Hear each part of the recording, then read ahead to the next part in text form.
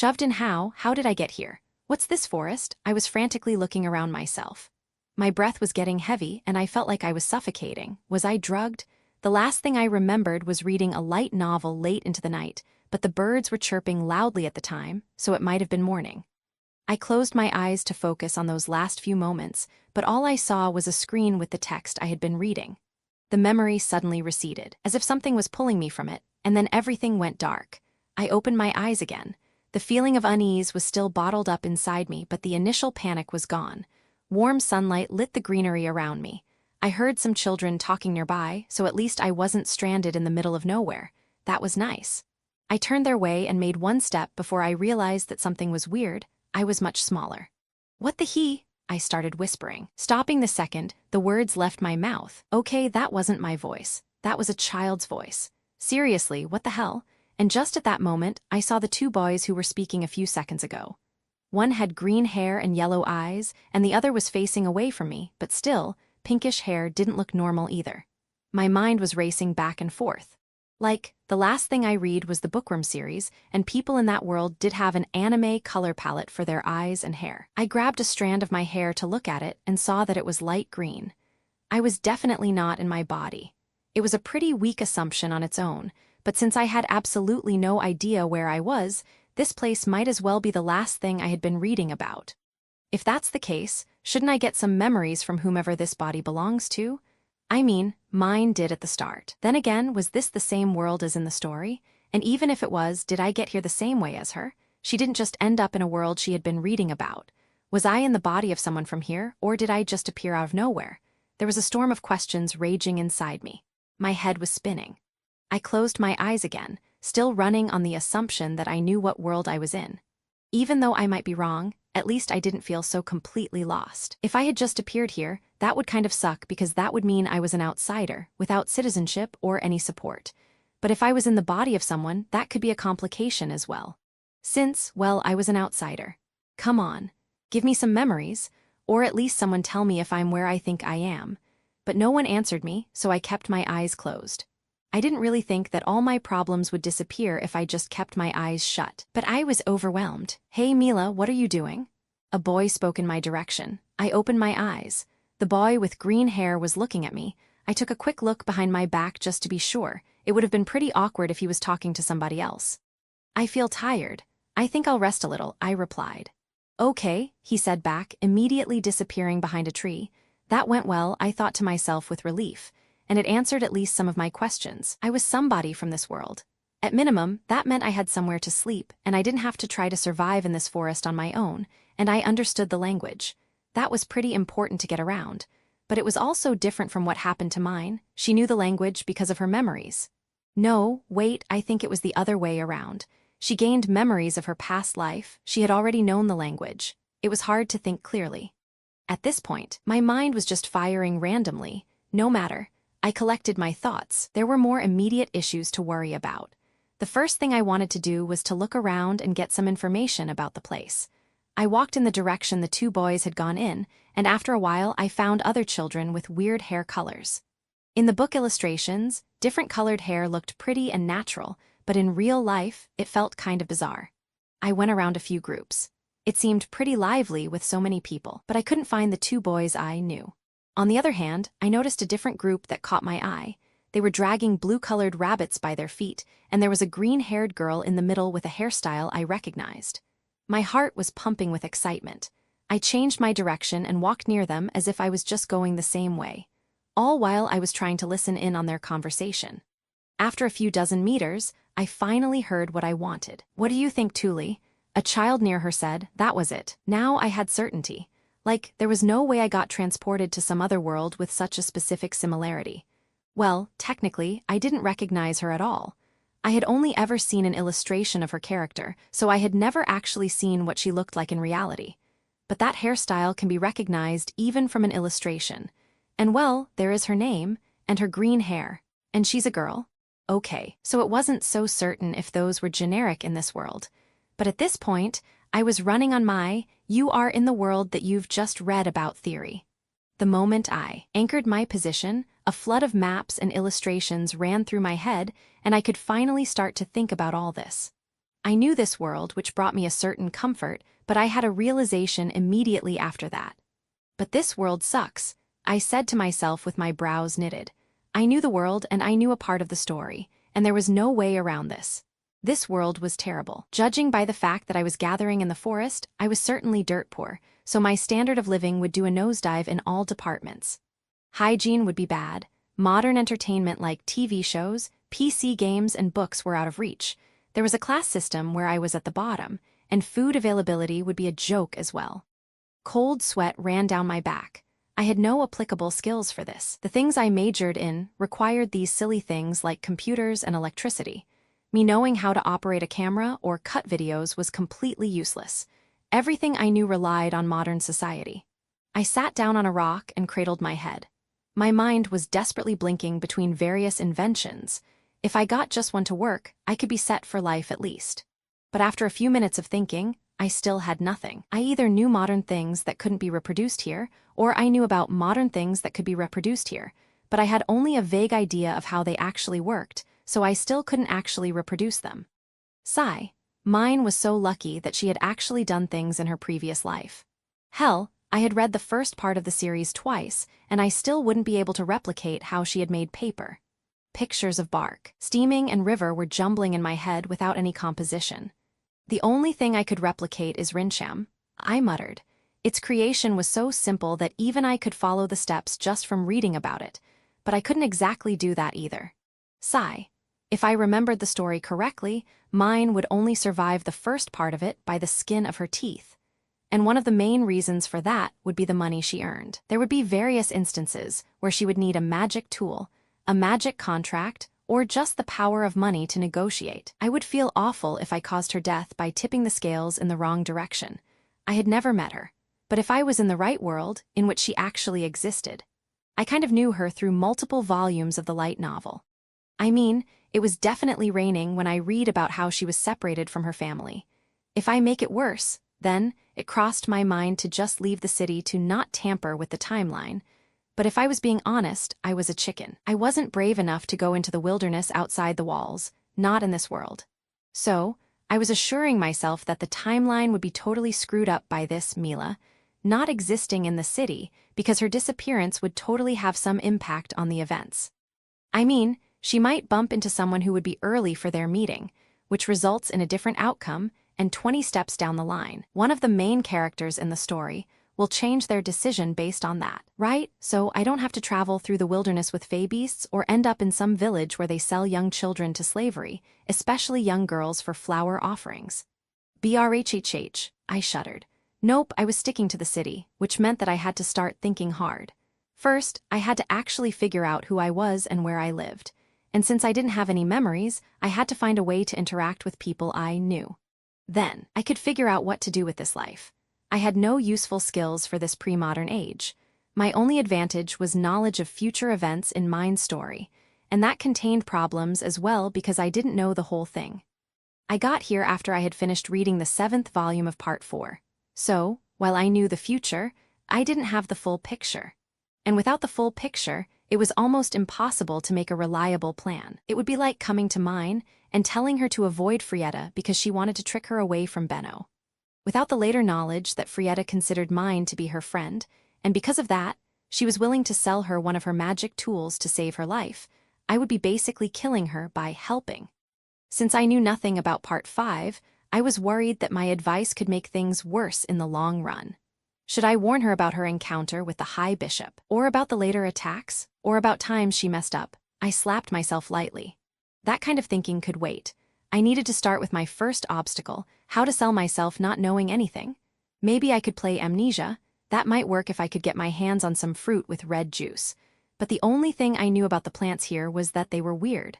I knew about Taue/Trombes since they were mentioned multiple times in the story. But I had an awful memory for these things. Then I got an idea, and I set out in the direction of the river.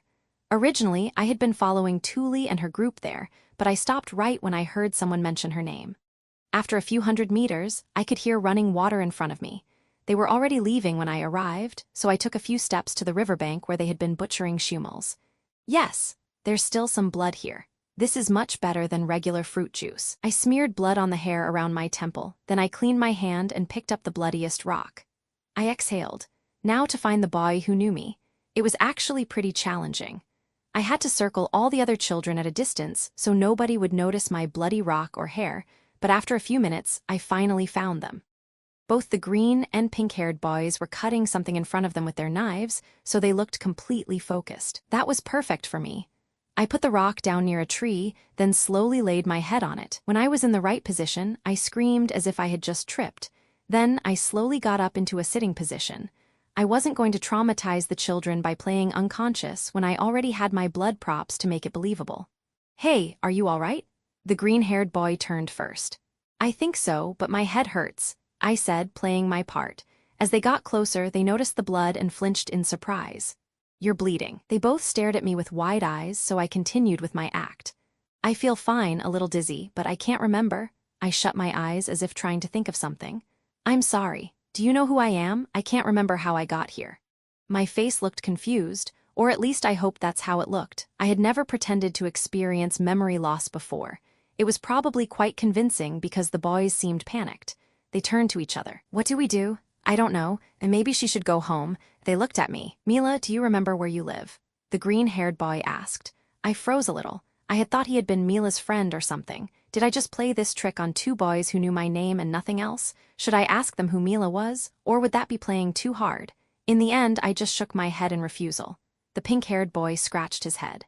"When we meet them at the gate, she's usually with Xena, right?" The second boy nodded in agreement. "We should find her," he continued. "Yeah," his friend agreed. They both looked at me and told me to stay put while they ran further into the woods. I leaned against the tree and looked up at the sky. "Well, I really hope Xena knows me," I muttered. "I do have a friend." Kinda the boys came back with a girl who was slightly taller than them. She had blonde hair and blue eyes, and she looked kind of annoyed. Crap, did they find someone who doesn't like me? For a short second I wondered how to play it, but I decided to go with a simple greeting. "Nice to meet you," I smiled, hoping that my nervousness was not showing. Her face changed from annoyance to confusion. "Hi," she said with a questioning tone. Then she turned to the boys. "So, she doesn't remember anything?" They both nodded repeatedly. She lowered her eyes and sighed. I could sympathize with that expression. She raised her head to look back at them. "Thank you for helping. You can go back to gathering." She was older than them, so she probably didn't want to bother younger children with this problem, especially when they didn't know me. They both nodded at once and headed back to their spot. That left just the two of us, which made me even more nervous since I didn't know her, and I didn't know how she knew me. Here goes nothing. I bit my tongue and opened my mouth. "Hi again, the boys said they were going to get Xena. Is that your name?" I got her attention as I was still smiling. Smiling should be good, right?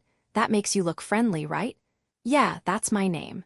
Xena answered me, but she still looked troubled. "I'm sorry for being so clumsy and causing problems. Am I too much of a bother?" I asked honestly. I was about to release a torrent of questions to make some sense of who I was and where I lived, and I needed to make sure that I didn't get someone who was annoyed by me. If she was, I could shorten it to one single request, to show me the way home after gathering. Even someone who didn't like me should be willing to do that. But that wasn't the case. "Oh no, you're not bothering me," she smiled back. "Actually, when I saw those two running to me and talking over each other about blood and you falling, I thought they were bothering you and it went wrong." "No, they were nice and helpful," I responded quickly. I didn't want to cause any problems for the boys, but why did she expect that someone was bothering me? Do people usually pick on me? I really hoped that I wasn't some kind of target for bullying or something. Not really, I think. That sounded both relieving and worrisome at the same time. "But you are kind of a loner. You've said more words to me just now than you have in the last week. It's weird," she pondered with her eyes on me. "Seriously?" I said like 5 sentences to her. "That's a week's worth of interaction." "Yeah, I don't remember anything, and I don't remember how I normally act. So you can probably expect plenty of weird from me," I said regretfully. That should probably cover all my bases. Nobody would point me out as an imposter if I had an ordinary reason for it. Bloody rock for the win, though I couldn't show it on my face. I asked her a few more questions to make some sense of previous me, but not much could be said when I hadn't actually talked to anyone. At least I learned that we were neighbors, which meant I could just follow her after gathering and get right to my home. I also got a feeling that, because I was a loner, other kids didn't think too highly of me. That's why Xena acted more protective on my behalf. I mentally thanked her for that. So, I didn't actually have any friends, and I didn't have to explain the change of my personality to anyone. That was one obstacle gone, but it was still pretty sad. I suggested that we go back to gathering, and I asked Xena if I could follow her to learn more about plants, fruits, nuts, and most importantly, which were poisonous. I was adamant about learning this stuff quickly, because I really didn't have anything else going for me. As we walked around the woods, I was still desperately trying to think of some technology or product that I could actually make as a resourceless child. I would be more optimistic if I could think up at least one thing to sell, since with money, I could probably brute force technologies that I just had a vague understanding of. It definitely didn't help that my mind was constantly dragged to the ideas that I knew would be successful in this world, because I obviously wanted to avoid anything mine would introduce, for obvious reasons. No food recipes, nothing that touches paper, ink, or printing, and no fashion accessories. That should put me on the safe side. In the end, I couldn't think of anything. It felt frustrating because it was as if I was constantly on the verge of something. My brain screamed at me that there should be thousands of things I could introduce. Honestly, I just needed one person from the modern world to point out something for me. Then I'd be embarrassed that I hadn't recalled such an obvious thing. I would laugh and everything would be fine. Sadly, reality wouldn't be that easy, but hey, I didn't pick anything poisonous during my gathering, so that was a win. Though, I did only focus on 4 easily recognizable plants and ignored everything else. You look pretty gloomy, Xena noticed as we walked back to the city. I'm just focusing on remembering, but still nothing, I answered, not entirely lying. Don't fret it, you can sleep on it and it'll certainly be better in the morning. Maybe. I forced a slight smile. I wanted to look cheerful so she wouldn't have to worry, even though on the inside I was jumping between planning, panicking, and complaining. After a while, we were closing in on the gate. I mentally imagined the illustration of the city's map, with this being the southern gate. For some reason, a doubt crept in on me. This whole time, I was acting as if it was just a matter of fact that I knew where I was, but was it? Do you know what this city's called? I asked suddenly. The city's name. I never actually asked about it. Xena stroked her chin. It would have been pretty funny if I had spent the whole day thinking about how to not do all of mine's inventions, only to find out that I was in a different duchy that also had a similarly looking girl named Taue. But I heard that the lord of the city is called Ehrenfist. Never mind. I came through the gate and immediately felt a sense of familiarity. And the stench. It was horrible. It was one thing to read about it and mentally make fun of nobles who couldn't stomach it, but as it got even sweet in taste a few times, it pushed me on the brink of vomiting. Somehow, I endured, and we continued towards my home. New family, we went through a few narrow streets until we reached a small area with a well. I was desperately trying to put that path in my mental image of the map, which was still in the form of a simplistic black and white illustration. This wasn't mine's neighborhood, but we weren't too far away. At least, I thought so. Xena opened a door, and I followed her inside and up the stairs until we reached my door. "Is this familiar?" she asked me. I wasn't expecting any familiarity since I had never lived there, so I had to fake my disappointment as I shook my head. She then knocked on the door. After a while, a young woman opened it up. She had golden hair, bright green eyes, and a slightly confused look on her face. I thought that she looked too young to be a mother, but that was probably because of what I was used to. While I was staring at her, Xena was explaining my circumstances. Honestly, I was glad that I had come across someone so reliable. Without her, I would still have been stumbling around the forest or crying near the gate, not knowing where to go. My mother was smiling slightly, but her expression showed clear confusion. I had a feeling she was just nodding along and would ask me again after Xena left. "And then we came here," she finished, turning to me. "I'm going home too. See you tomorrow." She smiled and went down the stairs since she lived below us. I entered my flat, and my mother closed the door. "You shouldn't trouble our neighbors so much." She chastised me a little while I was looking around the room. I had already been expecting nothing extra so I wouldn't have to be disappointed. But internally, it still hurt.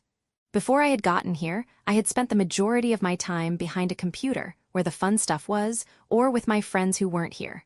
Instead, I saw an old wooden table with a bottle. Behind it, a green-haired man, probably my father, sat with a clouded expression. Dirt on the floor was pretty conspicuous.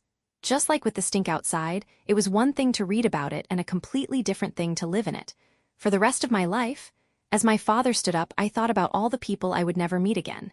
It had been fine during the day when my mind was occupied with an initial goal, like finding my home. But now, as I was standing there, depressive thoughts were seeping through. Suddenly, a strong force crashed into my head, and I fell to the ground. It was so instant that I felt the pain from hitting the floor before registering the pain of being hit. I lay there in complete shock. "Stop causing trouble," the man growled. He sounded drunk. I was so unprepared that I couldn't do a single thing. My body was completely paralyzed. As I stared at him with widened eyes, he pulled me up and slapped my face. "Listen when I talk to you." He raised his voice. After the initial hit that felt like it had split my head open, being slapped wasn't as bad, though it caused my mother to intervene. "Don't slap her in her face. How will she get married if you damage it?" she protested. "She's useless anyway. She ain't getting married." He grumbled back but then released me and returned to the table. I fell into a sitting position because I still felt dizzy after that initial hit. It took me a few minutes before the shock subsided. What the hell is this? I mean, I didn't expect much, but a raging, violent drunk for a father? Is this normal? The place where he hit me was swelling, and even my cheek was burning from the slap. I knew that children before baptism weren't considered people here, but still, this couldn't be something normal. But the more I thought about it, the more I realized that probably nobody would even bat an eye if I said that I was beaten. "Mila, where's the wood?" my mother asked from the other side of the room. "You were supposed to gather wood." She was holding the basket of fruits I had gathered in the forest. I froze. Immense pressure was building in my chest. Then I heard the screeching of a chair. The sound terrified me. Strong steps were closing in on me as my heart raced. I closed my eyes. The last few seconds before the impact were the worst, and then came the kick. I was once again lying on the ground. "Useless," I heard above me. The second kick was lighter. Or maybe I started getting accustomed to it. I was sent to bed without dinner, but that was fine by me. I wanted to be in a different room from them, even though they would eventually come there too. While lying in bed, my #1 priority was to calm down. I was breathing slowly, in and out. All I needed was some semblance of control. I was an adult. I could get through this, even though I was in the body of a small child that couldn't defend itself at all, which was frankly terrifying. As my breath lightened, I was putting together some thoughts about my options. Outside of the walls was a no-go. Live an apprentice was an option, but I hadn't worked anywhere yet, and I didn't have any skills to work anywhere yet. Then I thought about the orphanage, but at this point, they were probably culling it since blue priests were leaving, and the rest would be starving in horrible conditions. I still pondered the orphanage for a while because, at the very least, violence was forbidden there. Then I remembered how the blue robes could treat young girls, and it was a hard pass for me. Until mine gets put in charge of that place, it will be a no-go, just like going outside. That meant I had to stay in this house. I massaged my forehead. Again, my only consolation was that I was an adult. It would be much scarier if I were a child who didn't know anything. The moment that last thought crossed my mind, small tears formed at the edges of my eyes. I was getting pissed. No, I was furious. Is this why she was a friendless loner? I didn't consider myself a child, so I had just viewed it as a drunk asshole beating me up. But the moment I thought about it from the perspective of the child who was here before me, it just felt heartbreaking. When I imagined her, I wanted to cry, and I wanted to punch something myself. As I pondered my plans for the next day and the next life, both my parents also came to bed. I was lying almost on the edge so I didn't have to move. Nobody said anything, and I was glad I didn't have to interact with them. At that point, I was full of mixed emotions. I was mad at the drunk-ass jerk near me, and I was sorry for the girl I would never meet. New day, new me. When I woke up, I was feeling rather refreshed. My head still hurt, just like my rib cage after the kick, but to be honest, this was the first time I had gone to sleep as the sun went down instead of being on the internet. Or maybe it was my child's body. Either way, I stood up and went to the kitchen despite a little pain. My mother got up as well and prepared leftovers from dinner for breakfast. I sighed internally. I knew the drill from the story. I also had to get accustomed to the food. It wasn't like I could expect anything well-preserved without a fridge. I shook my head. I just have to lower my standards really fast and deal with it. I ate it quickly and then moved on to washing some plates. Meanwhile, my father rolled over in the bed. "Mila, sweetie, bring me some water. My head hurts." I clenched my teeth. It took some effort, but I ultimately prevailed and forced a cheerful tone. "Sure, I'll be right back." I had used all of our remaining water to wash the dishes, so I took a bucket and ran down to the well. I was still mad, but I couldn't rock the boat while I had no place to go. The well and its surroundings were empty, so I drew water as quickly as I could, and then I sped up the stairs, almost losing my breath. Father took the water without any complaining, so maybe he was a jerk only when drunk. Then, he ate breakfast and went to work. I washed the rest of the plates and went to draw more water. I was planning some fast cleaning to give our home a better feel. Since I still couldn't think of any potential products that would secure me some initial funding, the least I could do was make some small improvements around myself. As I was cleaning, I struck up a conversation with my mother.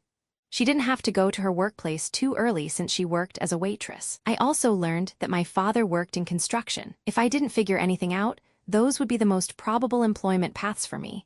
And I was a girl, so I didn't have that much strength for construction.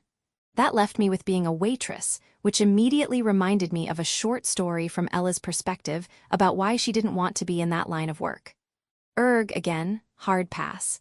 I definitely won't be following my parents. Someone knocked on our door as I was putting the finishing touches on my cleaning operation. When I opened it, I saw Xena. "Hi, do you remember yet?" She started cheerfully. She really was full of optimism. It was actually nice that she cared that much. "Hi, sure, I remember yesterday," I replied jokingly. "Oh, don't worry, it will be fine. Do you feel like going to the forest?" I definitely felt like going to the forest. I wanted to be out of this house for as long as possible. As far as I was concerned, the later I came back, the better.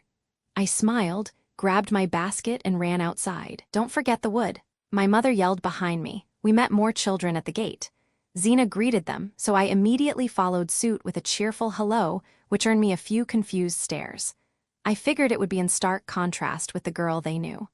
I wasn't actually so sociable that I would just start chit-chatting with people I didn't know, but I was pushing myself to do that anyway. Technically, they did know me, so I wasn't a complete stranger talking to them. My main motivation was simply that I really didn't want to bother Xena. No matter how I looked at it, I was burdening a 6-year-old girl who just felt responsible for me. She certainly had her own friends, and I was just her neighbor. Me constantly following her to learn about everything was bound to be tiresome for her, and it kind of worked. It must have sounded pretty interesting when I talked about how I had lost my memories, since I received a barrage of questions afterwards. Everyone wanted to give me their name again, although that part backfired on me. They were saying their names all at once, so I didn't actually remember anyone. I'll have to ask Xena later, and all that after I just said that I won't be bothering her too much. I spent the day gathering wood and learning more about the plants in the forest. At this point, I made it my objective to learn everything I could about what I could find there, because I felt really self-conscious about lacking any useful skills. On the other hand, it felt nice to be able to talk to the people around me. The children wanted to show off by pointing out all the interesting facts they knew about the area. They effectively treated me as a newcomer, which was great since I literally was one. And when I finally got home, I didn't get beaten. Which, to me, made this day a good one, although my father was still drunk. From there on, I started my routine. I went to the forest every day for 3 weeks. I kept our household clean, but that was about the only thing that changed there. I didn't really experiment with food. I tried it once, but since fruits and vegetables didn't behave the same way as in my previous world, I made a mistake and got beaten for playing with food. Because of that, I just stuck with copying whatever my mother did. The threat of beatings dissuaded me from making any improvements around the household. It wasn't even that often, only 4 or 5 times. I didn't really keep count since I mostly just wanted to forget about it as soon as possible. But the fact was that he was drunk almost every single evening. I realized that I often went into a panic just from hearing him raise his voice, and I was definitely jumpy every time I heard the chair move. Aside from that, I was genuinely perplexed. Where the hell is our family getting the money for so much booze? Seriously, with all that money wasted on alcohol, I could literally start a business. Or maybe alcohol here was just really cheap. I hazily remembered that a middle copper could buy you 1 beer or maybe 2 beers. When I had read the story a second time, I had written down the prices of everything mentioned since I had been really disoriented about things being 5 coppers this or 3 silvers, that with the rare, oh, wow, gold mixed in. I asked my mother about the price since she was a waitress, and she replied that the price depended on how much you liked the particular waitress who brought it to you. That didn't actually help me get a clearer picture. Not that it mattered since my father mostly stuck with a bottle of something much stronger than beer. All in all, I mostly spent my time outside. During the second week, I added stalking to my forest visits. Or could it really be called stalking if I followed people specifically so I could avoid them better? I mostly decided that I didn't want to interfere with mine's progress. I could technically just come to her and say stuff like, "Hey, contact Benno through Otto, you'll get the backing to produce paper that way." Or, "Hey, that illness of yours is just mana. Frietta has some magic tools that can help with that." But I feared that if she actually followed through on that, there was a possibility that she could annoy or creep out the other party by acting with future knowledge in mind, which could literally kill her. And by not stalking, I noticed that Taue didn't go to the forest every day, which meant she was already past her baptism and had a part-time job. And by further not stalking her to her home, I found where her family lived. And by repeated not stalking in further days, I finally saw mine and Lutz going to the forest without any paper-making equipment. Lastly, when I asked Xena when the summer baptism ceremony was, she responded, "Literally the day before I lost my memories." So by sophisticated deducing, I knew that I was just a couple weeks after Tully's baptism, or in other words, pretty close to the day mine and Lutz got in contact with Benno and started going to the forest with the paper-making equipment. Which meant, even if I told her, there wouldn't be that much change on that front. Within the third week, I tried to find various locations in the city mentioned in the story. All while still going to the forest, I was walking a lot. Places like the Gilberta Company or the Guildmaster's house were pretty easy to find. All I had to do was follow the street from the south gate all the way up north to the temple. But some of them were pretty impossible to locate since there was never a specific description of how people in the story got there.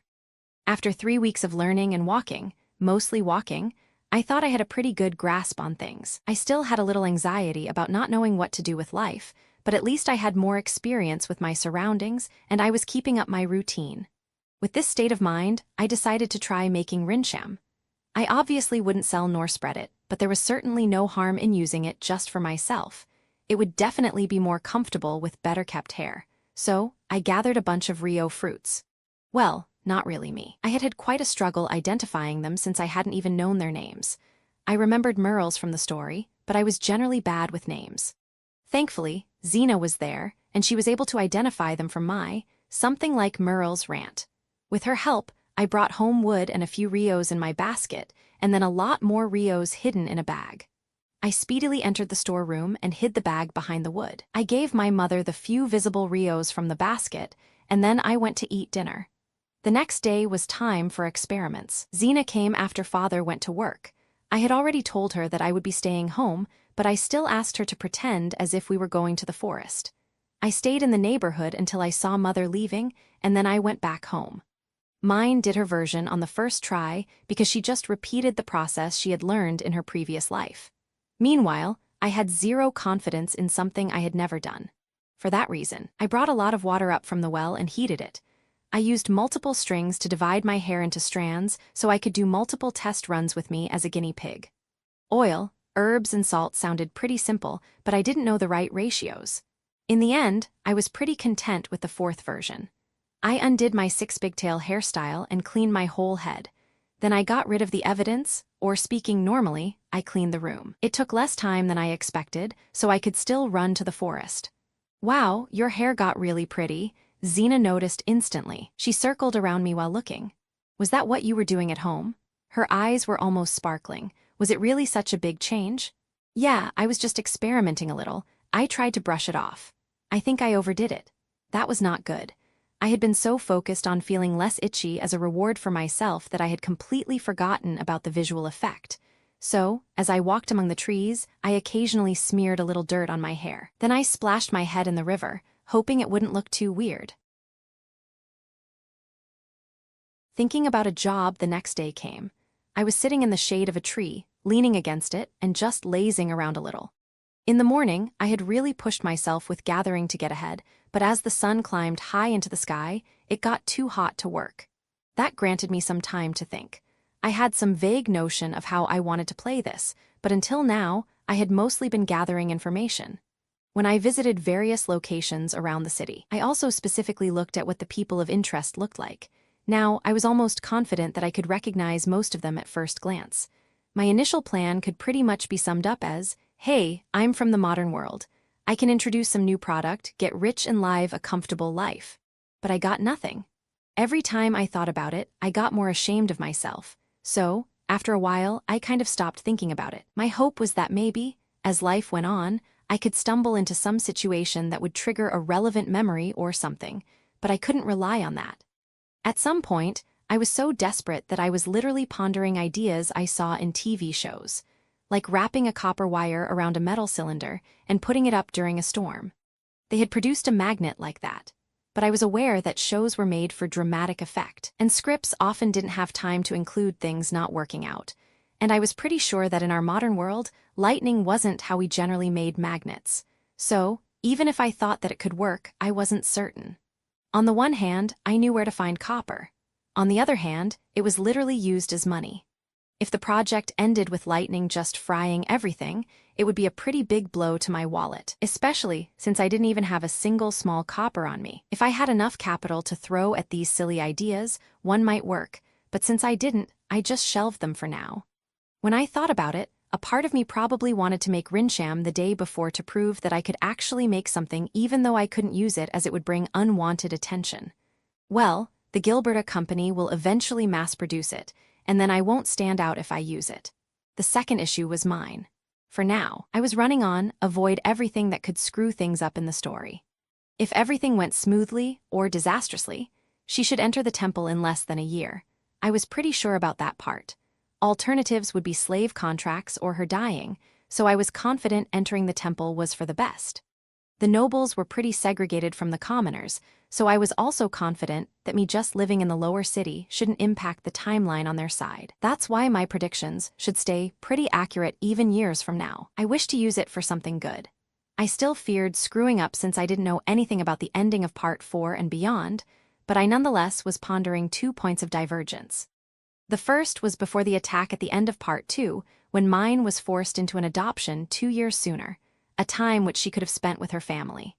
But when I thought about all the political messes, threats from nobles and people she managed to save with her new authority, I was pretty conflicted about that one. The second was right after the attack. She and her family would be unhappy but safe. And in that situation, I could just warn her about her first ingredient gathering in autumn. If that one was successful, she could have her healing bath right after acquiring her summer ingredient the next year, which would make her miss the later attack that was going to put her into a 2-year coma. As far as I was concerned, there weren't any obvious downsides, so it became my focus, though by that point she would be guarded by the nobles. Maybe it would be beneficial for me to enter the temple as a Grey Shrine maiden a month or 2 before the attack. If I established contact before it and her subsequent adoption, it would be easier to get to her and talk about those things. That almost sounded like a plan. The question was, how to get to that point? I had my own baptism next spring, so I actually had to start thinking about a job, and I would definitely not want to become a Grey Shrine maiden before mine took over the orphanage. If she'll leave for the temple, there actually was a part-time job at the gate, or more like it would be there in the future.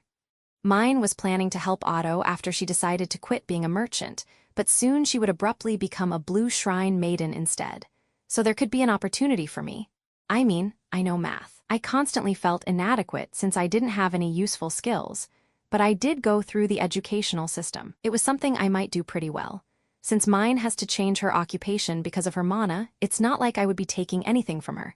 I was pondering that last thought. It sounded important. Hey, are you okay? I looked up and Xena was watching me with worry in her eyes. Me? Sure, why shouldn't I be? Her question made me a little confused. You have the same expression as when you lost your memories. Nah, I was just thinking about stuff. Apparently, when I sat leaning against the tree with a thinking expression, it made her a little anxious. Sorry about that. Well, at least there's no bloody rock near me.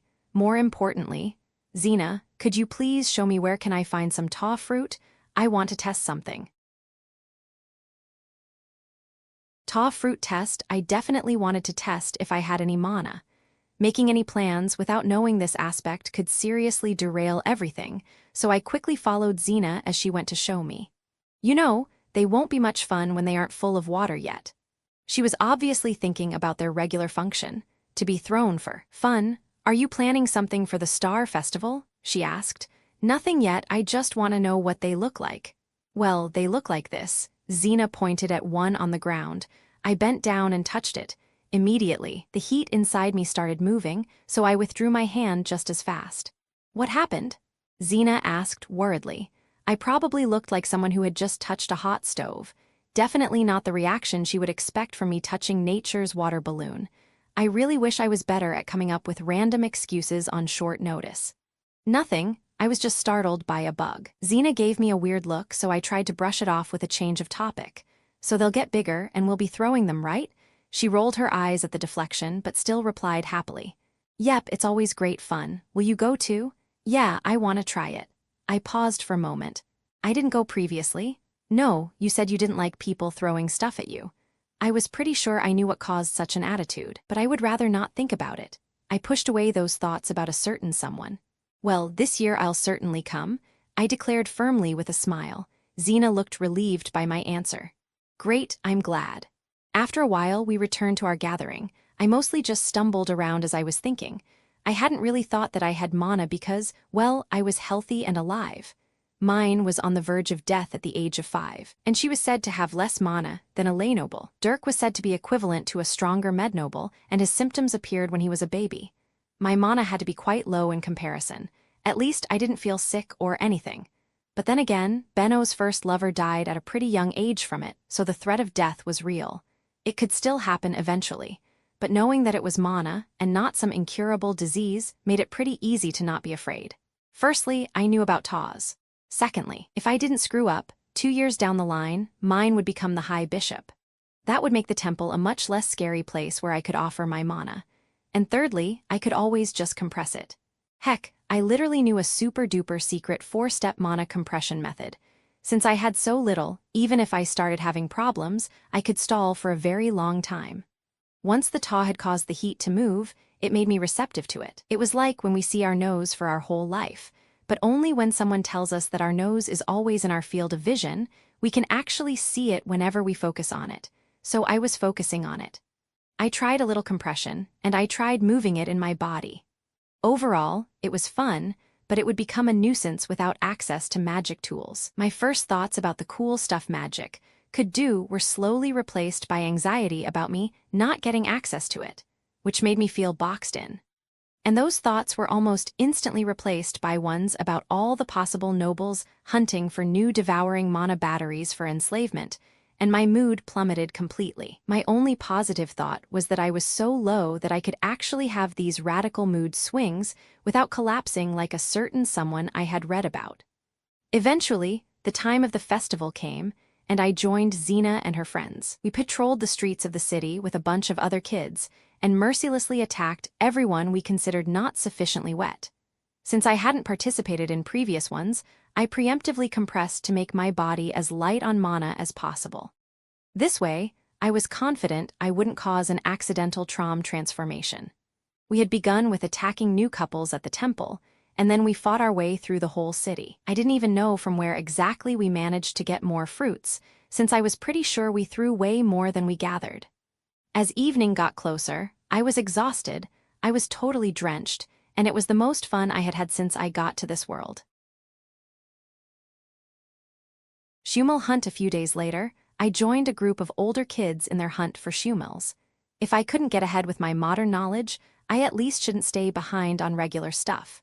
I needed to learn everything I could. The children were actually pretty organized, and they put me on the team that would chase Shumils towards the net. We wandered quite a lot from our usual gathering spots, and it was making me a little nervous. The forest around us was slowly changing its feel. Something was off. I couldn't really describe it, but no one around me mentioned anything, so maybe it was just me. Suddenly, a taller boy with red hair who was ahead of our group signaled to us. It looked like he spotted our prey. There was a small clearing around 200 meters from us. He must have had really good eyesight because I saw the clearing, but not the Shumils. We slowly circled around it while the others waited there. It took us ages to get in position since we were being really slow, but it was worth it. When we reached our destination, there was roughly a dozen meters between the clearing and us. And now, even I could see the group of Shumils in there. Some were already on their back feet and looking in our direction. They probably noticed that there was something here and were on guard. The rest of them ignored us for now, but I could feel some tension around me. We formed a curved line, and then we started running and screaming. All the Shumils ran in the opposite direction, right into our traps. We got a lot of them, so I felt quite accomplished and out of breath. Damn it, I burst out. My Shumil disintegrated and I was left holding a tiny feystone. In all fairness, I was just faking the disappointment. This was my first time, and I didn't have it in me yet to do the butchering. Like, I could watch someone else do it, but it was uncomfortable. And it would definitely be more uncomfortable if I had to do it myself. So I just looked away and stabbed it fast. Don't worry, we caught a lot of them. You can have another. The boy who led us gave me a friendly smile. Damn it, I said internally as I took another Shumil. I made a small cut, but the Shumil recoiled. I panicked and stabbed it again. They even offered me a third one, but I refused. I declared that it would be unfair to others if my clumsiness took away their share. Thankfully, a few other kids also messed up, so we eventually didn't have any spare ones. Since I didn't have to do the butchering, I at least forced myself to watch how it's done properly. It was still uncomfortable, but I had to get used to it. Only a few of us ended up with feystones, but everyone except for me had at least one Shumil worth of meat and pelt, so they prioritized that. I was the only one who would go to the shop that was buying magic crystals that day. As we walked back, I played with the first feystone I got. I tried to push mana into it, then pulled it back, all the while thinking about their use. I knew nobles used feystones to create magic tools, but that was the end of my knowledge. The story had never specifically said how, or at least I didn't remember. I poured my mana into the feystone. Washin', nothing happened. The girl who was walking nearby gave me a confused look. I smiled faintly and turned away. Well, it was worth a try. Obviously, it wouldn't be this easy. I mean, lay nobles were literally letting their children play battle royale for life-saving magic tools. It would be quite silly if it was so easy as to just catch a small creature like this. And quite sad. The feeling I had was pretty familiar by now. I had all this surface-level knowledge about magic in the story, but I didn't actually know how to make it. This is my knowledge of modern technology all over again. Heck, give me a magic ring, and I can at least start a cleaning business. After I returned to the city, I headed right to the market. There, I circled around a stand with a single book on display. That one should have some information on magic. Whether it would have something useful in it, I had no clue.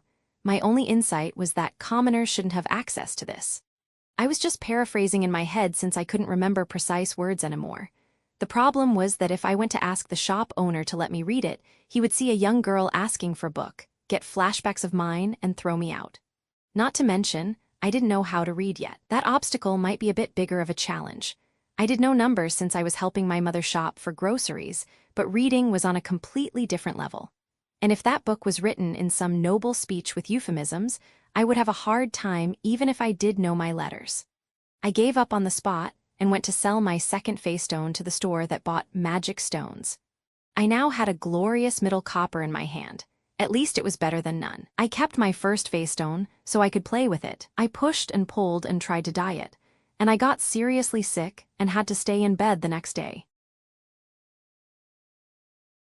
The start of papermaking, I spent most of my time in the forest, with occasional trips to check things out in the city. This way, I had pretty much mastered my ability to spend as little time at home as possible. Sometimes, I managed to speedrun my evening return, dinner, and chores so that I was lying in bed before my father even had a chance to insult me. Even when I wasn't sleepy, I just pretended I was asleep, which mostly worked. My mornings were the busiest since I was trying to follow up on people, more specifically on mine. Everyone else was easy. They had their jobs, duties, and routines, so just following them for a week was enough to predict their schedules accurately. Mine, on the other hand, was an erratic mess. I literally knew the future, and I still couldn't predict her schedule whenever she randomly fell ill or did things at home. That's why I switched to tracking Lutz instead. Every morning, I visited Mine's neighborhood and loitered around the gate for a long time. Finally, on one nice sunny day, I saw both Mine and Lutz carrying papermaking tools through the gate. A weight was lifted from my shoulders. Things were progressing as they should have. It was weird to feel so elated when I had done literally nothing, but the fact that I didn't screw anything up just felt nice. I lived in their vicinity for almost a whole season, and I was certainly acting differently than the previous Mila, and even then, I wasn't seeing any drastic butterfly effect. It made me feel more sure about my plan. I mingled among the children who were asking them questions and looking at their luggage. The children acted quite pushy, but then backed off upon hearing it was work-related. I followed for a while, but soon, I sped ahead. I could spend my time more productively than just walking really slowly and peeping at them. Even then, I regularly revisited the edge of the gathering spot to look out for them, so I didn't do much gathering anyway. When they finally arrived, they put their things near the river and started preparing. That brought me a little more peace, and I could finally focus on gathering, only to be interrupted by a whistle. It threw me into confusion until I remembered the Trombe. I ran to the spot, but it looked like enough children were already cutting it down. That was fine, but I was internally facepalming. I was checking so obsessively when nothing was happening, but I completely forgot when something actually was happening. I remembered the Trombe, but my memory was jumbled enough that I thought it would happen later. I really wished I could write this stuff down. Please, hurry with that whole papermaking industry. During the next few days, I occasionally checked on their progress, but if my bad memory was right, nothing more exciting should happen. That being said, I did find a trio of young boys on the riverbank looking at black bark. The sight made me panic. I was almost sure that I hadn't read anything about lost bark during their first papermaking. "Hey, put it back!" I shouted with hands on my hips. The boys looked at me with startled expressions. I definitely must have looked angry. That realization made me recall the atmosphere at my home, and I immediately felt guilty for shouting. At them, we were just looking, stammered one of the boys. "It's okay, you don't have to worry," I changed into a calmer tone. "But you really shouldn't touch other people's things without permission. They need it for work." Saying it was for work should be enough for them to back off, but the boy who was holding it wasn't convinced. "But it's just a bark." Right, it had been different when Lutz had said it was for work when they were carrying actual equipment, but it was harder to say the same about something that looked like a waste product. "Yes, but they're obviously using it for something. You wouldn't take one leg from a table and say that it's just a piece of wood, right?" I hoped that analogy got through. For me, a piece of wood was on par with a piece of bark. It wasn't a complex electronic device or anything, but they might see it in a different light as wood was much more prevalent in their everyday lives. I may have gotten a little loud, but it's because I'm worried. What if this is used as some kind of ingredient, and by pulling it from water prematurely, it will go bad? Then they'll fail their test, and do you want that? They all shook their heads. Obviously, I knew it would be fine if they just put it back, but I wanted to scare them a little, so they would avoid doing it again. They speedily put the bark back in its place and then ran away. That encounter once again induced a whole bunch of anxiety in me. If I hadn't shouted at them, would they have just put it back after their curiosity was satisfied? Or was I already screwing up the timeline as I regularly bumped into people, and the 20 steps down the line outcomes were changing? I really wanted to be a positive influence. To look back sometime in the future and think, yes, I made things better. But I wasn't even confident that I could manage to keep things the same. As a result, I kept an eye on the whole process, and probably wasted a large chunk of my time. Beginning of autumn eventually, the day of autumn baptism had almost arrived. Xena would become a citizen that day and join the workforce. She wanted to be a seamstress just like Taue, but was joining a different workshop.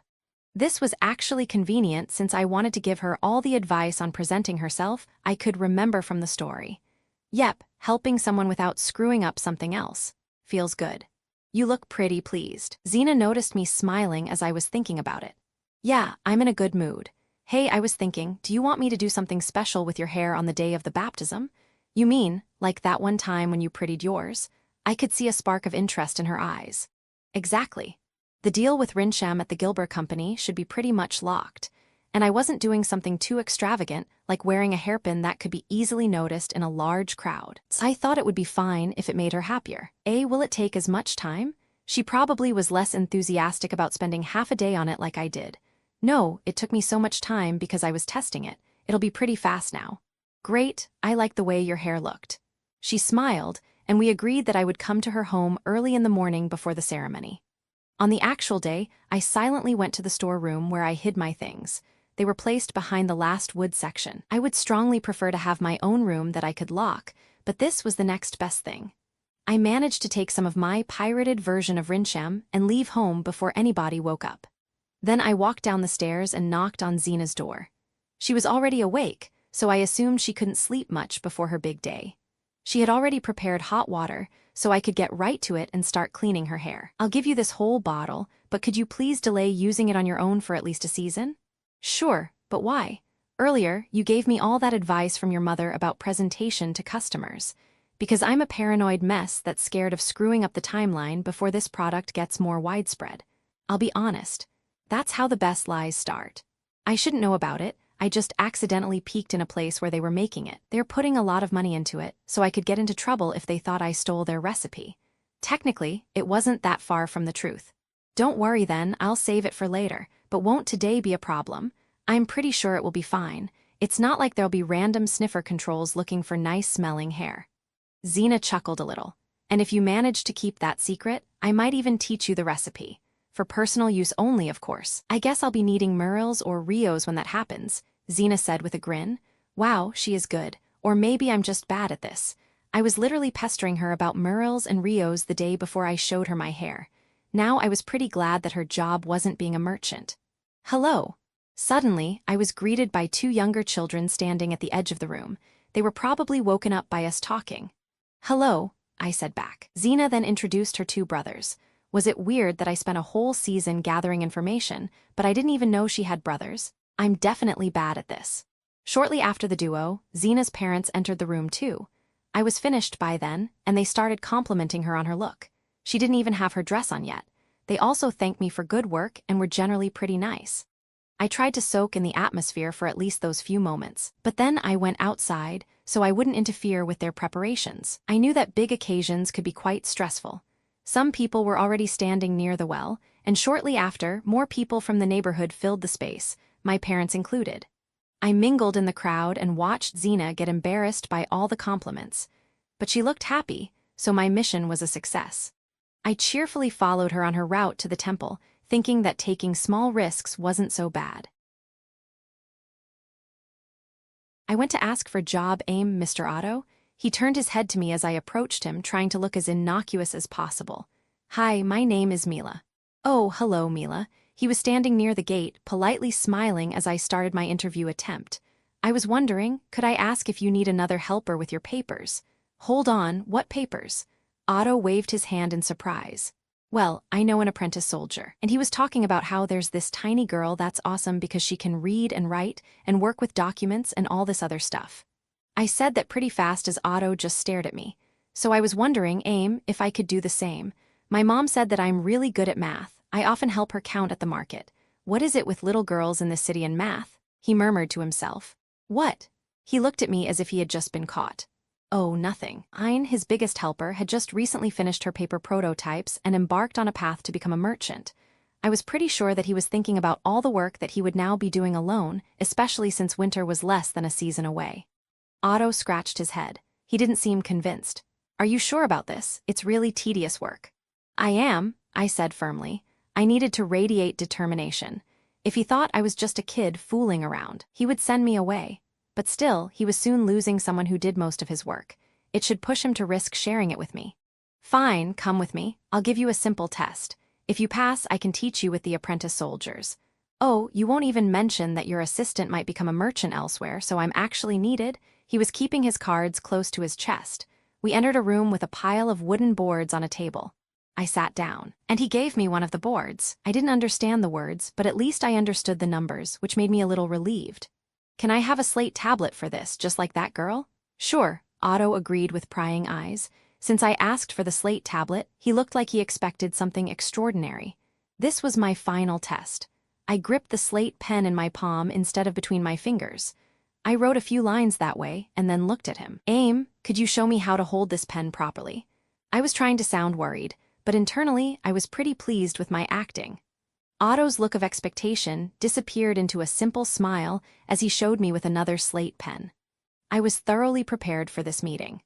I had read the side story where he discussed Mind's abnormality with Benno and Corina, and I would prefer if I wasn't the topic of such talk. There were still a whole bunch of future developments that had to happen at the Gilberta Company, and it would be nice if mentions of another unusual girl didn't complicate things further. Mine was small, pale, unusually clean with glossy hair, and often acted as an adult. Well, I wasn't sickly, so I was neither small nor pale, which should cover that department. I also didn't overdo it with cleaning before I came to Otto. I wasn't completely dirty. I did want to look presentable, but it wasn't my usual standard. Definitely no rinsham. I looked pretty normal, and all I had to do was act normal. Since I had future perspectives from side stories that showed which things people found weird about mine, I could just avoid them. Just like me, not knowing how to hold a pen. People who come second in something are often forgotten. Nobody remembers the names of people who were the second to successfully reach the peak of MT. Everest. And I was banking on that sentiment pretty hard. Oh, I should probably do the actual work. I want to look uninteresting, not incompetent. I started scratching into the slate tablet and doing my math, though I was a bit rusty.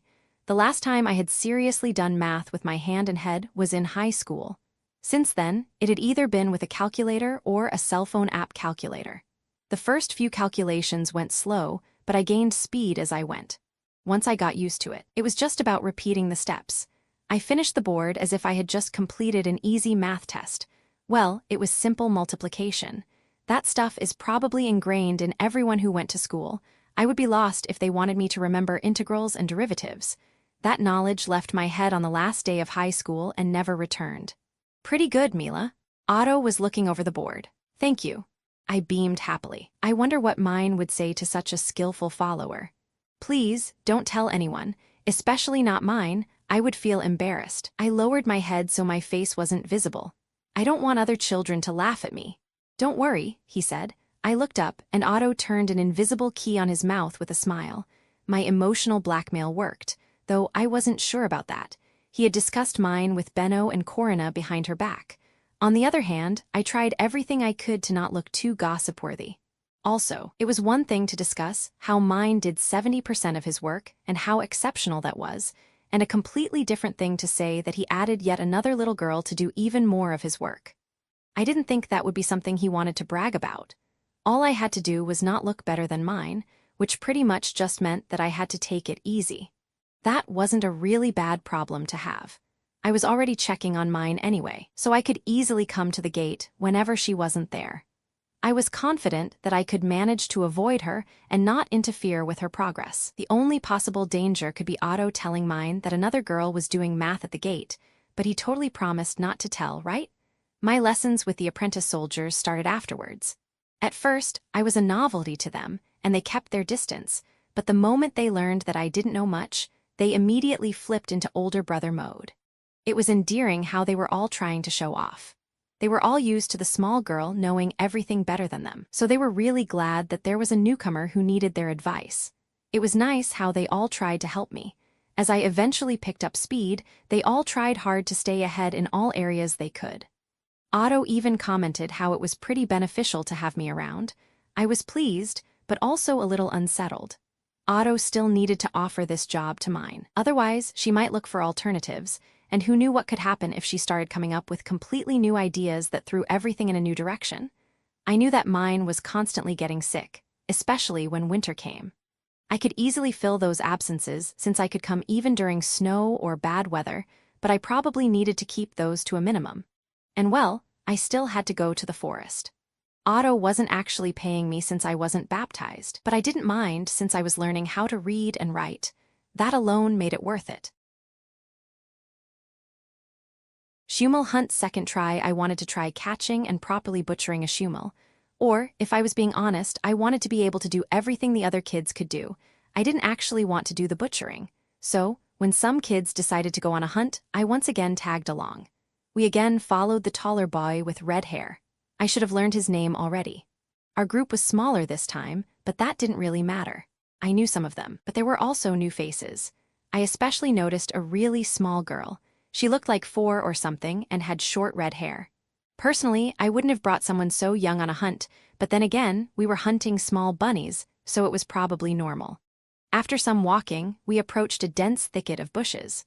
I had a feeling that something was in them, and the boy who led us confirmed it with a silent signal. Every activity feels so much more intense and professional when someone gives a silent signal. It made me chuckle a little, silently of course. I knew the drill. We went around the bushes, waited a little, and then scared everything ahead of us into running. We got the Shumils, but they were too few for a team as big as ours. Only a small group was hiding in the bushes. That was a bummer. I hoped it would not cause any arguing about splitting them, but it turned out there were many sibling couples in our group. Older brothers and sisters just handed Shumils to their younger siblings, they would share it later, and our group split. While half of us went to the river with Shumils, those older siblings without Shumils went to try to find some more. I was sitting near the riverbank with a knife in my hand. While I was doing my mental preparation, that tiny girl was getting all the material without any problem. It made me a little self-conscious, so I just gripped the knife and held my Shumil tight. Ah! A child's scream went into my ears just as I started my first cut. My eyes widened as my heart jumped. I reflexively just stabbed the Shumil and made it disintegrate. It took me 2 seconds of trauma to realize that scream didn't come from the Shumil, but from the little girl near me. I turned to her and then fluidly continued in the direction where she was looking. There was another Shumil with glowing eyes that were changing color. It had a pretty aggressive pose, and it leaped towards the girl. "Hey, enough!" I shouted. And weirdly, it actually worked. The Shumil froze in its place. Well, more like collapsed a little. I was pumped with adrenaline, so I wasn't thinking about it too hard. Instead, I moved between the child and the Shumil. It didn't even move, so it was pretty easy to stab. I'm starting to think that I'm pretty good at stabbing small animals. That wasn't a thought I had ever expected to have. Well, I did it in heroic defense, against a small defenseless bunny that nobles gave as a pet to their children, and it was probably pissed because it might have been the parent of the Shumils we were killing. Yeah, not much heroism. Wait, it does have poisonous talons. That makes it a little heroic. As I was pondering how to sell it to myself properly, the taller, red-haired boy darted out of a nearby bush. "Ness, are you all right?" He ran to the small girl who still seemed frightened. I got startled by him a little, but he was probably her brother. They both had red hair and looked similar, but since the colors here were all over the place because of mana, that wasn't something I could rely upon. And his eyes were green while hers were violet, though there was a certain resemblance. That Shumil looked scary. Shumil? It had weird eyes. Right. The boy looked like he immediately understood. He had probably seen something like that multiple times by now, but that girl scared him back and stabbed him. She pointed at me. I smiled a little in response. "Wow. Thanks, Mila," the boy said enthusiastically. "Crap, should I already know his name?" My smile twitched for a moment. "Not a problem," I replied with forced confidence. "Oh, right, my name's Bert. I don't think I'd ever told you." "Thank you." I was relieved I wasn't supposed to know yet. I was really bad at names. I didn't even remember half of the kids I interacted with regularly, and he knew mine without me even telling him. "Nice to meet you." It felt really weird saying that since we interacted before, but it was my automatic response when I heard someone's name. We talked a little as we waited for the others to return. They had no luck, so their faces looked somewhat gloomy. Once the group was whole again, we could return back. As we were walking, I had time to think. Angry Shumils wouldn't just stop frozen in place when someone shouted at them. Since I knew about my mana, I could add 2 and 2 together, and I was pretty sure I used crushing there. Although I always associated crushing with someone having too much mana and losing control of their emotions. Not exactly something fitting me, a person who was so low on mana that I was still healthy. But when I thought about it, it could also be used as a focused attack. And since my foe was basically a small pet, it shouldn't require that much mana to attack it. All I needed was to have a strong focus. Thankfully, a small child being attacked did kick in that powerful protective response most adults have. It might sound a little shameful, but I was glad that Ness was the one who had been attacked. If it was me, I would have just frozen and did nothing. Thanks to the fact that it was someone else, a small child in danger, it was easier to act, and it also helped me to focus my anger on the attacker. I wanted to test it, preferably with no children around. Being bad at tracking the next day, I wandered alone farther into the forest. If I could actually crush a small animal, I wouldn't need other people to lure it towards me. All I needed was eye contact and strong focus. After a few hours of walking, I realized that I did, in fact, need other people since I couldn't actually find anything. I sighed a little. When I had been washed into this world, I spent weeks learning everything I could since I knew I had very limited knowledge. But the moment I thought I could cheat with magic, I just went off on my own, even though I didn't actually know how to track animals. Well, I wasted half a day. I might as well start gathering mushrooms on my way home. It was a completely different story when I switched to doing something that I actually had some practice at from previous months. It was actually pretty easy since I went so far away. Most of the places looked untouched, with a bountiful offering of resources I needed. After that experience, I tried to find Bert for the next few days. The problem was that he was working a regular job, so he wasn't going to the forest that often. I noticed the same with Xena after her baptism. We hadn't seen each other in a while. They also had other duties as older siblings, while I was an only child, so I had significantly more time than them. Luckily, I found Bert's little sister, Ness, so I asked whether her brother taught her anything about Shumil hunting. She was quite happy about me approaching her and talked cheerfully about everything she could remember. She wore a big smile as I walked beside her, and I got terribly guilty for coming to her just for info about hunting. She was obviously happy to make a new friend who had saved her from an attack. Because of my bad conscience, I ended up helping her with her gathering. I filled that basket of hers to the point she couldn't carry it for too long, and so I also carried it home for her, while she carried mine, which was almost empty. My next attempt at being a tracker went great. I once again wasted half a day in the wilderness, but I actually found a couple of Shumils in the end. It was a delightful surprise because my mood and confidence had almost hit rock bottom. When I spotted them, I was actually the one who froze. I feared that a single move would frighten them away after I spent so many hours looking for them. I tried to breathe calmly and silently. This was my only shot. Even if I did manage to crush it, if my power wasn't strong enough to paralyze the Shumil, it would just scare the target away. I needed complete focus. The last time I managed this, it was because I saw a small child in danger. Maybe if I think about it. I closed my eyes and imagined a fake scenario where a little girl was threatened by a monster. At first, the girl looked like Ness, and the monster was something resembling a tiger. After a while, Ness gradually changed into how I imagined a smaller Mila before I came here, and the tiger started resembling my drunk father.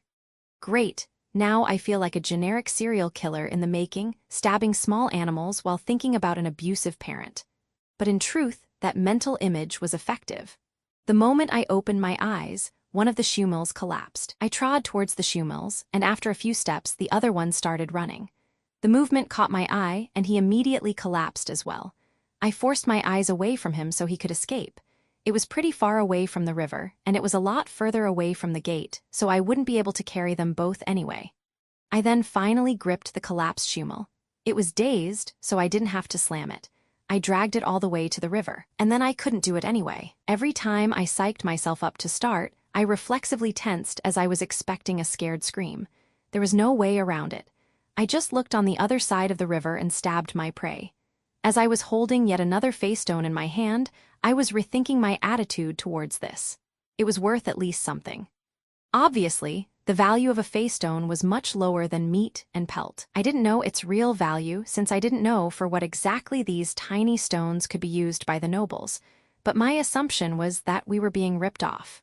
Because, hell, everybody in these kinds of transactions gets ripped off. No antitrust laws in this world. Nonetheless, stabbing was fast, and the fey beast disintegrating afterwards made it pretty unreal, so it wasn't that uncomfortable. I went back to the city to sell the feystone at the shop. When I got back home, my father was uncharacteristically not drunk and in a good mood. Obviously, I defeated his drunk form out there. I smiled a little on the inside. Even so, I went to bed shortly after out of habit. Using a bait in the morning, I waited outside for my parents to leave and then went back to look into my stash.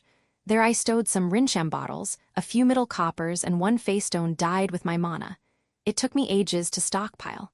At the start, it felt like trying to blow air with your mouth into a tire, but eventually I prevailed. Mainly because I already knew it could be done. I took the stone and went right outside the city. It might not be a special high-quality ingredient gathered during a specially colored moon phase, dyed by special high-quality mana, that will attract thousands of fey beasts, but that was actually fine.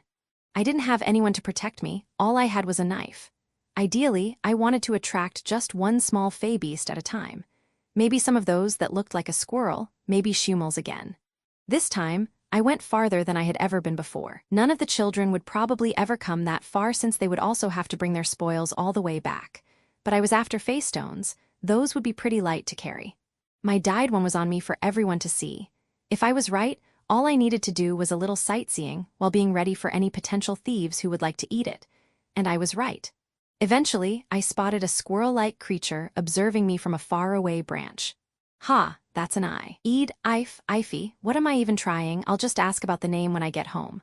I hit it with my crushing and it lost its balance and fell from the tree. It was effective. My prey wasn't moving. I ran towards it because I wasn't sure if it was because of my low mana cushing or if it merely distracted the Fey Beast, and the fall did the majority of the work. If the second option was correct, it might just run away the moment it regained consciousness. I leapt on it, but it didn't move, so I still had time to do it properly. I carefully looked at its chest and stabbed the place I thought was right. When nothing happened, I stabbed nearby in complete panic. I was about to go for a third time, but it thankfully disappeared before I could move. With nobody to bother me, I could just focus on the feystone.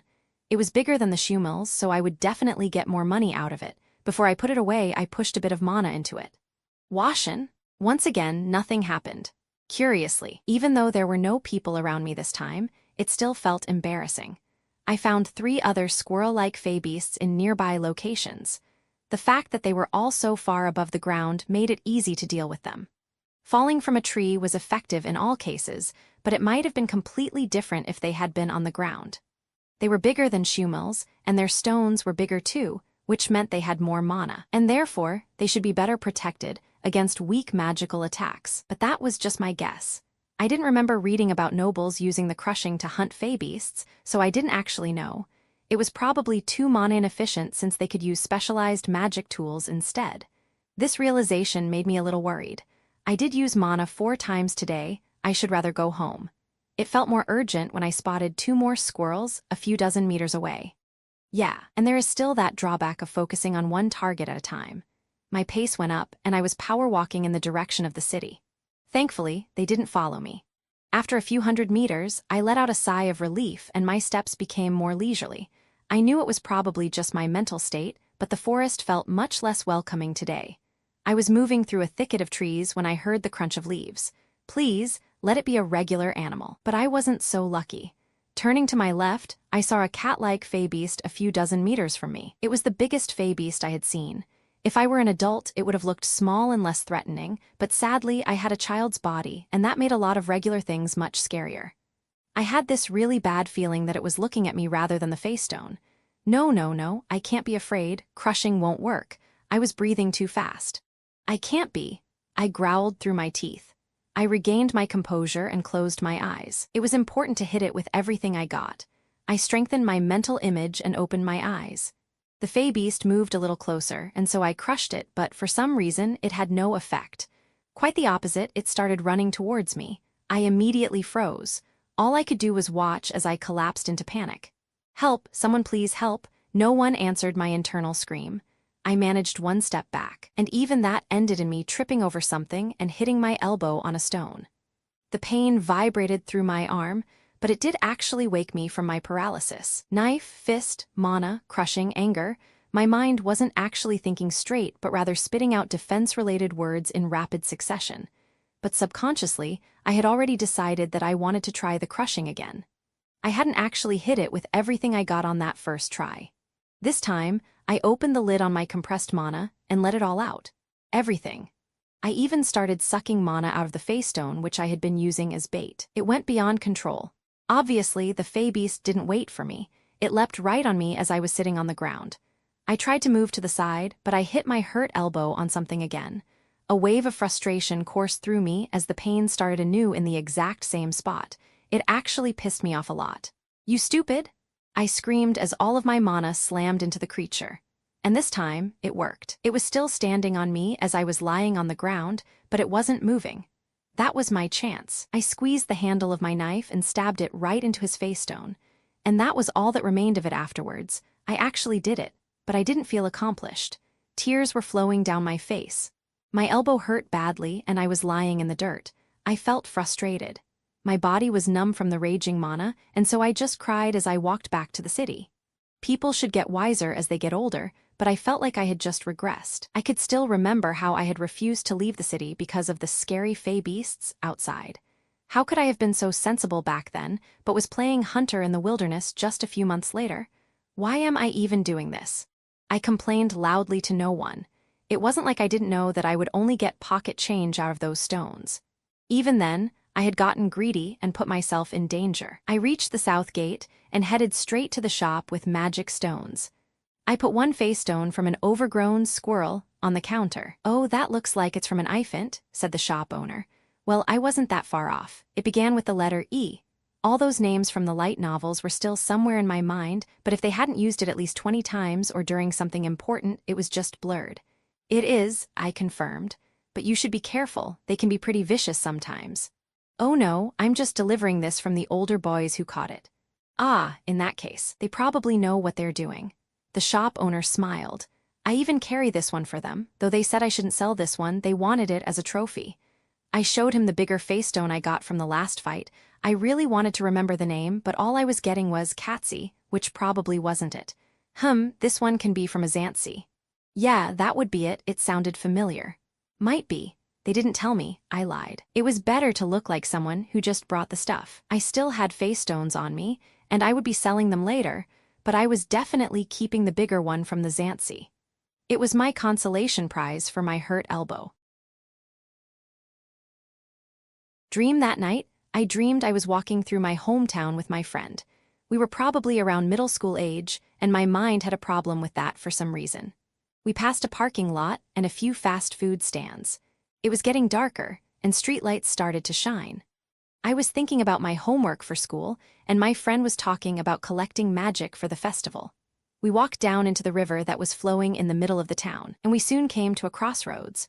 We were in a maze for some reason, even though the river I remembered had been flowing straight. We hadn't found any magic yet, so we agreed that it must have been invisible to some people. I looked above us where the town was. The lights were still shining, so I couldn't see any stars, and I felt sad that my friend and I went to different cities after college, so we didn't see each other that much anymore. I woke up. It was still early in the morning with no sun up yet. My eyes were wet with tears. Traces of nostalgia slowly faded, and I rubbed my face as my sight got accustomed to the dark room. Two bigger people were sleeping soundly on my right. Dreaming about my past life was always weird. It made everything seem unreal. The memories of my past world, and this one as well, all felt fake. So, I lay there for a few minutes until my mind got used to my surroundings. I sighed. Why do I have to dream about my friends? A bigger body near me moved under the blanket. Then he resumed sleeping. I deliberately did not think about my family or friends from my previous world. I did not see any way back, and thinking about it made me depressed. It was pointless. But sadly, I could not control my dreams. Most of the time, I dreamed about stuff from here, so it wasn't so bad, but sometimes I got these. I stared at the ceiling, wishing I could talk to someone. I made some friends among the children from our neighborhood, and they were all pretty mature for their age, but it still was not the same as having a peer. I didn't have too much to talk about with them. Hey, who is your favorite character in this series? Oh, you can't read. It would be fun to think about what would change if electricity was introduced here. Sure, you don't know what that is. Do you remember when we were at school? And, yeah, you obviously don't. I shook my head aggressively. Nah, that's enough. Well-adjusted adults don't complain, they bottle this stuff up until they develop physical symptoms from mental stress, and then they can complain about that. I cleared my head and got out of bed. Making a trap as I was preparing breakfast, I thought about the previous day. Obviously, I wasn't going to wander that deep into the forest ever again. Physically, I was still small, so I couldn't rely on my own strength, and relying on crushing was even more dubious. When I thought about it, I wasn't even using a real magic attack, but mere emotions going wild with mana. That was a mess. It would be as silly as triggering an epileptic seizure in me, so I could repeatedly hit someone with my head. Okay, maybe not as silly. I could still take down a small animal from a pretty big distance, but the point still stood. It wasn't that reliable. Especially since I was concerned about being swarmed by more fey beasts. If I had stumbled across a group of 6 or something, I would have been chewed from multiple sides, so going on a hunt was out of the picture. But I still had such great bait. It would be a shame not to use it on something. Maybe if I just set up some traps, that could actually work, no? The first thing that came to mind was a generic mousetrap, but I didn't have the metal parts. It should probably be something simple, so even a child could make it. That shifted my mental image into a basic pit with spikes, but that seemed like a giant undertaking. Digging a pit far away in the forest would require so much work that it wouldn't be worth it for the price of feystones, and I would have to remake the cover every single time. The fey beasts wouldn't just jump into the open pit. And what if they were intelligent enough to just avoid the area after a few of them died there? I'm not going to constantly dig pits for a couple of measly middle coppers. Maybe it would work if I just made a bunch of spikes from more flexible wood and stuck them from all sides of a random hole in a tree or something. That way, any fey beast that pushed its head into the hole to get a dyed feystone would bend the tips of the spikes and then immediately get stuck. If it got startled, it would just impale itself by pushing back. That sounded workable, but I had never actually made any traps before. I didn't know whether wooden spikes would bend how I wanted, or if they would get dull or broken. And if it didn't kill the beast, it would just be stuck there in agony. It wouldn't be a sight I wanted to see. Ideally, I would just want to visit a trap once in a while and find a few feystones waiting there for me, not one suffering fey beast in a miserable state. Well, it isn't the first time I'm stuck because I don't know how to make something. But in this case, I didn't actually need to know. Functional traps for hunting should be something that already existed in this world, at least for regular animals. I just had to ask around. The nobles had basically superpowers, so they didn't have to rely on traps, and the commoners usually had no interest in fey beasts other than stopping them from invading their land, not to mention they lacked mana to lure them. There might be a niche I could exploit. Not too much, obviously, since there was only one shop in the city that would buy the feystones. They could just lower their prices if I brought too much for them. I started my tour of asking children I knew about stuff I didn't. Eventually, I met Bert in the forest when he was taking a break from gathering. I sat down on a nearby stone. A trap for a fey beast? It sounds interesting. He looked really curious about the idea.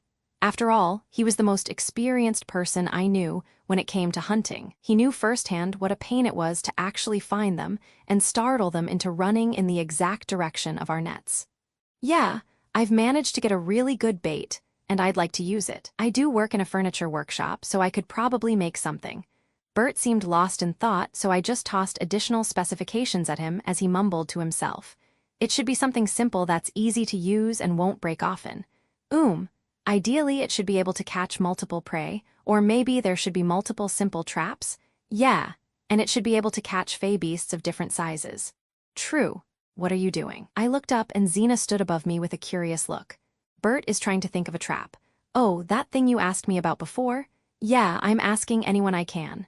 She sat nearby as well and joined our conversation. What if you just used a net? She asked. We were already using nets to catch Shumils, so it was at least tested. Wouldn't they just chew through it? It would be fine if someone just waited nearby. But I just want to let it be there and check only once in a while. I countered. If I was hunting a regular animal, one would be enough, and it would be worth it to wait around for a catch. But waiting a half day to get a feystone that was only worth 1 or 2 middle coppers, that made it a bad deal. I would also like it if the fey beast didn't have to suffer too much, I added. Why? Xena asked. I don't really like the sight of them in pain. I knew I couldn't be squeamish in a world where this was normal, but still. Was it too much to ask for them to be dead before I needed to cut them?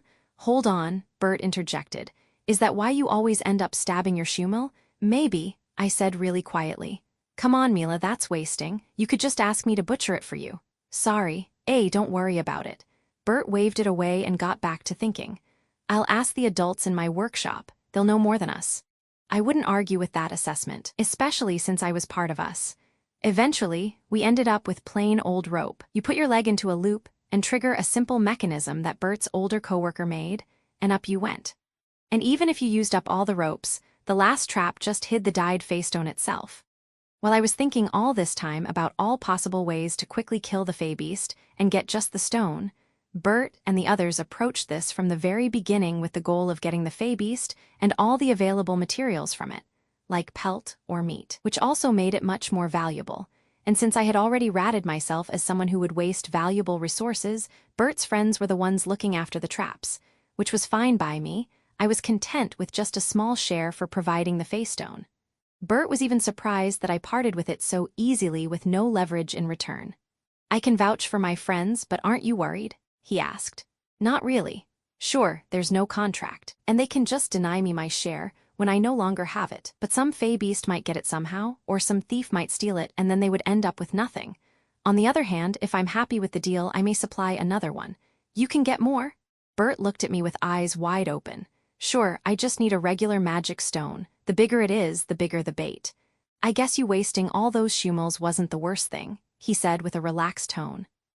Sorry about that again. My face got a little red. Winter preparation. I wasn't exactly looking forward to the winter. being stuck in a small, dark place with my raging father and nothing, but time felt suffocating every time I thought about it, and it would last months. On the other hand, I was much more confident about my contingency plan for mine. I couldn't exactly spy on her when she dealt with Gilbert Company or the guildmaster. It was one thing to walk nearby in the forest or a random street, but they would probably find it weird if an unfamiliar girl stood there in the very room where they discussed their secret deals. And I couldn't exactly ask Otto about it either. Hey, how did it go when Mine delivered her hairpins to Frietta? Do you think everything is on track for Mine to get a magic tool at the end of autumn? Yeah, I can see how that would go. So, instead, I just did the next best thing. I stored a bunch of Taues at Xena's home during summer. I didn't want to risk them in my own home where someone could yell at me and throw them away. Xena knew that I often experimented with fruits, so she wouldn't get rid of them, and nobody in her family would take them from her since they were just withered fruits without any value. On top of that, I occasionally received feystones from Bert when someone messed up butchering a fey beast in our little hunting operation. Now, I had a bunch of them, including a few bigger ones. If I somehow screwed up the proper way of things and mine collapsed without access to a magic tool, I would be there waiting with alternatives, which left me with regular winter preparation, helping with stocking up on food, wood, and alcohol. I stared at the collection of bottles in our storeroom. His father always had this friendly a relationship with alcohol. I asked my mother, who was filling a container near me. She smiled warmly. Oh, he was quite a regular drinker. That's how we met. That made sense, given her profession, but I couldn't exactly pretend to have the same warm feelings towards it. Her smile then morphed into something more subtle with a hint of sadness behind it. But he did start drinking more at home when your little brother died. I didn't know that I had a brother, but it always struck me weird that I was an only child when everyone around me had siblings. It must have been painful for them. Mother then stroked my hair. I think that's why he wants more discipline from you. She smiled again a little. You're probably choosing to interpret it way too positively. I don't consider kicks in my ribs as discipline. Like, a soft slap if I didn't listen maybe, but kicking a child on the ground? I would call social workers, if there were any in this world. I got dejected, and she noticed that I didn't really agree with her. You matured a lot, though, in these past 2 seasons. You used to cry a lot, and it always made your father mad, and he always grumbled, "I'll give you a reason for crying." She jokingly deepened her voice at the end. You are not helping this. It makes me more angry than understanding. Nonetheless, I forced a smile on myself. There was no point in arguing here. The end of the autumn was a high note for me. I didn't mess up anything, so I didn't have to go with my plan B. As a procession of people flowed through the street during the winter baptism, I could see Mine in a window wrapped in a shawl. She was alive. Once again, I technically did nothing, but I felt great accomplishment for not screwing up. I was also much more hopeful on this front since the next big thing would be her entering the temple, and that was something I didn't think I could mess up.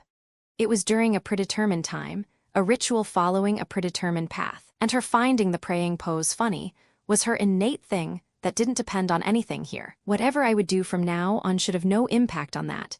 Well, outside of me just outright telling her, that sounded easy to avoid. All that was left was to survive the winter. Sigh. Winter claustrophobia, the room felt smaller day by day. Whenever I looked around, it was as if I was in some ancient temple from a movie where I had just activated a trap, and the walls were slowly moving to crush me. Obviously, nothing actually moved, but there was constant pressure inside of me. At the beginning of the winter, I had pleaded with my mother to give me as much handiwork as possible, and that was my one saving grace in all this. I was sewing holes and making patches on old clothing, tablecloths, and just about everything from a pile she brought. It was great to just get lost in work while my mind drifted away. I did that from the moment I got up until the moment I went to sleep. But whenever I stopped, the nervous atmosphere began to seep through. I could feel the tension from my father, and I feared the eruption. Do it properly.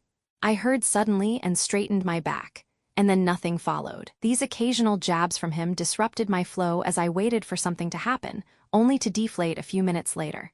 It made me really exhausted after a few days, which in turn made me sloppier with chores and my work. Eventually, I got beaten for making too many mistakes, and the pressure was released. Honestly, when I was lying on the floor with bruises, it almost felt nice. The fact that it was over made me so glad, but then the pressure started building again and the cycle continued. I was getting tired and felt sickly. Then a nice sunny day arrived. I darted out first thing in the morning. I didn't care that the streets were still full of snow and it was hard to walk. I was outside, out of that small cramped place. All the tiredness and feelings of sickness were gone. More importantly, I just wanted to see that weird tree for myself. "Hi, Mila." Xena waved at me as she walked with her father. A bunch of adults were going outside with their children. I guess they had a lot more time on their hands during the winter. "Hi," I waved back. "Are you going to get some parus as well?" Xena asked. "Yep, at least I really want to see that weird tree." "But you already," she stopped mid-sentence. "Right, I forgot about your head injury." She sounded apologetic, but I didn't really care if anybody remembered about it anymore. After all, it was just a great excuse to ask about everything without sounding too weird. "It's okay, I get to witness it again for the first time." Xena made a small grin. I walked with them to the forest, but then we split. Every family was trying to find their own tree, but I just circled around and watched others. I did want to get at least one fruit out of curiosity, but I wasn't in such a hurry. I ate so many sweets in my past life that it wouldn't be some treasured novelty for me. Quite the opposite, I feared that I would regain a taste for sweets, and it would be torture to have that sugar craving without the ability to visit a shopping center on a whim. But the tree itself looked interesting enough on its own. I liked its unusual winter aesthetic. The sight got even more unusual with all the people climbing it.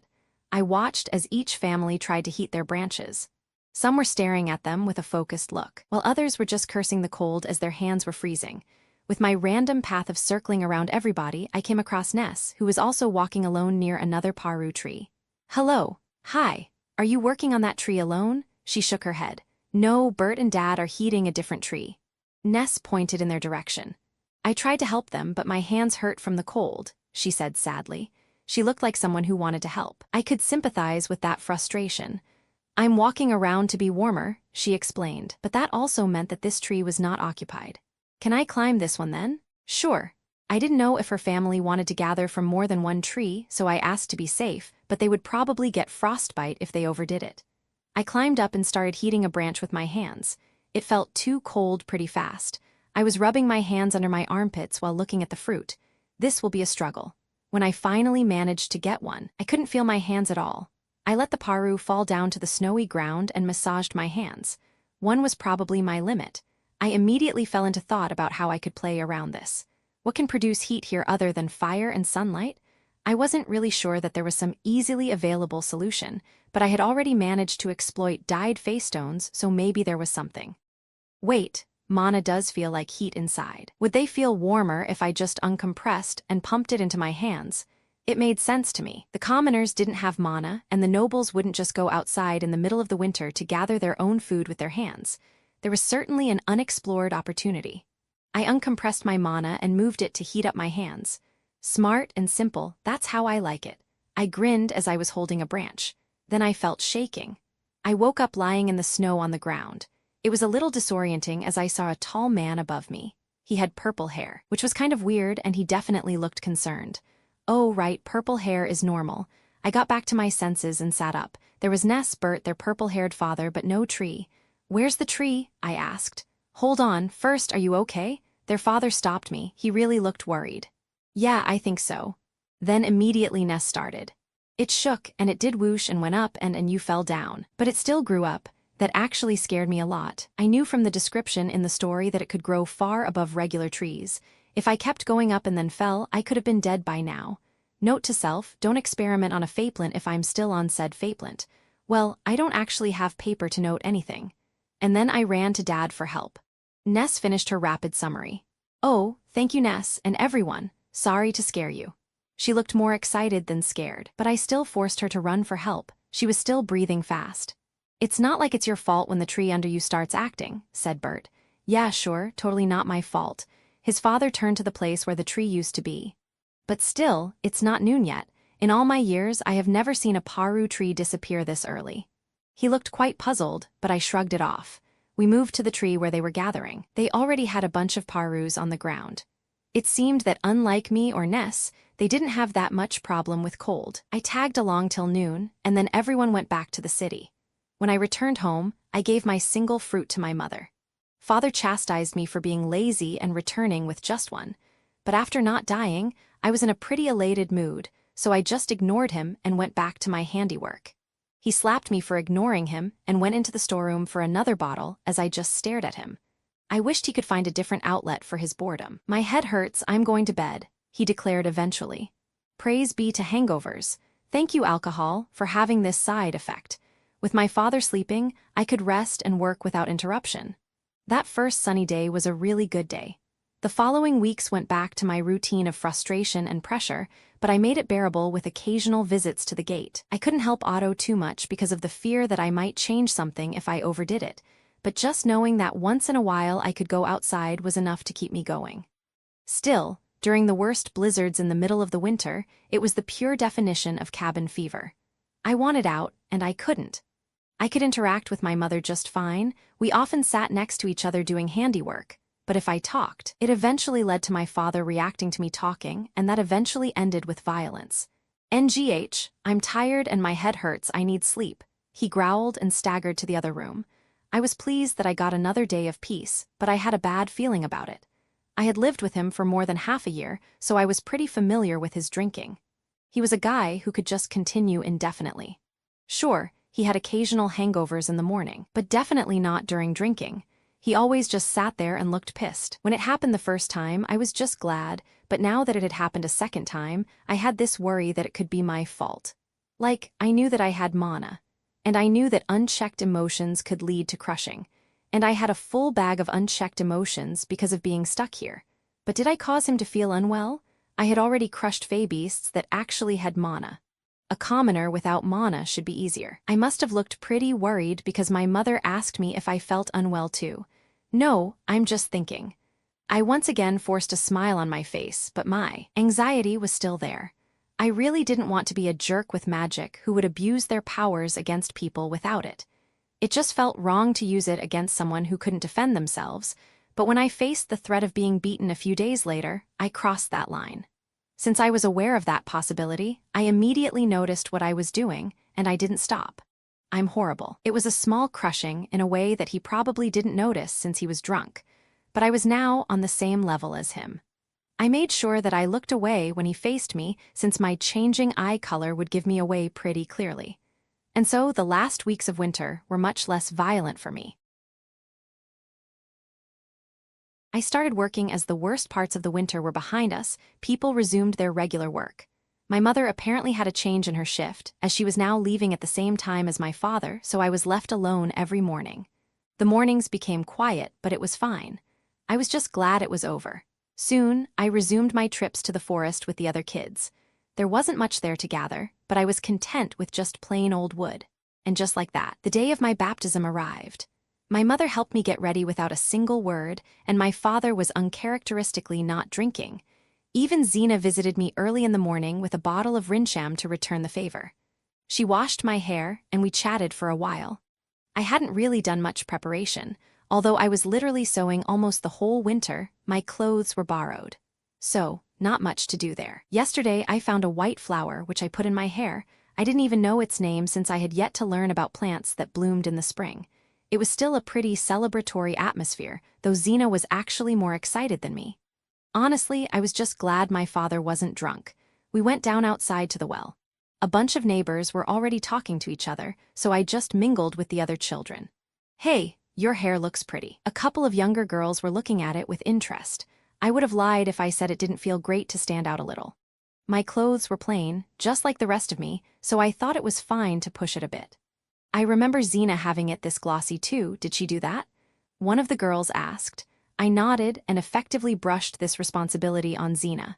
They immediately rushed to her and asked if she could do their hair at their baptism. I peeked their way, feeling a bit guilty, but Xena looked pleased by their request, so I sighed in relief. As I was breathing in the cool spring air, I felt relaxed. I didn't have to think much about Rinsham anymore. It was already sold widely, and nobody in this neighborhood was rich enough to buy it anyway, so it wasn't as if I just took any customers from the Gilberta Company. I had already taught Xena how to make it. It was nice to not have to worry about things. Soon, we set out on our march to the temple. I enjoyed the leisurely walking as people cheered from the sideline. The river of people slowly flowed north until eventually, we reached the gate that separated the temple grounds from the rest of the city. I already more or less knew what it would look like, so I wasn't constantly staring in all directions and commenting on the bright white walls as everyone around me was. The children were as loud as ever. After we entered and got silenced, I began staring like everybody else. Farther inside, I saw the stairs with statues I knew would be there. I still remembered Shutsaria's shield and Flutterain's staff since those were mentioned so many times in the story, but the others were much more blurry in my memory. It was almost a year since I got here, and when combined with my bad memory for names, it was bound to happen. Well, I knew their titles, at least. Plus their divine color, season, and the story we would be told in just a few moments. Laden sh something for fire, Uiglib, was life, Jedel, was earth. No matter, the High Bishop will mention them all to us soon. But before all that, I was searching for Ferdinand among the blue priests. It wasn't really that hard to spot him since I knew what I was looking for. Colored hair really makes it easy to differentiate people I see for the first time. I had no business with him at this time, so I didn't have to contact him or anything. It was much more just selfishness on my part. I vaguely remembered reading somewhere that he was the one who took blood from mine, and she herself described the process much less forceful than she saw with a different priest. So I just went with an option that I thought would be less painful. Everything went without any incident. I was content to leave all that to mine for the next season. I just listened and looked around. Then we were let out. Since I didn't screw up anything, temple life should follow its own isolated path, and I would return here a year from now during the next spring as a gray shrine maiden. The next day, I went to the tavern where my mother worked to sign a contract, and not just me. Both my parents went with me. I didn't know why father would care, but he escorted us all the way there before going to his own work. The owner was quite a small man with brown hair and green eyes. He looked friendly. "So you're joining us today, huh?" He smiled lively. "Yes, nice to meet you," I replied politely. "Okay, so we can sign a contract then." He was about to fetch it for me, but I had an important change in mind. "Aim, can I ask something?" "What? Could you change the length from 3 years to 4 months?" He looked genuinely baffled by my question. Nobody had probably ever asked him such a thing. But the standard Lehenge contract is 3 years, why would you want to change it? I was promised work at a gate. Well, not really. I'll just jump at the opportunity when it happens. The owner looked unsure, but he didn't outright refuse me, which was promising. "I don't know, without a 3-year contract, you'll just be put on cleaning duty." "I don't mind," I said firmly. He looked at my mother for help, but she immediately supported my decision, so he caved in. It wasn't like this was some kind of specialized workshop, where they would be apprehensive about wasting time that would go into teaching me the basics. And so, my work began. My mother's shifts were earlier, so I was going there alone, but I didn't really need hand-holding. As the owner said, I was mostly doing cleaning. I didn't mind cleaning at home because the better I did it, the less work I had the next time. It was pretty motivating doing it right then. But in the workplace, it didn't really matter. At the end of the day, everything was as dirty as the day before. It reminded me of the part-time jobs I had during college. Every time we cleaned our workplace, it looked pretty much the same afterwards. So, this time, I just went with the flow and matched other employees at the tavern when they did it. Nobody complained about my speed or quality of work, so it must have been the right decision. I even helped serve a few times when someone was sick. It wasn't a bad job, and nobody gave me unwanted attention since I was still a child. There was an occurrence one time, though, when I had to deal with a really drunk, traveling merchant one evening. He was mumbling mostly incoherently, but I at least understood him enough that he was fawning over my PR shady hair, wanted me to travel with him, and was willing to buy a room for the 2 of us for the night. Besides my regular part-time work, I still visited the gate sparingly. Not enough to disrupt mine's job prospects, but still, I wanted Otto to keep me in mind for when she would enter the temple. Also, adding in visits to the forest. My days were completely full. And so, more than 3 months were gone in the blink of an eye. Moving places once spring changed into summer, I visited the gate a couple of times to throw a few hints at Otto until I was finally ready to ask. I even rehearsed my lines right before I went to him. "Mr. Otto, do you think there could be regular work here for me?" "Why do you ask?" He stopped his writing and turned to me. I was putting on as innocent a face as I was able to. The owner where I work wanted his family to take my job after their summer baptism, so I only got a shorter contract. It was yet another lie. I had gotten pretty used to them ever since I came here, though I was still bad at thinking them up on the spot. Thankfully, this was a prepared conversation. "Is that even allowed?" He probably saw that as an injustice towards me, so I immediately shrugged it off. I didn't mind. I like doing paperwork more, so I was kind of hoping I could sign a contract here. Really? Yeah, it was much more interesting during the winter than being bored at home. Yep. Focus on the winter. That's when the budgets and all those yearly reports start piling up, and currently you have no one to help. Heh. I was probably grinning unintentionally, so I slowly wiped my mouth. Thankfully, Otto was caught in a thought. He was probably really thinking about the winter without mine's help. Listen, Mila, there might be something if you really wanted. Success. I was cheering on the inside. Soon, I started working at my new workplace. Technically, I had been going there for almost a year by that point, but this time, I could go there regularly without tiptoeing around anyone. And I actually got paid, which was nice. Well, my salary still went mostly into our household, just like when I worked at my mother's workplace, so that didn't change much. But it still gave me a certain feeling of stability. I didn't have to think about influencing anything anymore, and I had a job where I was getting experience with reading and writing. Since printing would be a major industry in this duchy a few years down the line, it felt as if I was investing in my future by getting skills to hop on that train. In an ideal world, I would have marched into a big shop and asked them to make me an apprentice merchant. But when I thought about all the money for decent clothing, ink, a calculator, and all the other necessities for an apprenticeship, I knew I couldn't afford it, and nobody would throw charity money at me just so I could start.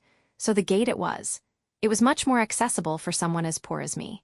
It went pretty leisurely until one hot summer day when I spotted Gunther and Taue leading a bunch of children and young adults. Even Lutz was with them. I got giddy because this must have meant that things in the temple's orphanage were on the right track.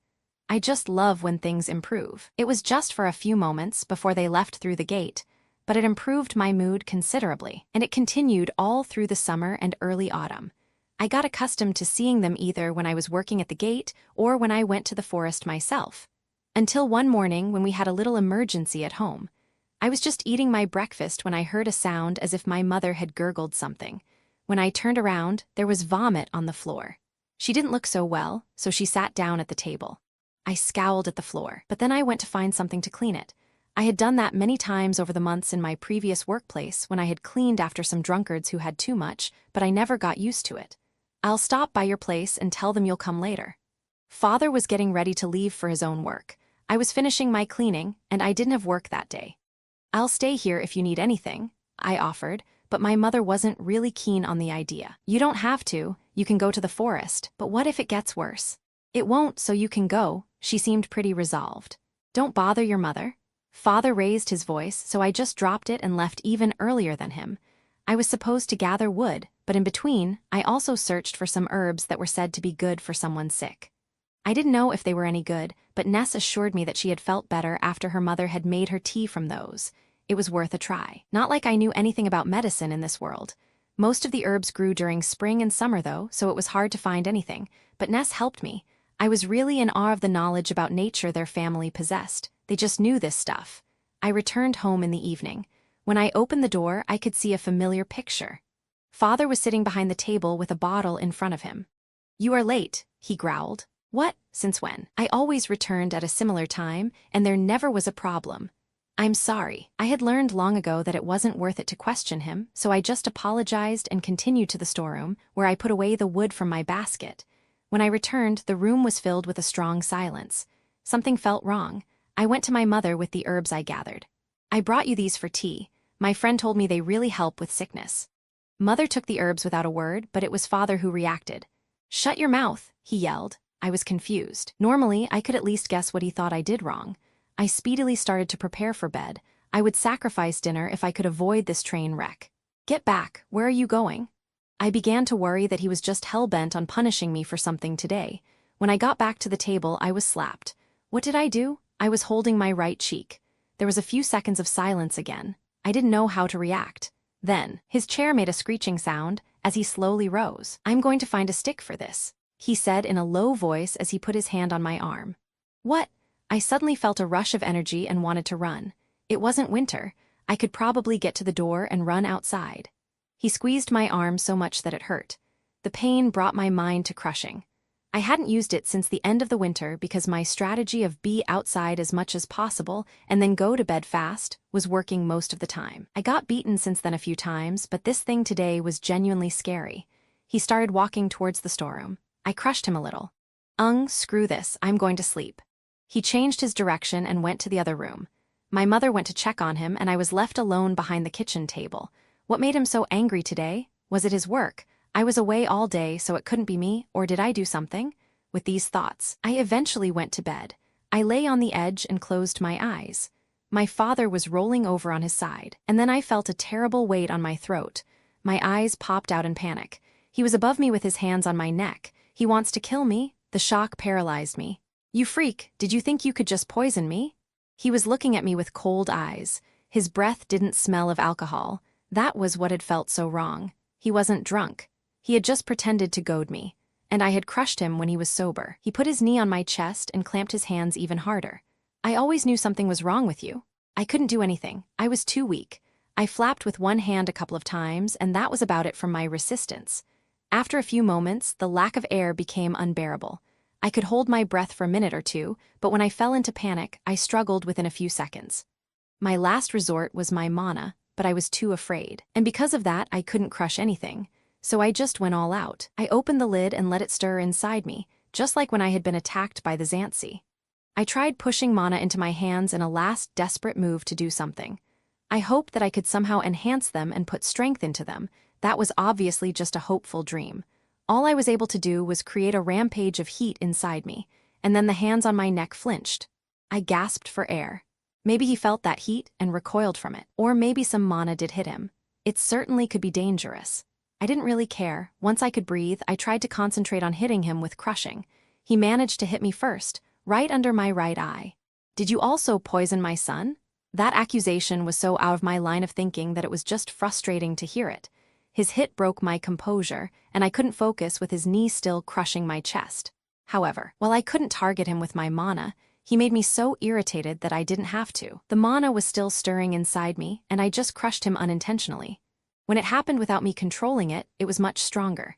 He immediately collapsed on his side. That scared me. I wanted him to stop, not to kill him, but I didn't have control over it. I looked up at the ceiling. Mana was raging inside me and it hurt, but I had no way to release it. If I peeked at my mother or back at father by mistake, I could just kill them. The burning sensation inside was getting worse. I closed my eyes and tried to stand up. Then I stumbled out of the room. I ignored everything around me. My route was a mess. I hit a table, then a wall, and then I finally threw myself into the storeroom. I scattered the wood that was hiding my secret stash. There, I finally saw a bunch of feystones. Some were dyed, some were empty. I started dyeing the empty ones, then I breathed out. It was just a small amount that was pushed inside, but it was enough for me to regain control. I was able to compress the rest. My heart was still beating furiously. I was full of adrenaline. I can't stay here. I need to get out of here. That was the only line of thought I was able to follow. I grabbed everything from my stash and returned to the bedroom. My father was sitting on the bed and staring daggers at me, but he didn't move, which was relieving. My mother had a deathly frightened expression. I must have traumatized her. I grabbed all my clothes and put them in a bag. Get out of here, you ugly freak. He finally snapped at me. I was already on my way out of the room. I'm going, you won't see me again. I paused for a moment and looked at my mother. I'm sorry to scare you. Then I turned to the door with my back to them, and as I was leaving, I heard a final get out of my sight. The door closed behind me, and I ran down the stairs. Some neighbors must have woken up because I heard cursing behind one of the doors. I ignored it all and just ran. I left the neighborhood and ran in a random direction until I was on a completely unfamiliar street. Then I just collapsed on my bottom and started crying. I was exhausted. The bone under my eye hurt like hell. That hit would leave a strong mark for tomorrow. The moment I thought about tomorrow, it all fell apart. I didn't know what to do. It was awful. Why did I have to crush him today? But would that even matter? If he was really sober and he just tried to provoke me into using it, he must have known even before. But that didn't make sense. If he had known before, he would have definitely confronted me before. Then it dawned on me. He couldn't have known, but my mother could have. I was sure that he had never seen my eyes change color, but maybe she had. But the last time I used it was at the end of winter. Oh, my eyes widened. Had she really lived in fear of me for all those months? I hadn't really thought about it at the time, but she had changed her shift when winter ended. She had always left the house at the same time as him. Have I ever been alone with her since then? She didn't want me to be there this morning. That realization broke me inside. If I really thought about it from her perspective, it must have been like a horror movie. If it were my previous life, and I saw a child with glowing eyes in my household, and then my husband suddenly looked dazed and went to bed, I would have immediately run away and never looked back. She actually hid it from him for more than half a year. I really wanted to feel betrayed, but I just couldn't when I thought about it like that. So, did it happen today because she got sick? Did she think that I did that so she alarmed him? I started to think about reasons, but I wouldn't be able to ask her from this point onward. Damn it, I wanted to feel angry and justified, not guilty and sad. Those were my last thoughts before I fell asleep. Right there on some unknown street. I didn't have the energy to worry about it. The next day I felt awful. Surprisingly, it wasn't from me sleeping on the dirty outside floor. My cheekbones still hurt and my throat wasn't in any better shape, but my own mana had done most of the damage. I couldn't complain though, it had saved my life yesterday. I got up on both feet. My things were still with me, and apparently nobody had kidnapped me while I was sleeping. That had to count for something. I set out towards the gate. I had work today. That was something that gave me a certain tidbit of stability. Could I pull off being a live-in apprentice? Would they even let me stay at the gate? I had a small hope, but all I really wanted to do was start my workday and regain some semblance of normalcy. If I could do that, I could focus on thinking again. Hey Mila, what happened? Otto was already waiting outside near the gate. I put my hand under my eye. Was it really that bad looking? But reality wasn't that kind to me. Your father stormed the gate commander's office earlier and demanded to get you arrested for trying to kill him. What? I just stared at Otto with an open mouth. I didn't know what to say. I wasn't even afraid of the arrest, I was just shocked by the idea. I told the gate commander that it must be an overblown dispute since you are a diligent worker without any problems. Thank you, I really appreciate it. But his expression changed into a guilty one. Commander said that he didn't want to deal with annoying domestic disputes and ordered me to fire you. That was enough for your father and he left. I was perplexed. Seriously, what's the point of this stupid class system when a random construction worker can just waltz over the gate commander? It's not like he's a noble or from a big store. Are soldiers so low in the hierarchy, or is that commander just a wimp? I was glad that I wasn't getting arrested, but I was mad at losing my job. There was nowhere for me to go. My one semblance of order had been just cut from me, and all I could do was stand there and stare at the ground. I'm sorry, Otto said with an empathetic voice. I lifted my head. I was still mad, but there was no point complaining to him. It's not your fault. It didn't sound like I wanted it to. My attempt at easing his worries failed as I just sounded dejected, though I felt even worse. Where to go now? I was once again considering my options. I couldn't just march to a random workshop and suddenly ask for both work and a place to live. I didn't have those kinds of connections and definitely didn't have the skills to justify asking for anything. Not to mention, my former father was still there, and he could just burst in again screaming about murder. No regular owner would want to deal with that. It was actually pretty scary how unemployable I suddenly became. I didn't want to leave the city, since I had already experienced how even small fey beasts are dangerous to me, and I definitely didn't want to sleep outside of the walls. Do you need any help? Otto asked and stopped my train of thought. He was tied to Gilbert & Company, so I could probably ask him for a recommendation to get me some work there, but I still had no money, outside of a few large coppers from my stash, to support myself as a merchant apprentice. And the thought that my father would just march there and cause constant scenes with the intention to drive me away from the city made me want to avoid that. It would cause too many problems for them without much benefit in return. If it wouldn't be much bother, could I borrow one wooden board? Sure, I could lend you one. Will that really help you? Yes, I think so. I could think of only one place where an angry commoner would not dare to cause a scene, the temple with the nobles. I would be breaking most of my do-not-screw-up-the-timeline strategy, but I was desperate. I could either bring chaos to Gilberta and affect it anyway, or I could hide as a gray shrine maiden in the temple. Otto went inside to grab the board. I would use it as a letter of introduction. I had read a bunch of those when I worked at the gate, so at least I could copy that. I mean, I was planning to join the temple anyway, right? I'm just doing it half a year sooner. Nothing should change too much if I just stay in the orphanage. There are, 100 priests and shrine maidens? One more won't change much, I hope. Otto came back with the board and also one small silver. You got fired, but you still weren't paid this month. My eyes got watery. After this whole awful night, I was overwhelmed by his gesture. I really thank you for everything. Well, good luck. I moved in the direction of the temple, on the opposite side of the city. Interview. I wasn't actually sure how one could apply to join the temple. I knew baby Dirk was just brought there without any questions, but how did it work with older children? I recalled mine casually walking in on the High Bishop during her baptism, but I would rather not copy that.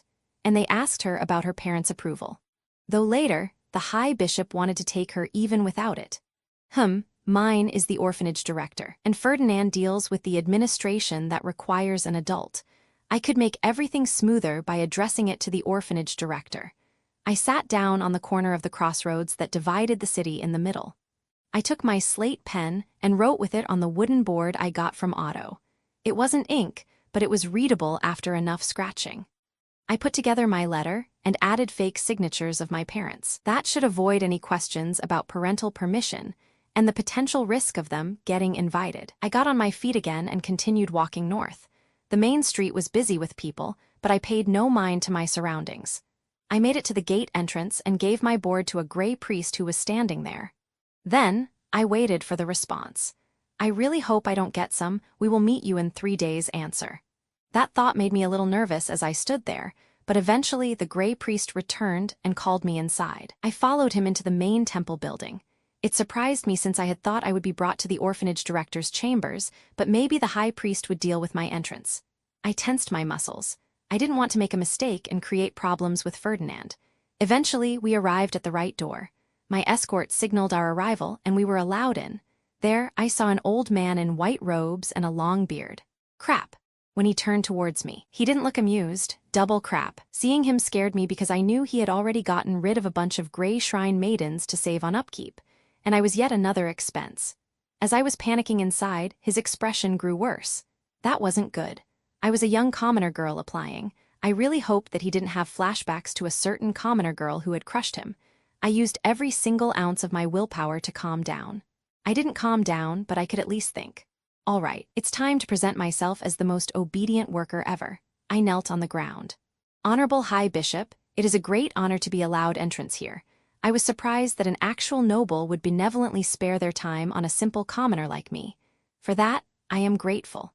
The very first word was the hardest, but once I started, it came out of me pretty effortlessly. I knew that no blue priest here besides Ferdinand was an actual noble, but I was going to sugarcoat it all until everyone in the room got diabetes. Think, what do I know about him? There must be something to exploit. From the top of my head, he definitely liked money, wine, and women.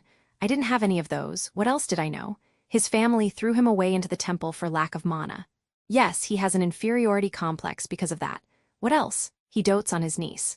Well, I'm not really at an age where I could dote on my niece, if I had a sibling to begin with. But there is also his sister that protects him, so I tried to steer the conversation in that direction. My family abandoned me. They said I am not good enough for them and pushed me into the temple. My loving sister tried to protect me, but she was denied by the rest. I had my head down, so I couldn't peek at him to see if it worked, but when he replied, he didn't sound angry. I then went on a tangent about my cleaning skills, good health, and work ethic, and obviously, a lot of talk about how I saw the superiority of the nobles to commoners. I was basically just recalling everything I remembered about his interaction with mine and said the opposite. I see, you look like a diligent worker, he eventually agreed. Yup, I won't be a burden, and I actually mean it. When I join the orphanage, I can go gather in the forest with them. I have experience. I can help with cooking and I can clean. I can make you one of my attendants. The High Bishop was smiling. I was smiling in return. No, nope. Nuo, all your attendants will get executed. This was bad. I didn't know what to say. I couldn't just tell him no, especially after I had been babbling all about how the commoners should just obey the nobles. Nothing came to my mind. A few more seconds and the silence would be too long. I could be angering him by taking too long. I honestly felt a similar time pressure to when the Xanthi was closing on me. It would be nice if I could just use mana to make this all go away. I couldn't obviously, but it gave me an idea. I am greatly honored that the High Bishop himself would permit this, but I would not want to sully your presence with a devouring child like myself. Devouring? He looked surprised, so I could push that. Yes, my parents didn't want me near them because of my shameful sickness. "So you have mana," the High Bishop said with a more reserved tone. "Just like her," he added with a quieter voice. It was quiet, but I could feel the growing spite. "Oh, come on. This discussion will give me a heart attack." Thankfully, I didn't freeze again. On the contrary, I was ready to talk my way out of this. "Yes, I heard about another commoner girl entering the temple. Sadly, I don't have nearly as much mana as her. Step 1, I'm not like her. I have too little mana and it totally makes me sad. Wink, wink. But even though she has that much mana, I find it shameful that she would demand blue robes when she is just a commoner. Step 2, we are hating on the same people. We have so much in common, right? If you would like, I could report on her after my placement in the orphanage. Step 3, my presence in the orphanage would already be a great service to you. I could feed him a bunch of useless information without actually saying anything meaningful about mine." His face looked like he was thinking about something, but the most important part was that he was smirking. That must have meant that he wasn't angry. I was getting kind of tired. Constantly watching for signs in his expression and thinking rapidly about how to get out of this was really exhausting. He then looked at me with a smile. "I don't need another gray robe to look over mine." "Right, he already has Delia.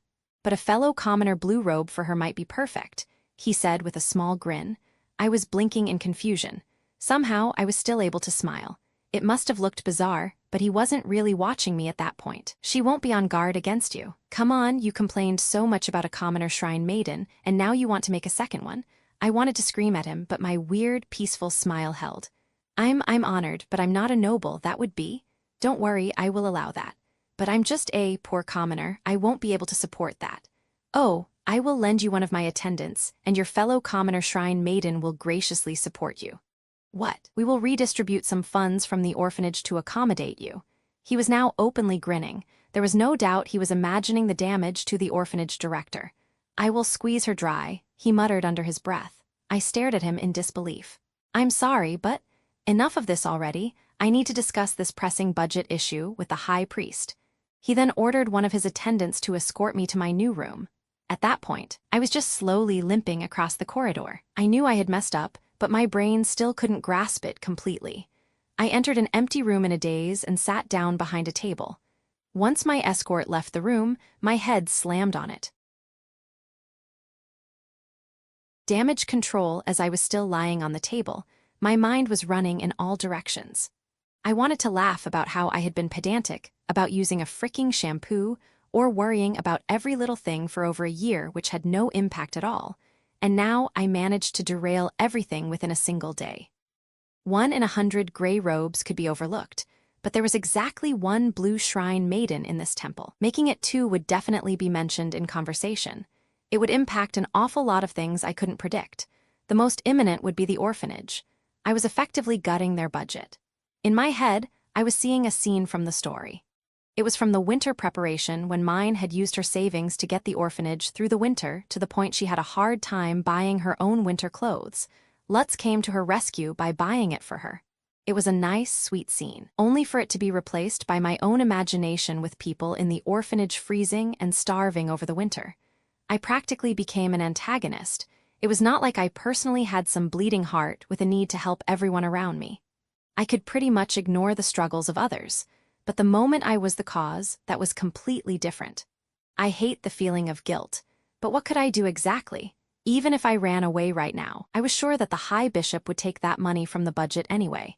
His main objective was to get at mine with some flimsy justification, and I had nowhere to run. I was here exactly because I had nowhere else to go. As I was forcing my brain to come up with something, a gray shrine maiden entered my room. She knelt before me. "My name is Jenny. I was instructed to be your new attendant." My eyes widened. I immediately recognized her name. Thankfully, she was looking down, so she couldn't see my reaction. Great, I had to get her out of all his attendants. I might as well ask the High Priest if he couldn't lend me Arno to get the full set. Whatever, I'm just tired. "Welcome, Jenny. My name is Mila. I'm looking forward to your service." I still managed a presentable response. She looked calm in her demeanor, but I was biased so I couldn't really relax. I was recalling her actions in the future, and it was just disturbing to be with her alone. No, I can't just be prejudiced against her for things she hasn't done yet. I'm already derailing things, maybe I can change the outcome with her too. Well, at least I should act professional. I thought about the initial problems Mine had had with her attendants. I should learn from her mistakes and address potential pitfalls. "Jenny, Could you brief me on your situation in regards to housing, clothing, and eating? Unlike mine, I had no income at the moment. I had 1 small silver from Otto and a few large coppers on me. If I had to provide for even a single attendant, I would run out before the month would end. I am still in service of the High Bishop himself. I am being provided for in his chambers. On one hand, I was relieved knowing that I didn't have to pay for her. On the other hand, knowing that she would still sleep in the High Bishop's chambers, especially since I knew her frustration with her situation, made it pretty sour. She was basically given more work to serve me while still not escaping her other service. I asked her a few other questions, but then 4th bell came, and she left my room. I found it a little funny how I had read about all that social ruckus where there should always be at least 1 attendant with you at all times. Yet here I was alone, which should be pretty obvious since I had only 1, and even that one was only borrowed. The High Bishop certainly didn't consider me a proper blue robe. I was there to just cause trouble for my fellow Blue Shrine maiden. Jenny eventually came back with my lunch. I was getting leftovers from the High Bishop, so I was being fed as an attendant. That was fine. It was still of higher quality than what I previously got. I left a big portion for Jenny, but she just took the plate away. When I asked about it, she answered that she had already eaten in the High Bishop's chambers, so she really isn't treating this as her being my attendant either. Not that I cared. I couldn't provide for her. It would be arrogant of me to expect anything from her. As things were, I did function just like the High Bishop's attendant who just pretended to be a Blue Shrine maiden. When she returned again, I didn't know what to do with her presence. I didn't actually need anything, but I didn't want her to just stand there watching me. It was unsettling. No, I need to have a clear mind about her. I forced myself to think more rationally. She is one of Christine's artistic maidens, just like Wilma and Rosina. That must have meant that she was skilled in all kinds of arts and etiquette. And if she had written poetry, she must have had some experience with euphemisms and proper writing. She could be actually super useful. I remembered phrases like climbing the towering stairway and maybe 3 or 4 other noble euphemisms, but it would be certainly beneficial to learn from someone who had had an actual interaction with a noble. Jenny, your composure looks so refined. Could you please teach me how to conduct myself in presence of the nobles? I'm sounding too fake. I mean, I'm faking it, but still. I noticed a bit of surprise on her face, but she was still smiling calmly. For starters, I would like to know a proper greeting when I approach a noble for the first time. I definitely didn't remember those, other than it changed with the season. When I tried to go through my memory, all I got was a line from mine, and then I gave a long, noble greeting, which wasn't helpful at all. I then asked many other questions about etiquette and possible problems in a meeting. It was all just surface-level stuff, but it was fine for what I wanted to do. As I was talking with her, I was already putting together my new plan. My number 1 problem at the moment was the lack of income. That created 2 separate problems itself. The first being me stealing money from either the orphanage or mine, depending on how they would try to solve it. The second one had dawned on me when I had thought about it a little more. I had sarcastically said that I was an antagonist now, but in truth, from an outside perspective, it was probably looking like that. Just thinking about Ferdinand getting annoyed that some High Bishop's lackey was messing up his budget efforts made me pretty frightened. I mean, right about now he is probably still deciding whether to kill mine as a threat or protect her as an asset from other threats. With all that noble common sense, which made it okay to burn down a whole town because a mayor disrespected you, the last thing I wanted was to be perceived as a threat or annoyance to someone like him. I didn't want to be the next Arno. Actually, if I screwed up now, Arno would be the next Mila. But while Ferdinand scared me, he could also be my solution. He was rich after all. He would probably never put his own money into the temple, where he knew the High Bishop would just make it his, but he could pay me for my work.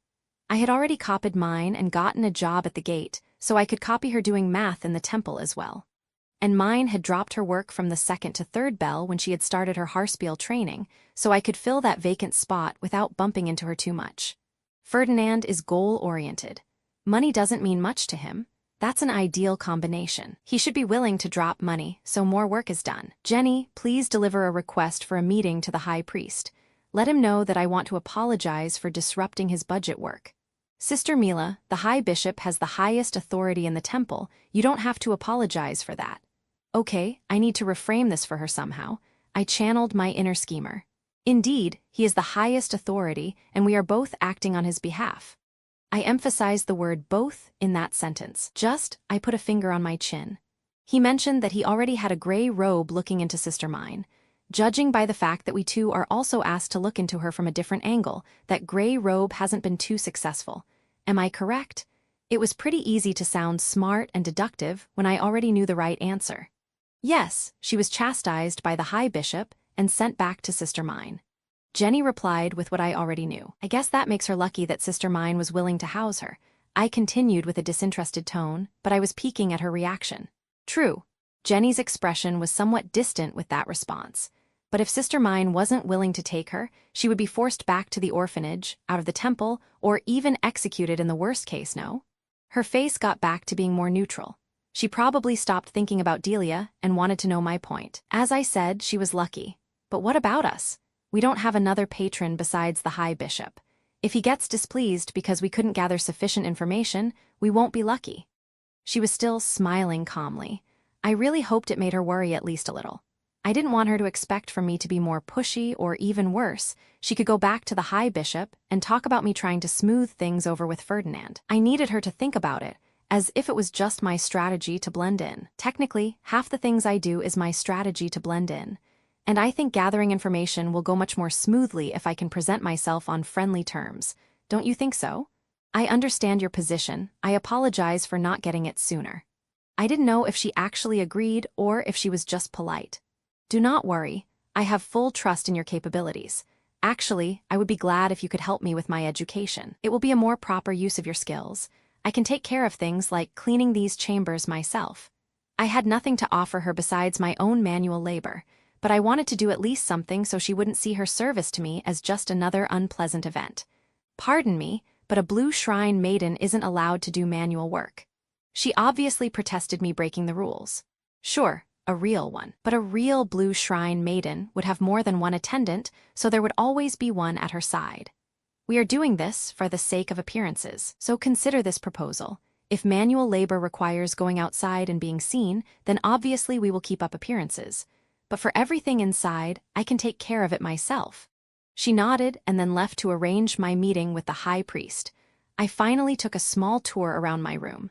When I had arrived, I just collapsed on a chair and ignored everything around me, disinterested in the details. The furnishings looked nice. There were still some items from the previous owner. That was convenient since I couldn't buy anything new. I still worried about other necessities, like wood for heating. Heating up such a big room was going to be a struggle. Jenny returned after a pretty long time with blue robes in her hands.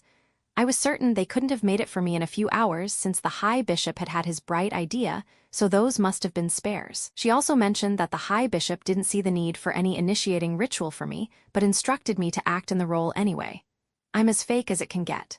Finally, she also got to talk with Ferdinand's attendant. After relaying my message, she had been informed that he wanted to meet me this evening at 6th bell.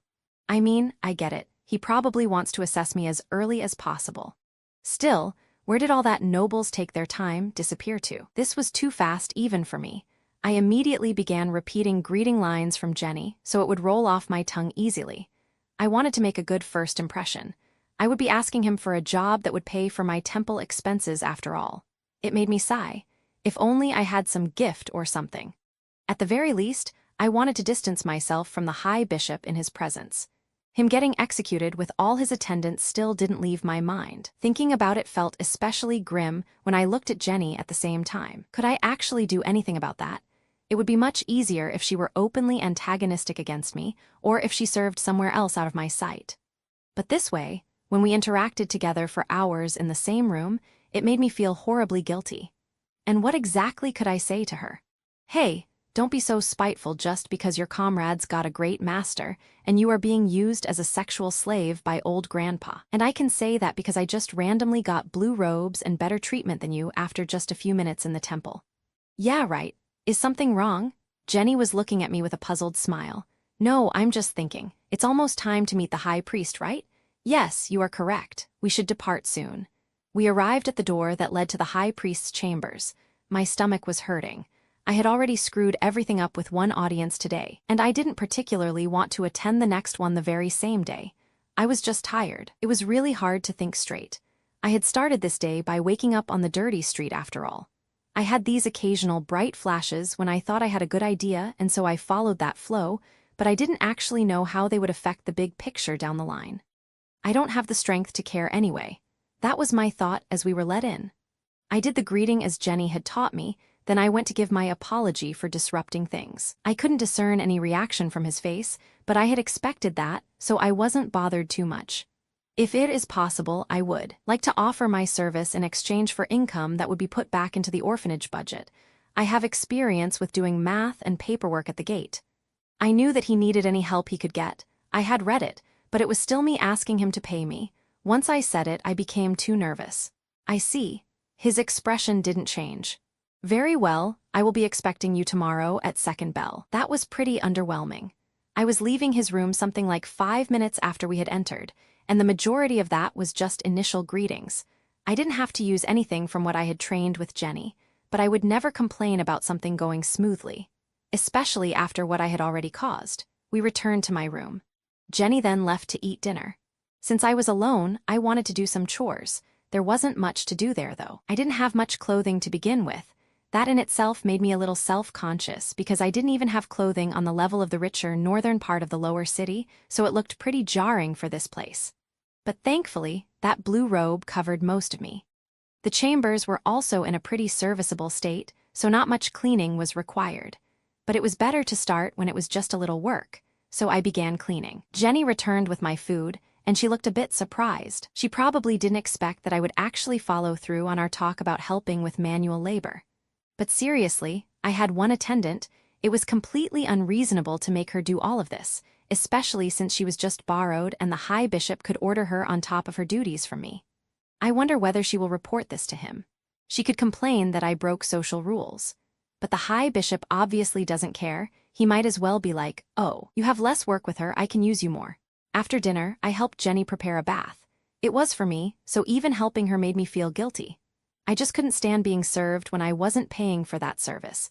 It was like instead of having a relaxing time in a hotel I paid for, I was in a hotel which was forced to accommodate me and cater to me. Eventually, I went to bed, and she left for the High Bishop's chambers. One thing was pretty nice, though. I realized it when I was slowly getting sleepy. No violence. As I was lying in the bed, that thought was just there being pleasant inside me. I could fear so many things, but nobody in this room would just randomly hit me. It was nice. I slept soundly that night. My new work, I woke up early in the morning.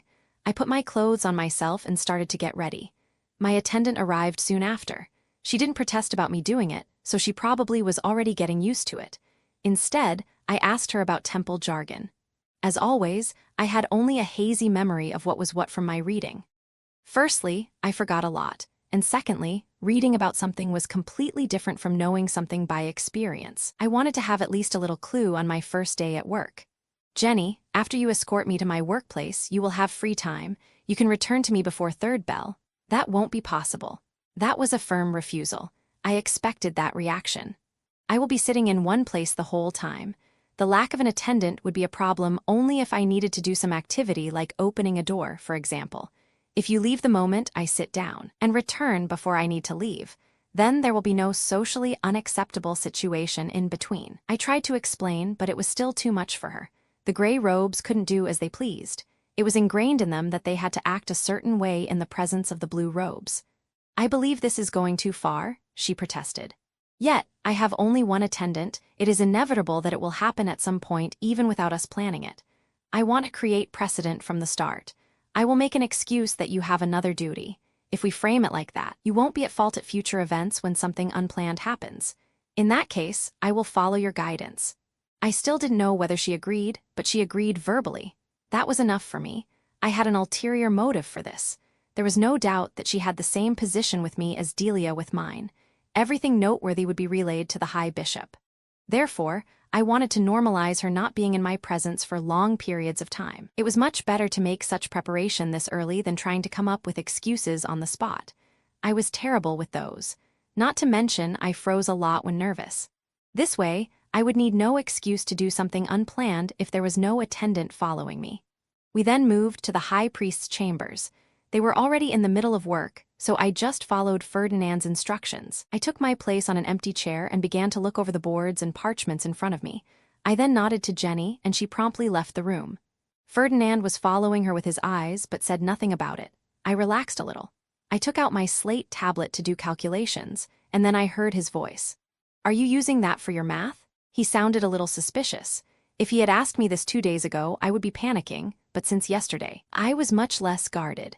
It was a similar feeling to my previous life when I had bumped my car in a parking lot. After that, I worried much less about getting scratches. Yes, this very small girl was using it like this at the gate. We copied her. There was nothing weird about following a trend, and I was pretty sure that he would immediately connect very small girl and mine. That way whatever would come up with me should just point at her influence. "Interesting," he said dispassionately and turned back to his writing. I worked through my pile for about half a bell. Past me would have found this pretty dull after this much time, but I had strong motivation to salvage my screw-up. And to be honest, there wasn't exactly that much entertainment in this world. With nothing to do, even a monotonous job seemed pretty interesting to fill time. I received more documents, and so I continued with them for a few more minutes. "You are slower than my other calculator." He didn't even look at me. When I turned to him, his eyes were still on a piece of parchment he was working through. "My apologies," I replied and continued my work. "I mean, it's my first day, or am I too slow? I needed to pay for what the High Bishop took." This was vital. I couldn't look too inefficient. Was this just some quirk of Japanese education having more repetitive math work than at my school so I was more lax? Or was he just trying to make me nervous so he could see how I would react? Regardless, there was no point in thinking about it. It would just slow me down even further. I finished all the work assigned to me until eventually my attendant returned. I silently left my seat and talked to Ferdinand about me coming back at fourth bell. We then returned to my room. "Jenny, I've heard that Sister Mine often visits the temple bookroom. I would like to go there." "As you wish." She then went to ask for permission. It took around half a bell, but we managed to get there in the end. I was kind of excited. Prayers could literally create magic, so looking through the Bibles was the closest I could get to magic literature. And I had with me one of the artistic shrine maidens, so I asked her to teach me as I went through the first few pages. Poetry with its flowery language is really good for understanding language at large, though I didn't know how far she could go. I assumed that Bibles with the older version of the language could be problematic. I didn't know if Christine, her previous master, had gotten that kind of education. Ferdinand was exceptional in this regard after all. I framed the whole learning thing to Jenny as me gaining some common talking points to strike conversation with mine so I could gain her trust. She didn't seem to mind. I wondered how much I could use this excuse to do whatever I wanted. We had to leave earlier since I wanted to get lunch before I had to return back to the High Priest's chambers for my next block of work. I got there shortly after mine had left. I had avoided her successfully, but at the same time I wondered if Jenny knew mine's schedule. If she knew, she said nothing about me avoiding the person I was supposed to spy on. I sat at my spot, took out my things, and then my only attendant left once again. Ferdinand was noticeably keeping his eyes on us, but again, he said nothing about her leaving. New documents were placed in front of me, so I went through them. I was getting into my flow, so it was almost subconscious on my part. As a result, time flew by pretty fast, but then I got stuck on one specific board. It wasn't hard math, quite the opposite, it was simple addition as there was just one item added per line. That was what distracted me, since after a few lines it felt as if this wasn't math that needed to be forwarded to me. I looked at the names of the items, and then I realized it. I didn't understand all the words, but this was clearly the list of expenditures I added with my entry into the temple. This is just petty. He didn't have to shove it in my face. I was already aware that I was being a burden. I didn't need it in a written form. As I was staring at it with shame inside me, I noticed something else. Salary for new cook? Are they serious? I'm getting leftovers. I then went through the whole thing again, and as I was paying attention, I could see that there was a bunch of non-existent stuff that was claimed as my expense. Well, not really mine. It was the High Bishop's claim as he so graciously outfitted me with everything that a regular blue shrine maiden would need. On paper, I frowned with anger. I was being scammed. Well, it was targeted at the orphanage, but since I was trying to pay it back, it just made my whole debt much worse. I added all those expenses together, and then my anger quickly deflated. Instead, a horrible realization took its place. There is no way I can pay for this even with this job. I didn't actually know what Ferdinand was willing to cover for me. Even though he had the ability, he had probably no motivation to throw money right at the High Bishop, especially for such a blatant scam. I closed my eyes. How much was he paying Daniel when he was working here? That would happen this coming winter. But in my mind it was in the past. He said something like fair compensation or something. But what was fair compensation for a lake knight? He was demoted to an apprentice knight. Was he paid the difference in his wages so he could keep his standard of living? It couldn't be that much since he still had trouble paying back his brother. He only paid that one small gold after he received it as a reward. But he had to guard mine, so he could work here only when she was here. That meant that his paperwork lasted only 1 bell each day. I was planning to do it for 2 bells a day, but these expenses were too high. I put the board away. It was already solved. High Priest, may I ask a question? What is it? He stopped his writing. May I continue my work here after the 5th bell? Certainly, but not from the 3rd to 4th. He sounded almost as if he didn't know that he had another calculator at the time. I am willing to go all the way from the 2nd bell till the 6th, but do you really want me here after the 3rd bell? He made a small pause. True, adding just 1 more bell will be satisfactory. So I continued with calculations without pause. At some point, Jenny came for me, but since I extended my stay, I sent her away on other important duty. I was actually curious what she was doing. She did have another master after all, but I soon returned to my flow of work.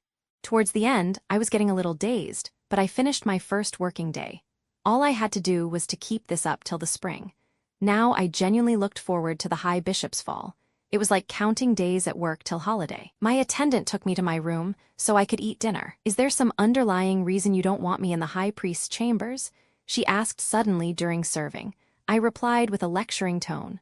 Obviously, he will be much less on guard against a newcomer than against the High Bishop's attendant.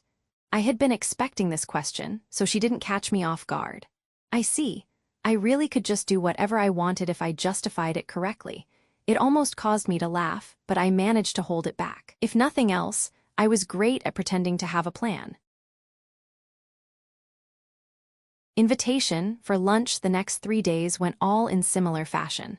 My biggest highlight had been a confused look on a blue priest who had seen me in the High Priest's chambers.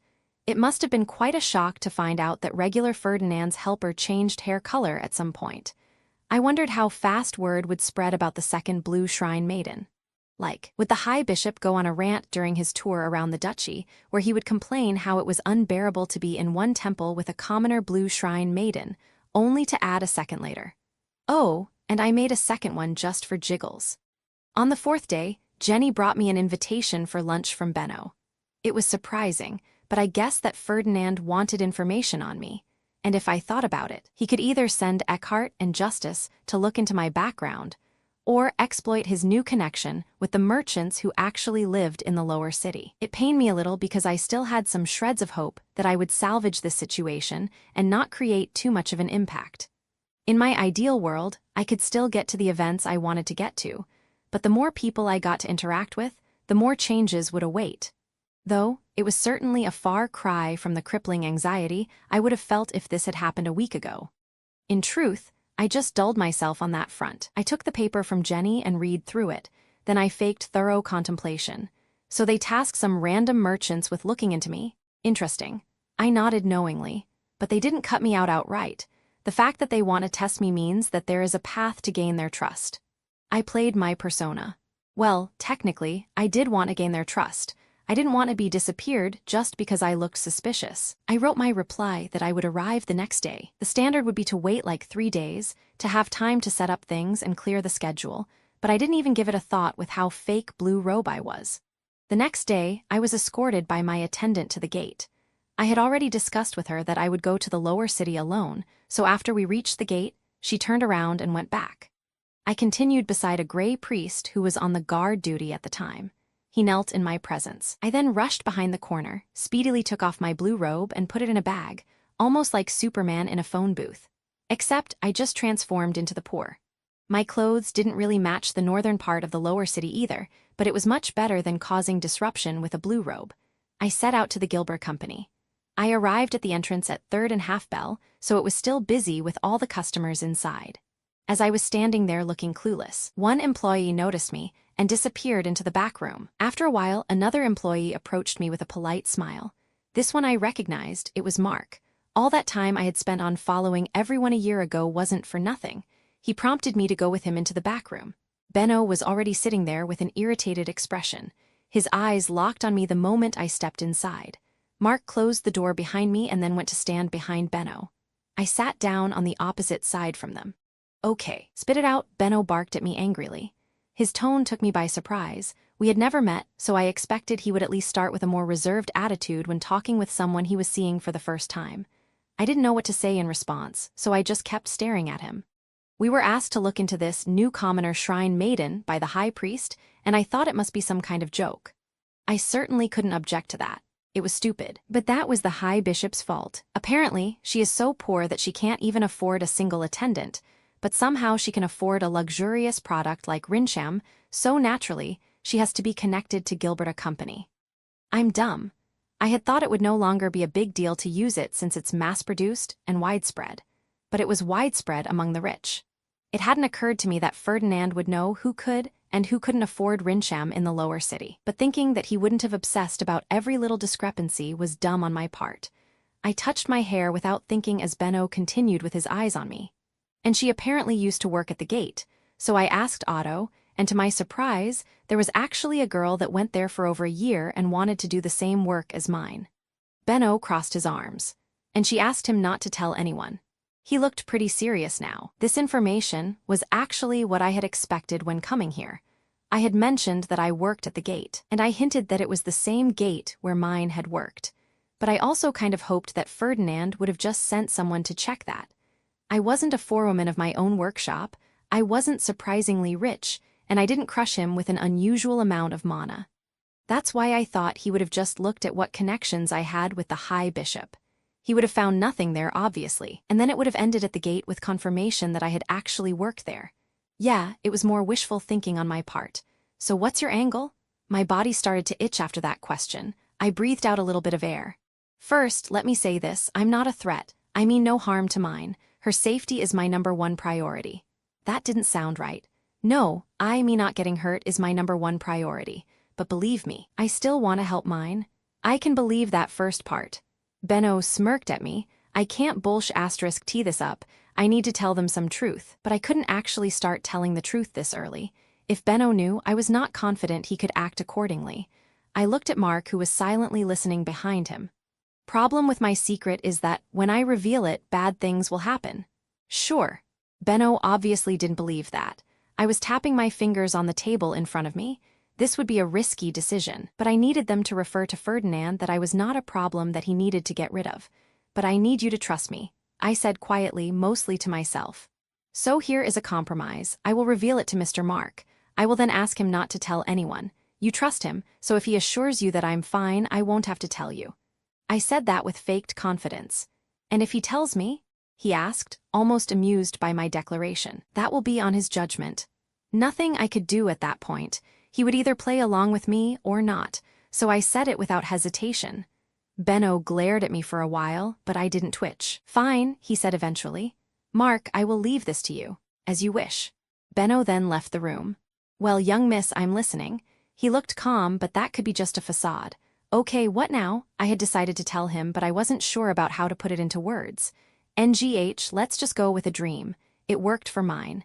It was my tried and proven strategy to copy her when I could. It might be a little of a weird concept. Imagine that you had a dream that tomorrow, a carriage will run near you and splashes dirt on your clothes, and you just know that it will happen that way. What would you do? I assume I would avoid the place with that carriage, Mark said after a few moments of thinking. Right, I agreed energetically. But you would change what happened in that dream, right? So what you dreamed about would no longer happen, right? That's right. He smiled a little. I was probably too eager. So now imagine that you actually had 2 dreams. One with the carriage, and then second one would be about you coming back to change your dirty clothes, only to find out Mr. Benno was being attacked by a criminal. You would manage to surprise him from behind, and Benno's life would be saved.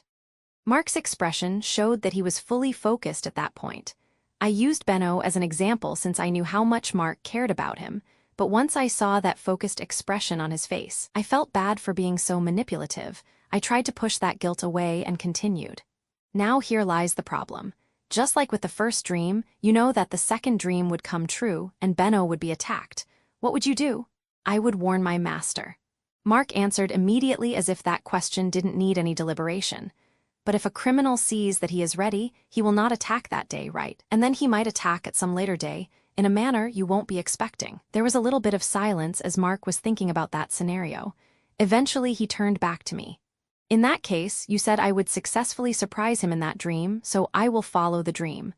A wave of relief washed over me. He understood. Exactly. I sounded too excited. But how do you know when is the right time to come unexpectedly and do that surprise? This time Mark replied almost instantly, since he probably already knew what I was trying to say.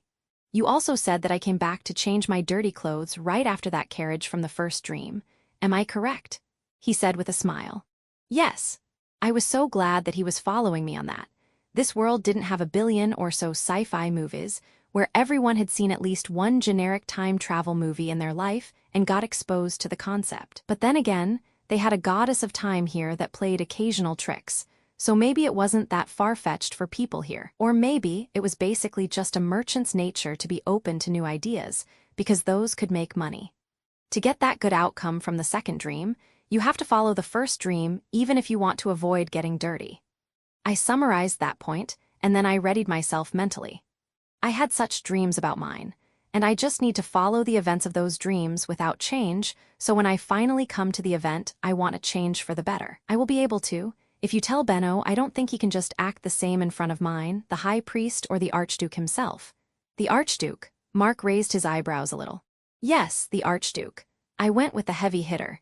Mentioning him guaranteed that Mark would proceed with utmost caution. And you think I am able to act in such a way? He didn't seem convinced, though. After all, I was talking about prophetic dreams, so obviously it was hard to believe in such stuff. I was scraping through my memory to get something. Well, do you remember when you and Benno went to meet the High Priest for the first time to deliver money for mine? Certainly. And do you remember how you wrote pretty rude remarks on pieces of paper that Benno later gave mine during the discussion with the High Priest? Mark's eyes were wide open at that moment.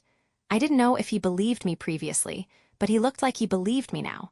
So I continued with a more confident tone. You were writing them with a simple smile, and mine didn't even realize that they were from you until way later. That level of composure is needed. That last sentence sounded as if I was offering a job or something, but Mark listened, so I continued. And also you will have it easier. When the Archduke will be deciding the fate of the Gilberta Company, he will be talking with Benno alone.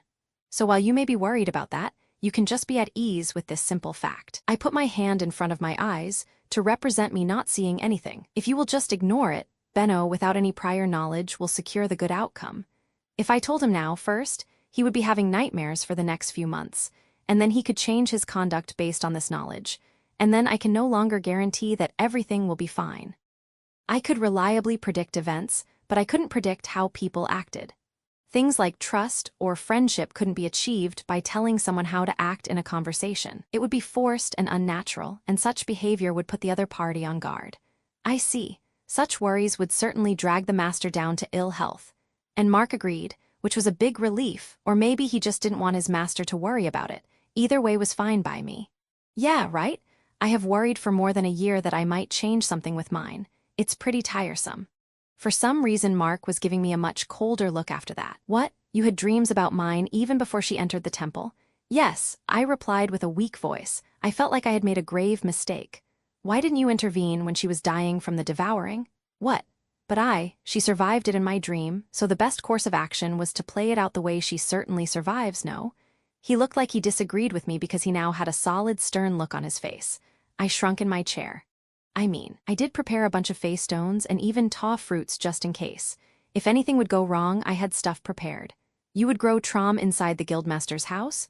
My answer was apparently a little bit shocking to him. Well, if I actually had a magic tool, I would obviously offer that, but I didn't have anything besides a bunch of fruits and stones. Hey, it was plan B for a reason. As I said, I was pretty confident that it would be all right. Okay, I wasn't really confident at the time. I remembered feeling uneasy for weeks. That hesitation probably showed on my face. Mark didn't sound angry, his voice was still low, but I could tell the tension was rising. I was looking down at the floor, unable to meet his eyes. After a brief pause, he continued with his questions. And have you seen some other instances when mine will get hurt? Not on the level of getting devoured by Mana. There will be a Trombe mission where she gets cut by a noble, but she won't be at risk of dying. That scene flashed before my eyes for a few seconds. And the spilled blood will attract Trombe that will almost kill her, but she gets rescued, and, as I was talking I looked up and then stopped. Mark wore a smile again, but he wasn't smiling. My hands were nervously fidgeting under the table. This conversation wasn't going my way at all. Mark was keeping his smile. You see, when mine collapsed, I found out that it isn't really good for my heart when I see her getting hurt. The same goes for Master Benno. There was a small pause that made me even more nervous. Could I selfishly ask you to consider my health? He wasn't asking. I could feel that pretty clearly from him. But if I change anything, I will derail other things, and then I won't be able to prevent the really bad stuff. I tried to defend my point.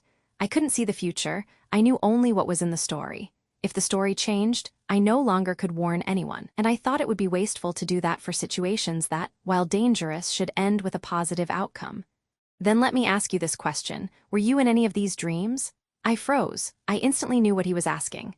No, I wasn't, I managed to say after a while. So if you weren't here, there would be no threat of any change, right? Right. I trembled. This was bad. So why are you in the temple? I was silent. Master Benno said that you had family trouble and lost your job. Am I correct to assume that the moment you were facing hardship, you conveniently forgot about not interfering? I continued my silence. I didn't know what to reply since he was completely right. I just lowered my head again. You seem to think it's fine when mine gets hurt because she will survive. Are you holding yourself to the same standards? No, I said dejectedly. I had no defense, so I think it should be safe to change something a little and still continue on our path. No, if you do that for me, I might persuade Master Benno and the High Priest that you are indeed not a threat. Otherwise, I might decide differently. He wasn't even saying that in a threatening voice, but I couldn't have been smaller at that moment. Fine. I wanted it to sound resolute, but small tears went down my cheeks at the same time, so I looked more pathetic than resolute. I wiped my face with my sleeve and forced an actual resolute voice. Please, lend me a pen and some board or parchment. Mark obliged me without a single word. I started writing immediately. What might that be? He was peeking over my shoulder. I'm writing instructions on dyeing feystones for mine. The starting part was like, under no circumstances mention this to anyone, not in my presence, not even in my hidden room. The Grey Priest tasked with writing this can be trusted. You are not. Forget about it the moment you are done. I then wrote the instructions based on what I experienced when I had done it. With the amount of mana mine possessed, it should be much easier for her, but I still wanted to be sure. Next came deciding how to give it to her. Fran was out of the question. He would immediately recognize that this wasn't from Ferdinand, and he would certainly report it to him. But Gil, it could just work with Gil. Okay, here is the plan. I will slightly change the outcome of that Trombe mission, but I will have to get some things first. Hold on to this letter and send me another invitation for tomorrow at third bell. If I am fast enough, it should give me enough time to get where I need to. I assume you won't be coming here tomorrow. He was really quick on the uptake. Was that his experience with doing work in the background for his master? Yes, I just need some excuse for my attendant. It's a pain to be constantly followed. I had just tied myself to work in the High Priest's chambers for the majority of the day. I could reliably leave just for that one bell when mine worked with him instead of me, and even then I was overseen by Jenny. We have plenty of time. The Trombe mission will happen after the Harvest Festival. I will tell my friend to bring a package here for you. It will be a bunch of feystones. You will add that letter I wrote to it and give it to Lutz. Tell him it's from the High Priest, and that he should give it to Gil at the workshop, and tell him it's for mine's eyes only. I understand. Mark nodded. It was kind of weird how he switched to being helpful without any remnant of animosity. But then again, from his point of view, it was probably me who switched my stance. Mine has enough mana to do this in a single night. She will probably do it in a few minutes. So then again take it back through Gil and Lutz. You then send me another invite, maybe use the name of some other company. I don't know how carefully my attendant goes over my letters. I pause to think whether I missed something. And tell the High Priest that I'm not a threat so I can actually ask him to bring me on that mission. I will see what I can do, Mark replied. I then stood up, said my goodbye and left back to the temple. My insides were whirling. I had actually told someone. I couldn't take it back anymore. But I was also glad that someone knew. A little bit of tension washed away. When I had thought about it back then when I arrived in this world, I imagined the reaction of telling someone be like, "Wow, Mila, that's amazing, thanks for all the warnings, we are grateful." I had to laugh inside about that naive projection. Judging by this confrontation, I should probably expect accusations of being heartless for not getting involved for such a long time, assuming I would actually get to that point. Nonetheless, Mark knew now, so we could at least share the blame if something would go horribly wrong. That made me a little relaxed. Preparation for the Trombe mission. I got back to my room during lunchtime. Wait, I was invited for lunch. I knew it had been just a pretense to interrogate me, but still, they could at least offer me an actual lunch. I was getting hungry. Jenny had already taken my leftovers to the orphanage. NGH, I can do one day without it. Is everything all right, Sister Mila? My disappointment must have shown on my face. Yes, it went fine. It was easy, actually, I replied with a confident tone. They wanted favor with the High Bishop and offered me money to use my connection with him. Naturally, I said that I have no connection at all. They told me to think about it, and I bet they will send me yet another invitation tomorrow. If I play dumb again and refuse to take the bait, I guess I will be out of suspicion. Was that a convincing lie? I didn't know, but I kept acting confident. I think we will be a much more valuable source than the other spy. I'm glad to hear that, Jenny replied. Lying was so much easier. After getting grilled by Mark for my truth, it was so simple to just pretend something like, yes, I'm doing my job splendidly. I then went back to work in the High Priest's chambers. He didn't react any differently. I wondered if he had actually known that Benno and Mark would approach me directly instead of just looking around through my background. What will they tell him anyway? I couldn't think about it too much. I didn't want to impact the speed of my work. I fully focused on being diligent. After my shift ended, I got my invitation, and so I had my excuse to leave the temple the next day. The morning came.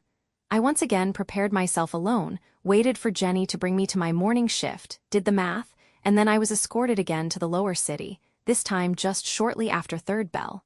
I had one bell to get things in order. I felt a bit restricted in my free time. Or, more precisely, I didn't have any. It was in stark contrast with previous months when I could spend weeks following people around and learning their routines. Now, I was the one being followed, and I had only this tiny window to act. I was running to the south gate with my goal being the forest where I used to gather. I wanted to speak with Bert and ask him to get me some feystones from traps they were running. Naturally, the best course of action would be not running all the way to the forest like an idiot, but catching him in his workplace where he did his Lehange practice. His workshop should be much closer, if I had known in which particular workshop he worked. I probably should have spent more time learning about people I knew than about people I had read about. I knew where he lived, but no one would be at home between the third and fourth bell. The rest of my schedule was filled with work, and I didn't think I could make up an excuse to leave the temple during the night. I had to compensate with a little running. I chose today because it should be Bert's free day, and he should be in the forest. At worst, his little sister Ness should be there, so I could ask her to relay the message. I slowed down halfway through the city and changed to walking speed a few dozen meters after the gate. My stamina didn't care about my time pressure. I caught my breath and managed to reach the gathering spot before half a bell rang. Okay, red hair, looking for red hair. I was bouncing between different groups of children, but no luck in finding Bert or his sister. Hey, Mila, I heard Zena's voice behind me. I had gone around her without even noticing her as I had been focused on one single hair color and nothing else. Oh, hello. What happened? She looked worried. I wasn't sure what to say exactly since a lot happened. With what? Your parents. I went to your home, and your father said that you are dangerous and that you probably left the city. Well, at least he thought I had left the city. That was encouraging. Please promise me that you tell them nothing about me. Why? My father wants me gone. He already got me fired from my job, and if he knew I'm still here, he would go after me again. I put my hands together on my chest and pleaded. So can you promise not to tell them? Yeah, don't worry. I guess you had a fight or something, right? That's an understatement. Yes, you're right. I shuddered when a few memories of that night blinked through my eyes. It was something I just wanted to bury and forget. I ran to the temple. Really, the temple? If you needed help, I would. I stopped her by waving my hands. Don't worry, it's not that bad. I just no longer have time to go anywhere. But there are a bunch of orphan children that are coming here lately, no? She was right, but my circumstances were a bit different. I wasn't sent to them. But I really wished I would have. Everything would be so much easier if I was a gray robe. Nope, I should stop moaning. I looked at Zena. She was a seamstress, which gave me an idea. Hey, do you know the Gilbert Company? Sure. Do you know where they have their store? Sorry, I don't. Well, I hope my instructions will be enough. I mean, they are still on that one Main Street, so it won't be that hard to find. I then told her where she could find the store and asked her to relay that message to Bert. I also gave her a few empty and dyed feystones that could be used as an example for mine. So you want a bigger magic stone from him? Yes. And you want him to go to that store and give it to someone called Mark who works there? That's right. I was thinking that maybe I could get some bigger feystones from that shop at the market which buys them, but I didn't know if they also sold them.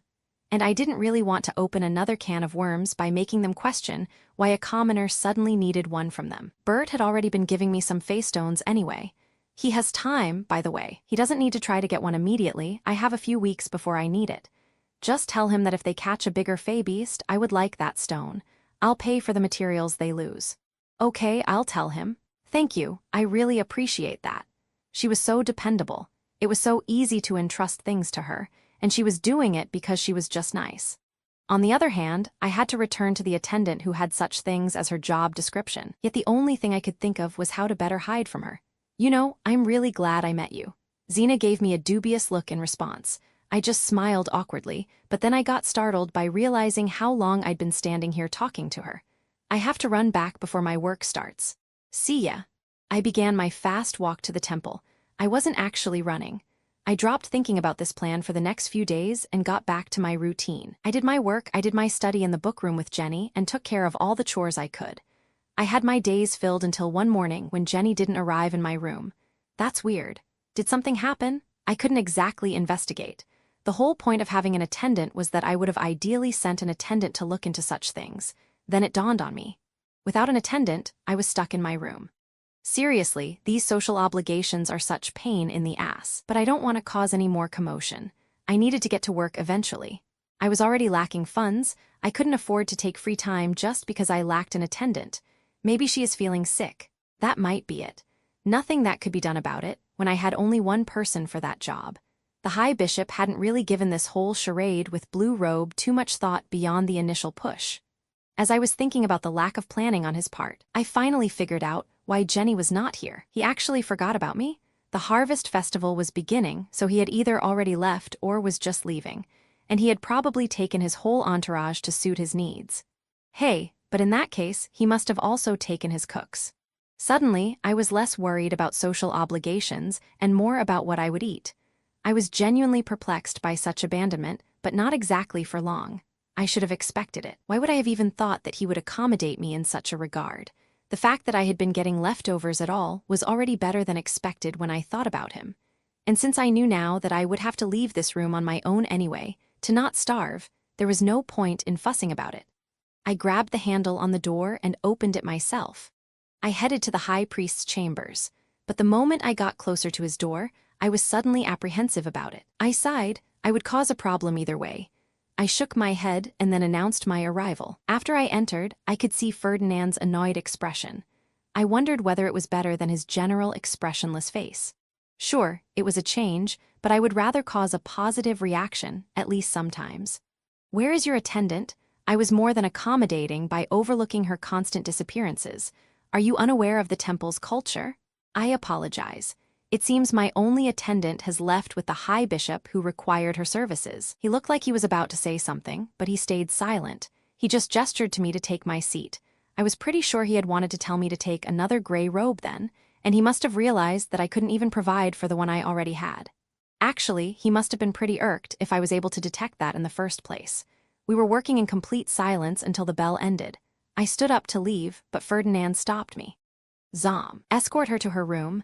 As you wish. He knelt and then stood in front of me. I'm grateful, I said, and then we left the room. He brought me to my place and then left. I waited for a few moments to be sure he would be gone, and then I headed to the gate. On second thought, it wasn't that bad. Blue priests were leaving the temple. There was literally no one outside of Ferdinand who would have a problem with me just bumbling around alone.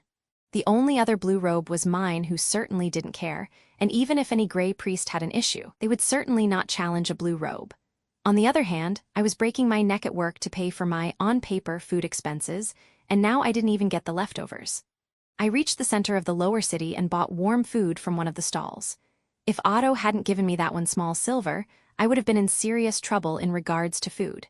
This way, if I budgeted it right, I could overcome the whole harvest festival fast, without an issue. After I had eaten, I continued towards the market and bought some cheaper ingredients for cooking. I then returned back to the temple and took the service stairway. I was exploring a little to find a kitchen. With blue priests leaving, and the majority of their attendants as well, I could probably slip into one that would be empty over the harvest festival. I just have to time it at some odd time when no attendants will be around. Same goes for the well outside. And I definitely needed to find where exactly the communal disposal for chamber pots was. I left my food supplies in my room and continued exploring until I finally found it. That made me relieved since it was almost fourth bell. I just headed straight to the high priest's chambers. Once again, I was standing there in front of the door. I felt silly to be so tense about opening it. I wished Ferdinand had just sent someone to open it since he knew when I would be entering anyway. Then I noticed a gray priest walking at a fast pace in my direction. It was Zom. Great, I can enter with him, but when he reached me, he knelt in front of me. I'm deeply sorry. I wasn't able to find you in your room. I facepalmed internally. Since Ferdinand had already sent him to escort me to my room, of course, he would have sent him to escort me to my work. I should have been in my room after all. There is no need. I apologize for leaving my room prematurely. I felt ashamed, but thankfully Zom left it at that, and we entered the chambers. I hastily started with prepared documents to get into rhythm and forget everything. Lately, the workload has diminished somewhat though. Sometimes, I hadn't even been present for the whole 3 bells. Granted, it could have been Ferdinand having some other responsibilities, but even then, I could tell the piles were smaller. It would probably get busier after the harvest festival. There would be all that tithe, which would have to be accounted for, and the winter was actually the season when all those budgets, reports, and summaries were made. At least, it was that way at the gate. I assumed that it was this hectic here in other seasons because temple finances were in shambles. And of course, Ferdinand was probably going through all these in great detail, specifically to find evidence of all the high bishop's embezzlement. As I was wondering about the state of finances, Fran entered the room with mine in his arms. She was so furious that she didn't even notice that I was there. Fran peeked in my direction, but then he focused on Ferdinand. I returned to my sheet with numbers. I remember now, this is the time when that blue priest messed up the bookroom. I was half listening with a subtle smile. Ferdinand and mine disappeared into the hidden room, and after a few minutes they came back. Mine was now wearing a face full of enthusiasm. I was grinning on the inside as she darted out. Still slowly, though. It was nice that things still happened similarly to my expectations. Maybe the High Bishop's indifference towards me was positive after all. Him caring so little about me meant him not changing things too much. I continued with my shift until I completed all that I had to do for the day. I took that opportunity to ask Ferdinand about my plan. High Priest, may I ask a question? You may. It's usually after the Harvest Festival when Trombe extermination missions occur, am I correct? Yes, you are correct. His eyes focused on me. Obviously, he didn't expect that kind of question. Is there some hard rule that Shrine Maiden can't attend them without her ceremonial robes? If there was, I had to change my whole plan with the promise I had made to Mark. With my current budget, I could barely afford second-hand socks, let alone a luxurious robe. Ferdinand thought about it thoroughly. His eyes were closed for a while. I believe there is no hard rule, but attending without one demonstrates to others that you can't afford one and damages your social standing. Yeah, they will be looking down on me, but whatever, I can actually attend. Ferdinand fixed me with his eyes again. Why would you want to join such a mission anyway? I was just thinking, if there was another blue shrine maiden that would need to prove her worth in front of the nobles, wouldn't it be advantageous to pair her with someone she can be easily compared to on favorable terms? That's true, he agreed, and it looked like he was interested in the idea, but after a small pause he added, but it would be to your detriment. Although he seemed more suspicious rather than worried about my well-being, I decided to ignore it. I don't mind. I would like to ask you to bring me as well. Very well, if a Trombe occurs this year, you will be allowed to join. Peachy if... That was like one thing I was sure I couldn't mess up. Okay, just to be safe, I shouldn't be too sure about it. I was very conscious that I could jinx it somehow. No matter though, with Ferdinand's permission, I had all I needed to change the outcome of the Trombe mission. Slightly. I left his chambers escorted by Zom. Getting the feystone and time off, I breezed through my work for the next few days. My problem lay elsewhere. Doing anything besides work was time-consuming since I did everything alone. Cooking for 2 people took almost the same amount of work as cooking for one. The same could be said about laundry, cleaning, or going to market. Difference was that 2 people could split their workload and end up with more free time. I would have rather done it in bulk with a group, but I couldn't exactly knock on the orphanage asking if they didn't need a helping hand for a few weeks, although it wasn't really all that bad. There was no one to follow me inside the temple. It was nice to not feel strained and having to come up with excuses. Outside of work, I could just leave, no questions asked, though I was only leaving to buy stuff at the market. Overall, I got used to that routine as well. And just like that, I received yet another invitation from the Gilberta Company. I didn't know the gray priest who brought it. He looked a bit disconcerted because he had to interact with me directly. I just asked him to leave it on my table, and he swiftly left. I wondered how exactly this system for letters worked. Especially since my very first letter addressed specifically to the orphanage director had gotten me an audience with the High Bishop. At least, I still received this one, and that was despite the fact that I didn't have an attendant who should have picked it up on my behalf. The next day, I visited Mark at the store. He entrusted the package to me with a smile. "Your friend went through quite an ordeal." What, did I cause something? I was instantly going through all the possibilities of me causing yet another screw-up. "You don't have to be so restless. I had a nice talk with him yesterday." Mark then went to describe the events to me. Apparently, Bert's friends came to check on their traps as usual, only to find there a much bigger fey beast. It had previously destroyed all traps and taken the feystone they had been using as bait. Thankfully, even though the traps weren't enough to lift it into the air, they were still enough to get it entangled in them, so it was at least stuck in one place. Still, they rather called some soldiers to kill it for them. Bert then bought rounds of beer for the soldiers and promised to pay up his friends to secure the feystone for me. Wow, he is still a Lehange. That must have been a ton of money for him. All because I had asked for a feystone. I definitely had to pay him back. "I still have some money. How to get it to?" I mumbled to myself. "I asked him to come today after work," Mark replied. "Great, you are thinking ahead." I opened the package. All the feystones inside were dyed. 2 tiny ones from Shumil's, one dyed by me, the other by mine, one from an infant, one from my fight with the Xanthi, and one even larger. Though still small, I think I have just a skewed perception. After I had read so much about all those big feystones in the story, these regular ones all looked small. The biggest one was dyed by mine, so I got what I wanted. I took out all the others and gave them to Mark. I didn't really want to part with the one I had gotten from the Xanthi, since I had literally fought for it, but I wanted to give something bigger in return. "Please, give them to Bert. They will need new bait." Then I took out my remaining coins. I guess he didn't mention how much he paid for it. Oh, I don't think he wants to be paid for it. He mentioned he would be satisfied with just the replacement for the lost feystone. Yeah, obviously, without it, they couldn't use those traps. That was a given. I wanted to repay the money he had lost on top of that. "You are also giving him spare ones, no?" Mark had taken the feystones, but he didn't want to take the money. I was not going to push it, but I made a mental note to do something to repay Bert. The High Priest said that I can participate in that Trombe mission. With this stone, I have everything I need. Glad to hear that. I left the store and returned to the temple. Regular work continued to diminish, and I eventually got more free time, so I resumed my visits to the bookroom. It wasn't as if I was obsessed with the books like someone I knew, there just wasn't much in terms of entertainment. Honestly, even working and chores were preferable to sitting in my room and being bored. And then one day, Ferdinand announced he would be leaving the next morning. Oh, right, he also has his assigned duties during the harvest festival. It had completely slipped my mind since he hadn't departed with the other priests. Someone's lucky to get things done quickly with his high beast. I was jealous of that since I had never left the city. It was a far cry from my previous life when I could visit foreign countries on a regular basis. But now, I had whole days to myself. It was pretty much a mini vacation in itself. The next morning, I left the temple as well and went to the forest. It wasn't like I needed to gather anything in particular. I just wanted to see the others. As I was walking through the lower city, I wondered if I should have postponed all that ordeal with the feystone acquisition to the present time. There was no oversight on me at the moment, and I had the whole day available. I shook my head. It was pointless to think about it now. At least I didn't have to worry about it from now on. I reached the forest at a more leisurely pace than the last time and readied my knife. My goal for today was filling my basket with mushrooms.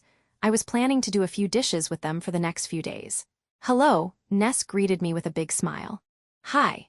We banded together and continued wandering around.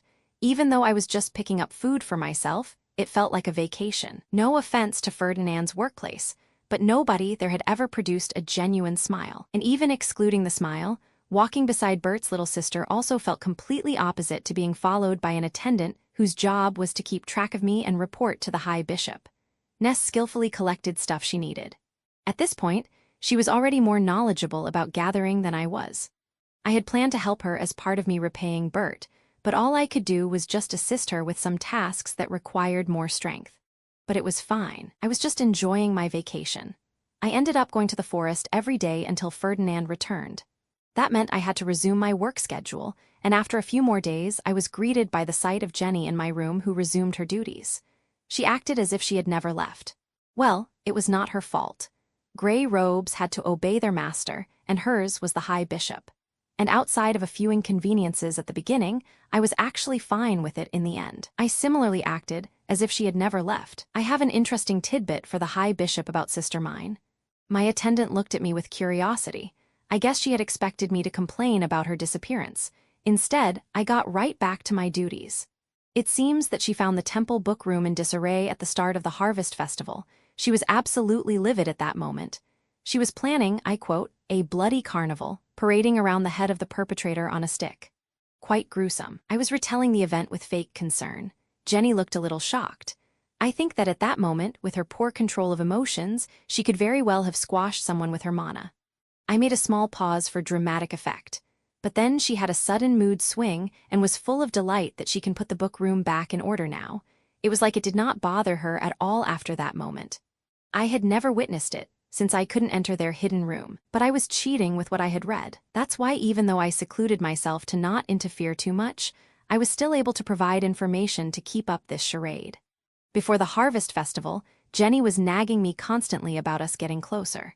But once I started producing information regardless, she stopped pushing. It was much better since I could filter whatever I thought was important. If I was actually in regular contact with mine, Jenny could report what she saw directly, and I had a feeling that she would be much better at it than a child like Delia, who had started her spy work with a declaration that she was a spy. This particular information with mine's outburst should be without any value, but since the High Bishop was so petty about her, I thought he would find it valuable just for the satisfaction of knowing. I had a bunch of harmless news in store that could be used.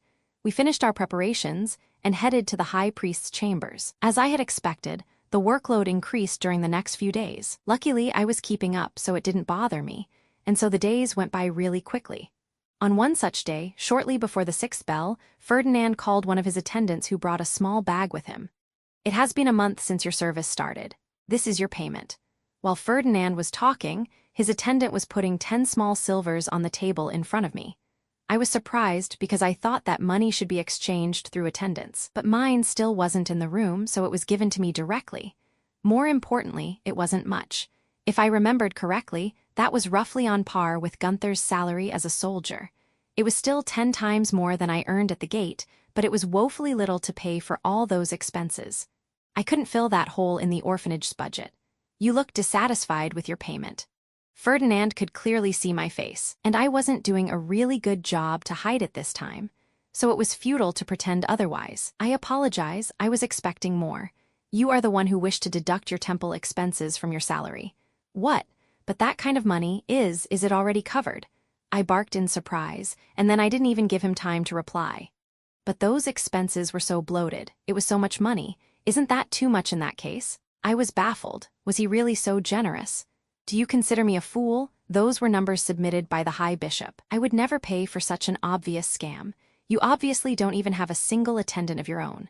I negotiated with the High Bishop to revise those costs into something more reasonable. I was glad, but why even send that board my way when he never planned to use those numbers? Or why didn't I get to do math on the board with revised numbers? I had been worried for the whole month for nothing. It left a sour taste in my mouth. Meanwhile, Ferdinand ignored my displeased stare and continued. "Your robes were spare, so they didn't have to be paid in advance. They are being deducted from your income until the end of the winter." That sounded reasonable at least. Now that I knew where I stood in terms of finances, it wasn't so bad. Nobody was starving or freezing because of me, so I relaxed. I would also like to discuss you being seen carrying groceries to the temple and sneaking into one of the vacant kitchens. You realize that's not an acceptable behavior for a Blue Shrine maiden? Come on, you know I don't have any attendance, I know it. We both know it's just a charade by the High Bishop. I wanted to say those things out loud. I understand. I apologize. With that, I wanted to stand up and leave, but I remembered that I couldn't actually do that. So I just sat there until finally Jenny arrived and escorted me to my room. Judging by how Ferdinand had called the High Bishop's expenses a scam, I could at least understand why he wanted that whole conversation out of Jenny's ears. Then again, if he was willing to break the social norms, why chastise me for my visits to the kitchen to make my own food? Trombe mission 2 days later, I was sitting in the temple bookroom. My time was filled with reading prayers in one of the bigger Bibles. Well, more like one particular healing prayer for a ritual. Jenny was standing beside me looking at the same text. Suddenly, the door opened and a gray priest entered. Is this the day? Was my very first thought, and I was right. He has informed me that there was a summoning by the knight's order. I thanked him as I closed the book. We followed him right to the noble's gate. Since I didn't have the ceremonial robes, I was ready to go immediately. But as we were moving through the corridors, I began to feel hot. I was really nervous. At the time, I didn't really care that I would be seen without proper attire, but as we were closing in on the actual event, I was getting rather self-conscious. It was no longer something that I had just read about from the safety of my home. Any disgrace could have far-reaching consequences. I know it was my idea, but it was that same feeling when you had misunderstood the theme of a party, and you are now the only one in a bizarre costume. And it didn't help that it was a gathering full of nobles who could just kill you if you displeased them. We reached the massive gate. Ferdinand was already standing there in full armor. How did he get into it so fast? Oh, right, it's a magic tool, he can just make it appear. I was losing my focus. The gray priest who brought us here knelt before Ferdinand and then walked away. Jenny, you may resume your duty as well. I was dismissing her since attendants weren't needed for the actual healing ritual, and obviously I didn't want her there when I would be attempting to prevent harm to mine. That would be like the opposite of what was my job description in the eyes of the High Bishop. Keep your attendant at your side, Ferdinand ordered. Why? Seriously, why? There was no need. He knew that she was the High Bishop's attendant. I nodded and Jenny stood by my side. This is why I don't want to change anything. I try something and people just act however they like. I complained silently while Arno brought Fluttering's staff. Mine arrived after a couple more minutes. Ferdinand prompted her to show her ceremonial clothes, and she did a whirl for him. I stood there motionless, imitating the background as much as I could. It wasn't that hard to not stand out since mine was constantly surprised by new magic around her, while Ferdinand also constantly reprimanded her to be quiet. Honestly, I couldn't blame her. I knew about everything beforehand, and I, too, was in awe. I mean, it's magic. Magic is cool. After the massive gate opened for us, we entered the nobles' quarter and continued towards the knights. Ferdinand and Karstedt greeted each other, and then Ferdinand introduced mine to him as the shrine maiden that would be performing the ritual. Just her. I was so glad to be ignored, though Karstedt did look in my direction with a curious look. I had my plastered inconspicuous expression on me, and that was my plan for this whole thing. I would not say a word, and ideally, everyone would just forget I was there. The knights brought out their high beasts. I was a little apprehensive. Not actually about the flight with a high beast, I just didn't know which knight was giving me a ride.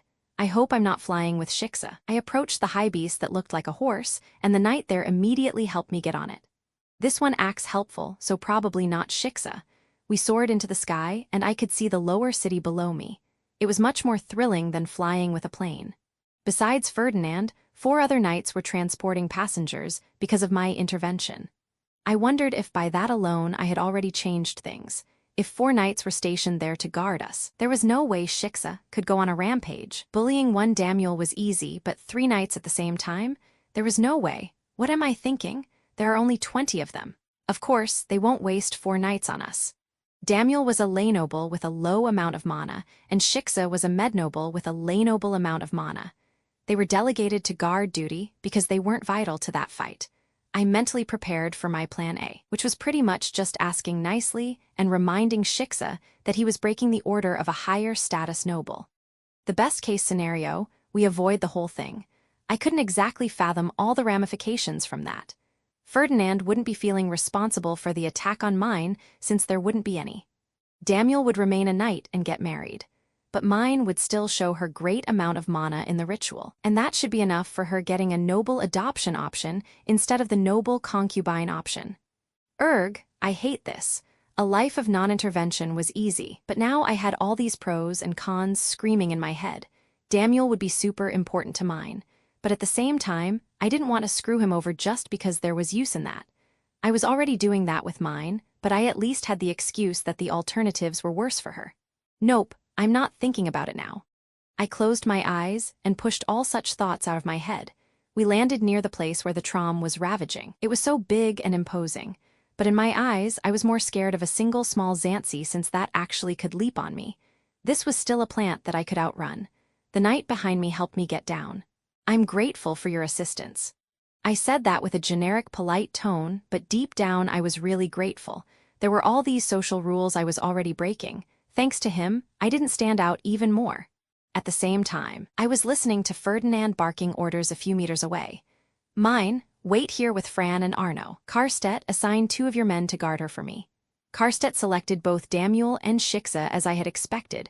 Both of them climbed from their high beasts. I watched Ferdinand put mine down on the ground, and then he looked at the guards. Guard the apprentice shrine maidens closely. Allow no harm whatsoever to come to them, not even a single scratch. He said them? Woohoo.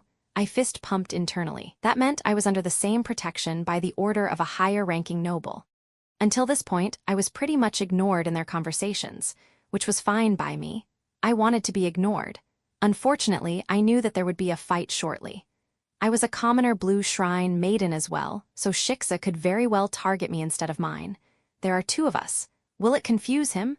Maybe he will be too confused to do anything. I didn't have too much hope in that, though. And just when I was thinking about it, blue light started falling on the knights.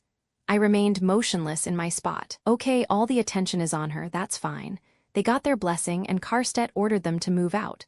The high beasts flew up towards the Trombe. That sure was a pointless blessing. What are you, stupid? Shixa started immediately after they left. He didn't sound confused at all. He had his eyes on her since that blessing. Is that blessing what caused his antagonism? He lacked mana, and she had just shown off by blessing everybody. I had been scared that I could become his target, but he ignored everyone else and focused completely on her. I watched them as Daniel was explaining the fight around the Trombe, while Shixa was getting more and more antagonistic. I was getting really familiar vibes as I was seeing it unfold. There was that tension and fear I was so used to. That atmosphere when every insult had put a load of pressure on me, as I had been expecting to get hit afterwards. Bad memories were stirring inside me. The moment Daniel stepped aside after hearing "Know your place," it went pretty fast. Shixa pushed Fran away and then grabbed mine's hair. He ripped out a few strands. I didn't remember that. I remembered the knife and the Trombe afterwards. Was it like this in the story? He kicked her, and her small body was flying to the ground. I didn't remember that either. I should have intervened sooner. I made a dash towards them the moment a knife appeared in his hand. I got there with my fist closed right after he knocked Daniel's hand away. Lord Shixa, I apologize, but I'm not enough to perform the ritual if you harm Sister Mine. Such failure will certainly anger Lord Ferdinand. He stopped in his tracks. Great, a confused look. He was staring at me as if I had just teleported there, but only for a second or two. Then he slapped me by the back of his hand. Filthy commoner! And that was the end of my plan A. Not that I put too much thought into it. It wasn't such a bad hit, I had received worse. But still, the metal glove made it more impactful, and I was sent to the ground. Here goes plan B. As I was falling, I opened my closed fist and threw a feystone in the direction of Mine's feet. Oops, I said with a deadpan voice. Here comes the distraction. A few moments after the dyed feystone touched the ground, rumbling started, and immediately after that, Trombe sprouts burst out. I successfully skipped the step when mine was going to get sliced. Now all I had to do was to wait until Ferdinand would arrive and hope for the best. But the best always seemed to be slacking in these kinds of moments. The sprouts grew way too fast. In a few seconds, they went up to mine's shoulders. I thought that mana from her blood would be more potent, so I had gone through that trouble with acquiring the bigger feystone. I had feared it wouldn't even attract the Trombe in the first place. This was bad. The whole point of the feystone was that it was a one-time boost. Unlike blood dripping and constantly feeding it to grow, the feystone would make it grow once and then it would slow down, completely avoiding risk of death. Daniel immediately jumped in there to help her, but I stopped him. No, mana feeds the Trombe. Start with the darkness prayer. I yelled, but Daniel turned my way with a puzzled look. What was the problem? Then a second later, realization showed on his face, and he began reciting while Fran got closer to mine.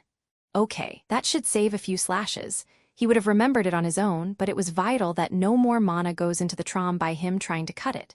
I looked at the vines. They slowed their rapid expansion. I almost collapsed on my knees in relief. I shook my head. There was no time to waste. I still had the most potent weapon of all around me until Daniel would finish his prayer. My plain old knife. Fran, you are stronger than me. Please use this to cut the vines. He took my knife without a word and started slicing them. While the rapid expansion looked horrible at first, now that it was much slower, my fear began to melt. Well, I was on the outside, I could feel that way. Mine probably didn't share such thoughts. Sister mine, do not worry. The moment the darkness prayer will be finished, you will be out of it. I tried some words of encouragement. I felt like an older sibling who had harmed the younger one during a game, and now was trying to keep them from crying by saying it was not a big deal. Daniel finished the recitation and acquired his black weapon, so I just kept my distance. He cut the vines without a problem. A few seconds later, a bunch of black arrows impaled everything around him and mine, and the Trombe began withering after that. Ferdinand landed beside them. There were still few sprouts, but they didn't look like a threat anymore. Mine seemed fine, though the Trombe still managed to destroy her robes. Now my biggest fear was what would come next. Had anyone seen my hand during the dispute, I was the one who threw the feystone. Shixa cutting mine would have been pretty straightforward, but if someone noticed me throwing the stone during my fall, I would be the one responsible for this mess. I watched Daniel and mine from afar as Ferdinand was interrogating them. He then moved to Shixa and questioned him, and then he returned back to the duo. They talked for some time, and then Ferdinand looked in my direction. Damn it, I really hoped I hadn't put myself up for execution. He gestured for me to come, so I fearfully moved towards them. Mila, you were also close during the time of this incident. Ferdinand started in a dispassionate voice. I don't like this at all. My thoughts were pretty defeated. If someone saw me then, we are trying to figure out how mine caused this Trombe to appear. I blinked at Ferdinand. Are you serious? Did I just switch the blame from Shixa to her? This was absurd. Damn it. I can't keep the blame on her. All my muscles tensed at that moment. I apologize, but I was probably the cause. Both Daniel and mine stared at me with wide eyes, but Ferdinand looked still pretty calm. I was given a dyed feystone by a friend, and I always keep it on me. When I was hit, I must have dropped it on the ground. Its mana probably attracted the Trombe. Technically, every single thing from that was true. Well, maybe except me using the word probably. Mine looked relieved by that revelation. She was surely glad not being the cause of the problem for once. Hit by what? Asked Ferdinand. Now was my turn to look at them with wide eyes. Did they not discuss what happened? Do you want to die or something? Put the blame on that guy, seriously. When Lord Shixa was about to gouge Sister Mine's eyes, I pleaded before him that we couldn't accomplish this ritual without her. He hit me for speaking as a commoner. I apologize if I spoke above my status. When I heard Messer and saw the knife, I panicked. See, this is how you put the blame on someone, though I stared to the ground. I was deathly afraid that Ferdinand could have read it on my face, and I couldn't exactly fail mine for this. I had caused this all by throwing everything out of whack. Originally, mine would have solved this all by herself. When I looked up, I saw Ferdinand with a smile. Not a good one, that rather freezing one. But it didn't bother me as this time it wasn't directed at me. Thank you, Mila. Your perspective was really valuable. I walked away as fast as I could. I saw how Ferdinand once again grilled Daniel, then mine, and then he went to Shixa. I was sure that this time they were discussing the actual event. Soon after Karstedt arrived, I could see him discussing things with Ferdinand, and then the two guard knights knelt before them. Karstedt yelled with his strong voice, which meant they did talk about the things I was hoping they would. Meanwhile, I was hanging around the 3 attendants who came with us. We were all watching from afar at a safe distance. Sister Mila, I would like to return your knife. I thank you very much for lending it to me. Fran was kneeling beside me, so I took it back from him. You are welcome. It should have probably been Jenny taking it from him, but she was just staring at me the whole time. She was the next hurdle I had to overcome. We waited there for a while until other knights arrived. No rod had been cast, so they didn't rush here immediately. After everyone gathered, it wasn't long before we were transported to the wasteland left by the Trombe. Since I couldn't sneak into their conversations, I didn't know exactly how it all went. I had pitched my presence here to Ferdinand as taking someone inadequate to make mine look better. I obviously based that on Shiksa, and I hoped he still would be the one forced to do the prayer before mine. I had memorized it, and I was ready to go if asked, but still, I didn't want to make a fool out of myself in front of all those knights. I would rather be as invisible as I could. And finally, something went according to the plan. Ferdinand asked Shiksa to take his part so he could fail miserably. I was off the hook. I could watch with relief as mine was receiving the staff after him, and I smiled as wind was waving my hair. The ground around us was bursting with greenery to the surprise of everyone except me. The healing ritual was a great success. Excuses after the mission, I returned to my room shortly after we got back from the noble's quarter. Jenny was following me silently the whole time, yet once she closed the door, she addressed me. "Sister Mila, we were really fortunate today, weren't we?" I interrupted her before she even had a chance to finish her first sentence. She regarded me with a puzzled look, so I faked being surprised as well.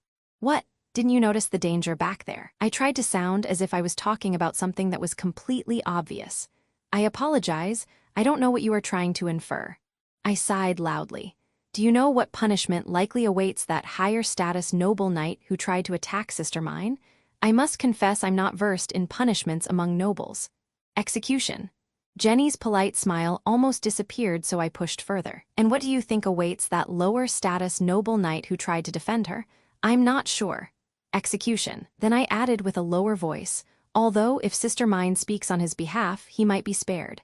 After that remark, I immediately shot up again. "Now, following this pattern, what do you think would happen to us commoners?" I asked that question, but once again I didn't give her time to answer. I was just pushing. The nobles like sweeping punishments. I saw them once discussing burning down multiple towns just because a single mayor from one of them disrespected a noble. Okay, maybe I didn't mention the whole story in that particular event, but only I actually knew that. Do you remember what the high priest said about Sister Mine after that ritual? Again, I wasn't letting her reply. I was done with relying on others for their replies. That she is under his custody. After I answered yet another of my own questions, I continued with a contemplative tone. I was already getting that idea while working all that time under him, but I couldn't exactly speak about it without confirmation. But he publicly declared that in front of the Knight's Order. I paused and looked at Jenny, but she didn't say anything. I guess she wasn't sure whether I would interrupt her again. I put a tinge of concern on my face and pushed again with my worried voice.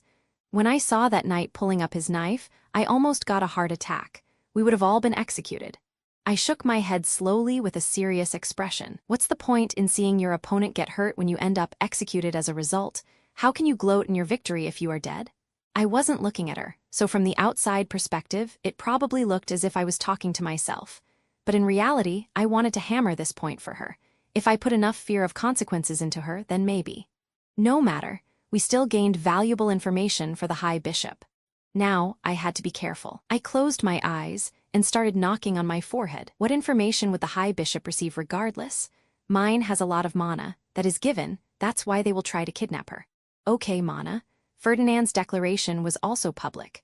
Shiksa's mother will seek revenge as well. Those were all things that he would have learned even without me, so I might as well claim credit for it. Inform the High Bishop that Sister Mine demonstrated having an enormous amount of mana. Many knights were looking at her as valuable prey. She will certainly be sought by other nobles. It might benefit him greatly if he can accommodate them. Jenny did nod in agreement to that. Did she buy that? There was no point in guessing, so I just continued. But don't forget to mention that the High Priest declared publicly his custody over her. It will be much harder to get to her in the temple with him present. I then added one last bit. Also, I think the offending knight was a son of Jeeb Daltolf. His family might be greatly receptive to the High Bishop's issue with Sister Mine as a result of this event. Well, more like just his mother. As you wish, I will now go to inform the High Bishop. She knelt and left the room. I threw myself on the bed. I was drained. I think I leveled up in pretending. I recalled the good old days when all I had to do was to pretend that I was a normal child in front of Otto. After a month of Jenny's pushing and nagging to be more proactive, I had my act together. My work was cut for the following days, as Ferdinand had some different arrangements. So I spent the time in my room looking over other prayers and rituals. I didn't want to wander around when everything outside was in a state of flux. What do people even do here for fun? It was my constant thought every time I got bored from reading and stepped away from it for a few minutes. I had nothing to do otherwise. I made a few laps around the room and then went back to reading, until one day when I was informed that my work would resume the next morning. Here we go, back to my routine. I entered the High Priest's chambers at second bell. Jenny escorted me to my chair and then left. I took out my things and grabbed the first board in front of me. "Clear the room," Ferdinand ordered. All of his attendants stood up and left the room. I watched them all. None of them even tried to do some fast finishing moves to get a good stopping point. It was almost as if they had known beforehand. I didn't like it. As the door closed, I knew I was in trouble. I turned back to Ferdinand with a polite smile. I didn't think I had a chance in any pretense, so I just waited for what he wanted to talk about. Yesterday, I was asked quite an interesting question by mine concerning a certain feystone. Would you know anything about that? I closed my eyes and breathed in heavily, then my head dropped as I pushed the air out. I see that you understand. Yes, I do, I replied, frustrated. She wondered whether I was this friend who gifted you the dyed feystone, since I had apparently asked her to dye one a few weeks ago. He said and then added, "Oh, do not worry," she didn't forget to add afterward, "Oh, right, you said in the letter not to discuss it with you. Sorry." It sounded weird when he said it with his low voice. Honestly, I sympathize with your failure in relying on her to keep quiet. He paused for a moment. His focus was completely on me. I would like to hear your version of that event. He was surprisingly calm about this whole thing. Now that it was out that I hadn't accidentally dropped the thing, he certainly knew that it had been planned ever since I had asked him to bring me on the mission. There was no point in any excuse. I'm willing to tell everything. I just need to ask whether you have already used the magic tool to look into Sister Mine's memory. His expression didn't change at all. He wasn't giving me much to work with. I really needed to know because if I did this before his journey into her dream world, I had absolutely no idea where it would lead. Only the Archduke can approve the use of such a tool.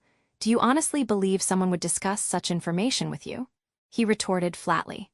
Then let me ask this. What was the color of fire in the previous household that Sister Mine occupied? Ferdinand glared at me for a pretty long time. My body was itching, but I didn't move. After what felt like ages but could have been seconds, he finally moved. If I recall correctly, it was blue. Great. In that case, a year and a half ago, I had a series of dreams that depicted future events surrounding mine. There was a mild surprise on his face, but not really as much as one would expect after hearing that information. Well, it was after he already found out that mine had memories from a different world, so this wouldn't be the strangest thing this week. You asked me about my version of the Trombe mission. I can tell you what I saw in my dream. And then I went over what I remembered from the story. Granted, after such a long time, I couldn't recall everything, but still, I retold everything I could. From the moment the ordinance brought the summons, to the moment mine left the temple and met Lutz waiting for her. Ferdinand listened intently. He patiently waited, never once interrupting me during my speech. Thinking back, I failed miserably with that Trombe. It didn't occur to me that everyone would focus on the Trombe and not on the fight before it. Why wouldn't we focus on a Trombe that appears unexpectedly? It sounded so obvious in hindsight, I felt embarrassingly stupid. I know, that's my fault. Since I knew the correct order of things, it was easy to miss a clear connection, when in my mind I just skipped a step and then continued with the next step. I sighed. This is why I didn't want to intervene at all. I can't think of all the connections that change the outcome. Ferdinand looked at me with disbelief. It probably sounded like a discrepancy, complaining about changes after making the change. Why did you then intervene? Because I was scared when you had me investigated. I am a commoner. You are a noble. I didn't want to be deemed a threat and then made to disappear. So I decided to tell one of the merchants the truth. I do actually have a valuable warning that I wanted to tell mine at a certain moment in the future, but he got angry at me that I didn't intervene when she got harmed. Then I promised that I would change the outcome slightly in return for him speaking on my behalf. I explained. Judging that we are having this conversation, I changed it badly. I added with a quiet voice. At this point, Ferdinand was tapping on his temple with closed eyes. He was certainly thinking about something. You said you wanted to tell her at a certain moment. What's so important about that moment? He went right to the point. Lady Veronica's fall from power and her imprisonment. Ferdinand hurriedly opened his eyes. This was the first time I actually got a strong reaction from him. I knew why it was important for him, but for me it was also serious as well. I had told myself about how it was for the greater good, but I couldn't deny my own selfish interest. It was about my safety. Coming out after that point was basically me talking with the winning party of a political shift. There would have been much fewer threats to me. You saw that in your dream just like the Trombe mission? Yes, I didn't want to touch anything until then, because I was afraid that if I tried to improve something, the final outcome could change just like the Trombe mission. He looked at me with a smile. Again, not with a good one. In that case, wouldn't the surest path to the right outcome be if we stuck you into an isolated cell where you can't influence anything until that outcome happens? Was that a threat? Or maybe he was just thinking out loud. But he wasn't wrong. My absence would mean less chance to derail everything. I lowered my head. Yes, that would be for the best. You have no problem with that. He sounded surprised by my reaction, but what exactly was there to object to? And it wasn't like I had actually any place from which I would be taken away. I'm already stuck alone in my temple room, with my biggest social interaction being sitting silently in your office during work. At least I wouldn't have to constantly pretend in front of my attendant how greatly I serve the High Bishop. That constant oversight is draining me. I meant that as an explanation, but towards the end I was just complaining. I see, sadly, that connection to the High Bishop is exactly why I can't just send you away. He was thinking once again while looking at the obstacle in front of him, me. So what are you going to do? I asked eventually. Nothing, he replied nonchalantly. That final outcome will happen even without your help, no? That's right, I confirmed. So just don't interfere any further. Do not speak about this to me or anybody else unless you notice something glaringly different from your dreams. I can do that. Was he actually going to ignore this? I mean, I don't mind, but isn't he even curious about stuff that can happen? If someone showed me that they knew the future, I would totally ask about all sorts of things. Or was my talking about that Trombe extermination event enough for him to piece together which consequences changed or didn't? He looked content. It looked suspicious. Great. By the way, a small warning for you. Viscountess Daldolf might have a grudge against you. Why me? Seriously, I was just there, why me? Not just you and mine both. While all the other nobles might be attracted to mine's vast mana, and so they pretty much ignored you, she has a different reason for seeking both of you. Mine will be protected. I plan to do no arrangements on your behalf to not further any more change. You should just stay in the temple at all costs. I didn't know if I should be praising him for getting that whole non-intervention idea so quickly, or complaining that he abandoned me so easily. I was tilting towards the second one. But as I searched through my memories, I didn't think Shix's mother intervened directly in the story at this point, so I actually should be safe in the temple. Wait, what about the spring prayer? Can I stay in the temple? I can't say for sure. Ferdinand crossed his arms. I started to panic. They tried to kidnap mine multiple times during the spring, and they only failed because she had noble guardians and traveled by a high beast. If I just went normally, even a bunch of farmers could grab me out of the carriage. What? Why? Then send me at least to the north, far away from all that mess. Haldenzel or something. Hold on, why Haldenzel? Once again, Ferdinand was fixing me with his eyes. No reason, I just don't remember all the provinces in the north. That one stuck in my memory. As far as I was concerned, Ilgnur would be the best option based on how they treated their commoners. If I went there, they wouldn't have any problem with me. But they were also in the south, and I wanted to be sent as far away from there as possible. But Ferdinand didn't really buy my response. You wouldn't use a particular name if you just wanted to go north. Why that one? Well, a little future knowledge, I guess. As I said, I don't know every noble in the north, so I don't know which would or wouldn't have a problem with me. I know those faraway rural provinces are much more relaxed in relations between the nobles and the commoners than here in Ehrenfest, so they probably won't give me too much grief for being a commoner shrine maiden. Though my main reason was different. And they are denied chalices by Lady Veronica's influence, so they suffer from low harvest and threat of starvation. So just by showing up with something, it would guarantee me a great welcome. I guess the optimal outcome would be me just traveling to the closest towns near Ehrenfest and speedily retreat back, but I could already see the politics. The High Bishop and his allies were the ones who got the best and shortest routes. Hey, I am technically the High Bishop's ally. Alas, judging by the fact that he forgot about me during the Harvest Festival, I couldn't count on that. As I was thinking about all the other alternatives, Ferdinand was debating my very first option. That makes sense, but as you said, it's by her will that there are no chalices in Haldenzel. There's no way to redistribute current chalices to accommodate them. Well, can't we just use more? I have already said that I plan to not change anything on your behalf. He deflected me pretty solidly. I could provide mana, but I can't provide any magic tools. Is it a problem of chalices or mana? Mana, obviously. Then I can do that. I have mana, right? But Ferdinand didn't look convinced. You had mine dye a small feystone in your place. Now you want to fill a whole chalice? That was actually true. I didn't have that much mana. Maybe my view was a little bit skewed by the story. It was from mine's point of view, so despite everyone complaining about a mana shortage, there never actually was any point when a shortage of mana was an issue. For mine. Nonetheless, I didn't want to give up on this. The alternative was me being sent somewhere randomly, right to the door of some noble with a taste for a little kidnapping. Or if I got sent to Daldalf, it would be basically a death sentence. I had someone constantly watching over me. Yes, mine can do in a few minutes what takes me hours or days, so obviously, I let her do it rather than explain that to my attendant. But I could do it. I was compressing my mana, so I should have more than before. I felt confident that I had more than other blue priests who had never learned compression. Maybe not the high bishop, since failing to become an arch-noble still meant having more mana than any regular noble of lower status, but I thought I could pull it off. More importantly, just like mine, I'm in my growing phase, so I will have more mana a few months down the line. He didn't look like he was against the idea, so maybe I was right.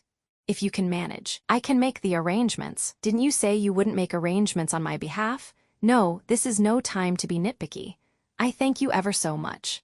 After that, Ferdinand signaled his attendants so they would return to work. From that day onward, he would just ignore me. I still continued my work for him though, and it wasn't like he had ever talked during my work shift. Technically, not much changed on that front. Shopping for the winter, I was sitting in my room and looking at the purse that contained 10 small silvers. A year ago, I told myself that if I actually had the money, I could start a business. Now I had the equivalent for 1 month of the salary of a soldier. Nonetheless, I still had no idea what to do with it. I always came to default things like steam engines or electricity, but those were all things that needed a bunch of previous tools and infrastructure to even function. That was something that would need decades of improving. Why can't I think up some small stuff? I had stopped this thinking a long time ago, and even now, when I had some money on hand, I didn't come up with anything better. So I switched to my potential expenses. Warm clothes for the winter seemed like a sensible option. I was thinking of going with just the cheapest option from the most southern part of the city. After all, I could hide them under my blue robe. Ceremonial robes were still out of my league, and I was just planning to be that silly little commoner who couldn't afford those during upcoming ceremonies. Other possible expenses weren't much better. I didn't know what the salary of a cook was, but if I assumed that wages weren't too different among basic professions, I could hire one. Unfortunately, that would take 100% of my funds, so I couldn't actually afford buying ingredients for the cook. That kind of defeated the whole point of hiring them. Which meant I still couldn't be a food provider. And without me providing food, I couldn't support an attendant. That meant I couldn't improve my relationship with Jenny. She was the High Bishop's attendant, and nothing about that could be changed with all its consequences. I guess I couldn't take her from there even if I had enough money. You couldn't just take an attendant from another master without their permission. And I didn't even know whether I was an attractive option. No amount of money could compare against status here. I was a commoner, and he was a noble. But then again, she was jealous of Wilma and Rosina, and they served a commoner shrine maiden. I was interrupted from my thoughts by none other than Jenny. She brought me another invitation from Mark, although this time he used a different company name.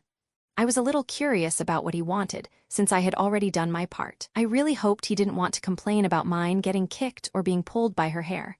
I thought her not getting cut by a knife was enough. I departed the next day after my morning shift in the High Priest's chambers. It was getting colder by the day, so this would be a great opportunity to buy winter clothes. I stopped by the Gilberta Company, where Mark already stood outside. He looked worried.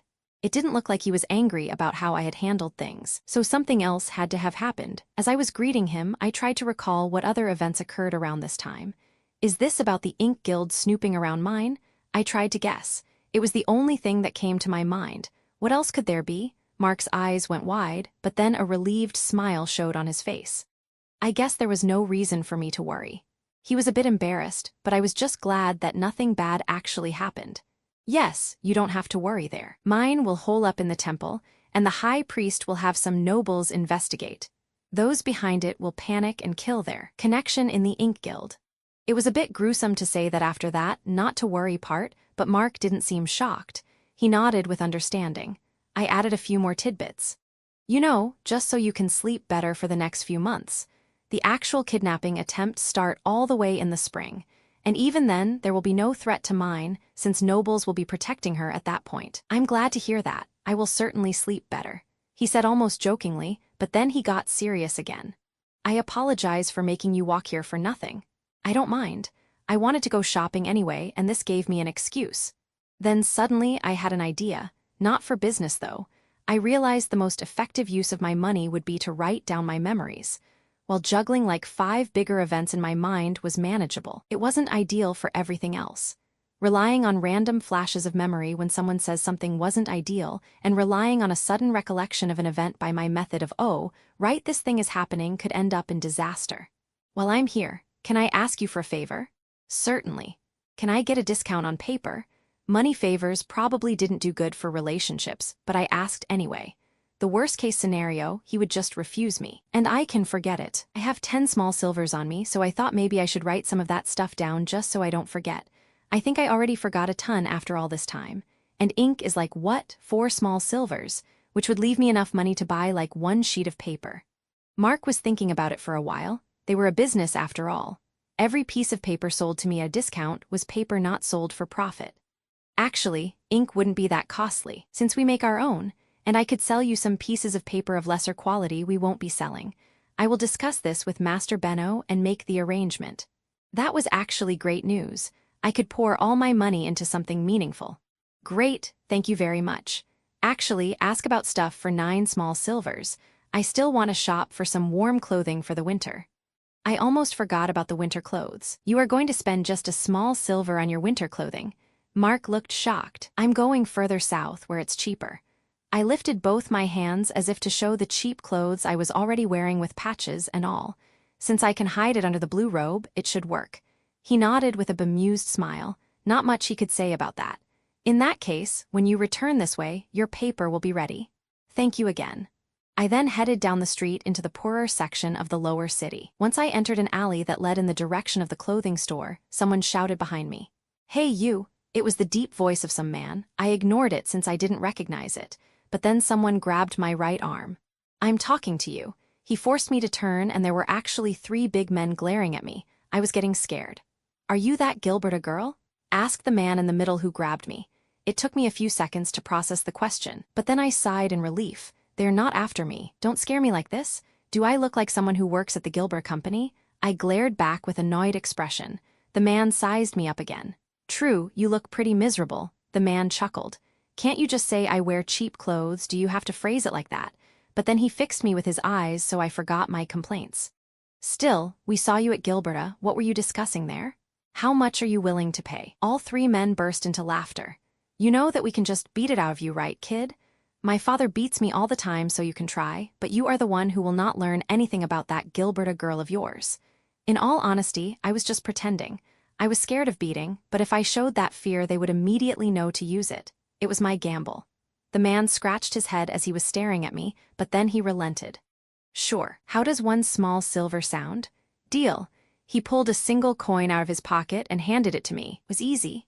I did 1 errand there and I overheard them talking about some girl coming their next water day. They mentioned something about new ink, but they are a clothing store, so I don't know about that ink part. I wanted to pat myself on my back. I thought I sold it pretty well. And the most important thing, the next water day was almost a week from now. By that time, mine will already be in the temple. No, the ink fits, said the man in the middle. Yeah, that is our girl, right?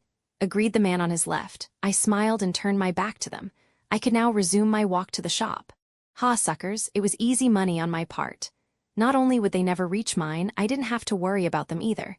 If they are part of Wolf's gang that gets killed, nobody will come after me for giving bad info. Damn it, now I feel guilty for scamming someone who gets killed. Why did I have to think about it? I frowned. I couldn't just tell them about it, so I continued walking away. It was pestering me at the back of my mind. But then I got grabbed again. The man, who was previously talking to me, lifted my hand and opened it with force. He took the silver coin he had given me. Word of advice, kid, always think about the after when negotiations are over. He then shoved me away and returned back to the other 2. They were laughing as they left the alley. That was close. Guilty conscience averted. Suckers. I managed to reach the clothing shop without any further problems, so I could finally do some shopping. There were piles of clothes to choose from. I put great focus on parts that could sometimes show from under the robe, like hems of sleeves. But other than that, I cared only about them keeping me warm. I probably shouldn't have spent 90% of my salary on the paper, though, since that one remaining silver couldn't buy much even in this cheaper establishment. Now I regretted again that my scam hadn't come through. Having a budget of 2 silvers instead of 1 would be much better. I spent what I could, and then I returned back to Gilberta. Mark went outside and gave me my package with paper and ink inside. In return, I gave him my 9 small silvers. "Thank you, I really appreciate it," I said as I walked away towards the temple. When I arrived nearby, I put my blue robe on, got through the gate, and was greeted by Jenny, who escorted me to my room. There I put away my bought clothes and sat down at the table. I peeked into the package and was pleasantly surprised. There was ink and 8 pieces of paper of various quality. Still, it felt really stupid. I couldn't push away memories from my past life when I put a pack of 500 of them into the printer without any thought. Me being happy about 8 pieces of paper which weren't even white seemed absurd. Sadly, nothing could be done about it. I still spent my monthly wage on it. As I was peeking inside, Jenny was looking at me with a curious expression. She probably wondered what made me smile so brightly. This could be a gift. I had wondered for some time how to approach her. All of her expenses were paid by the High Bishop, so I didn't have anything to offer in that regard. All I was doing was basically just talking about consequences for us commoners to make her afraid to pick a fight with mine and her attendants. But what if I offered her some of that paper as a gift? She could use it to produce some art of her own if she wanted. Would that just pour more salt on that wound, or would that make her at least a bit happy? I didn't know. I wanted to try it, though something back in my mind screamed about the costs. It's my monthly salary. I pushed away that scream and took out the 3 nicest-looking pieces, then I put them on the table. "I did a little shopping and brought you a gift." I pushed the paper towards her. "These are your own property. I can also share some ink, or you can use something different if you want, so I am curious what you can create."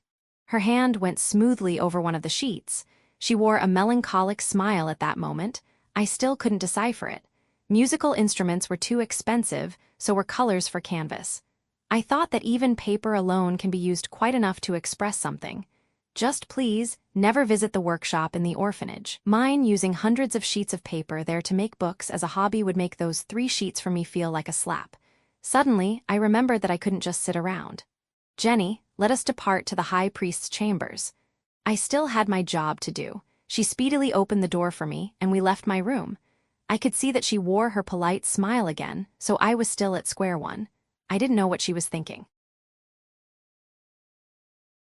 Getting through the winter, a strong blizzard was raging outside.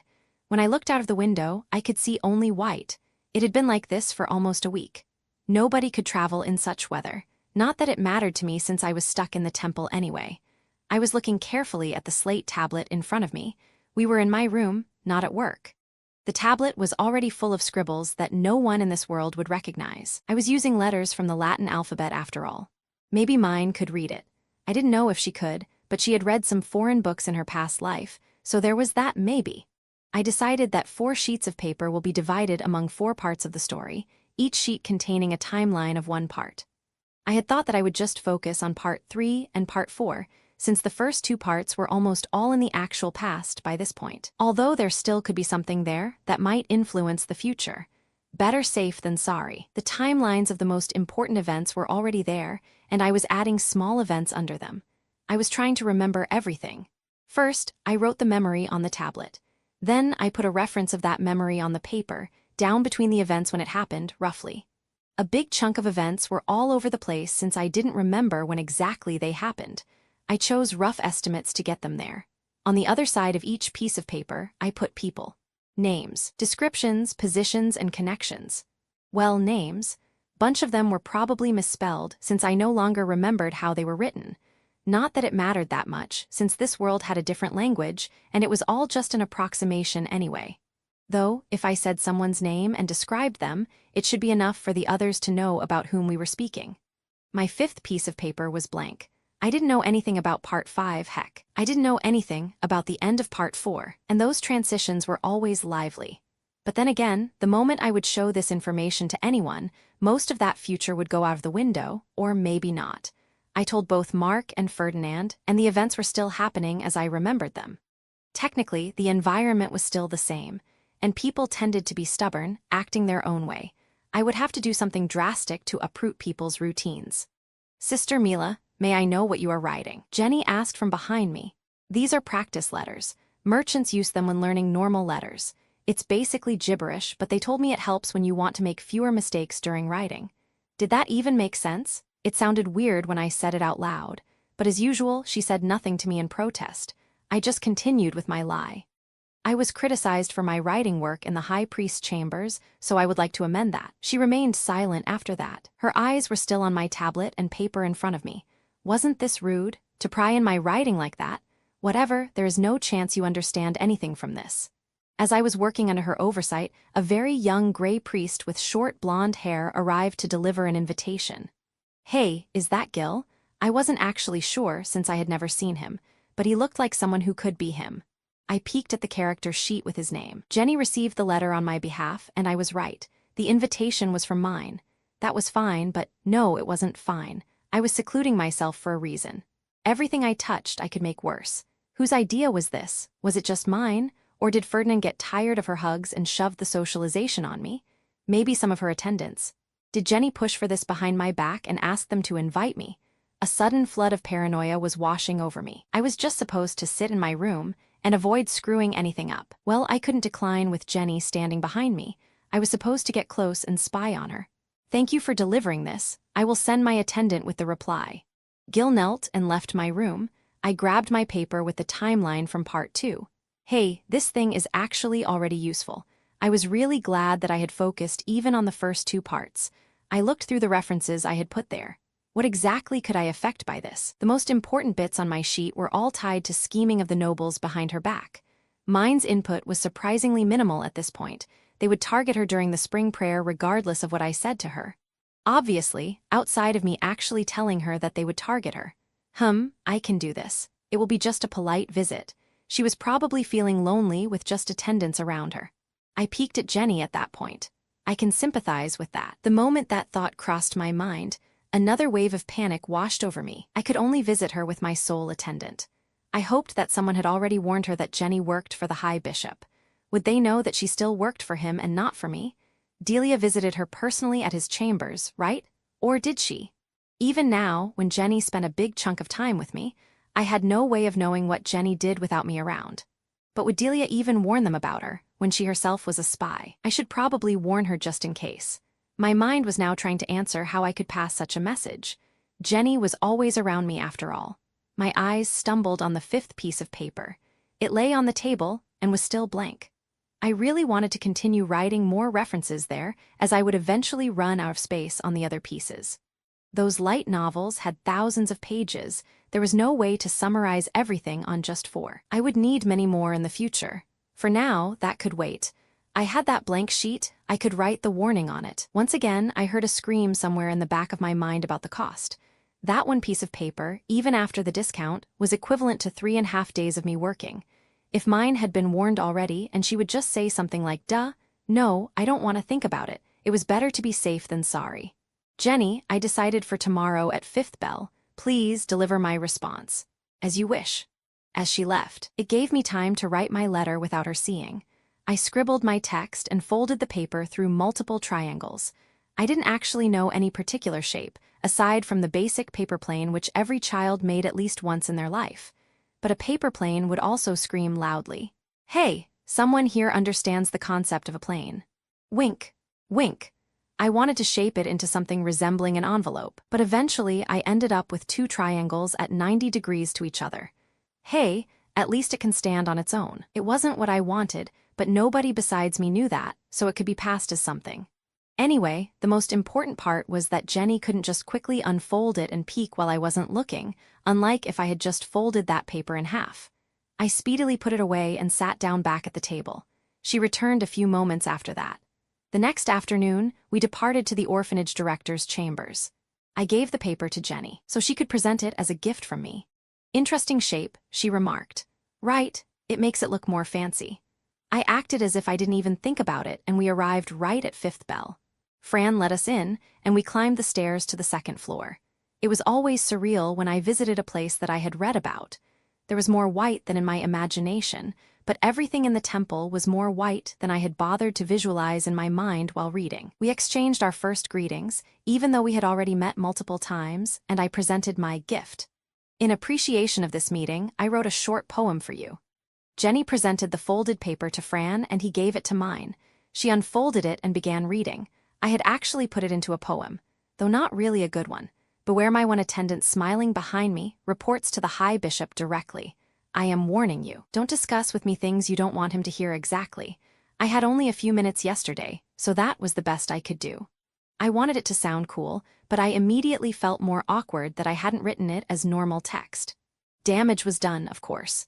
There was no way I would waste valuable paper on redoing it, though mine's reaction made me immediately forget about it all.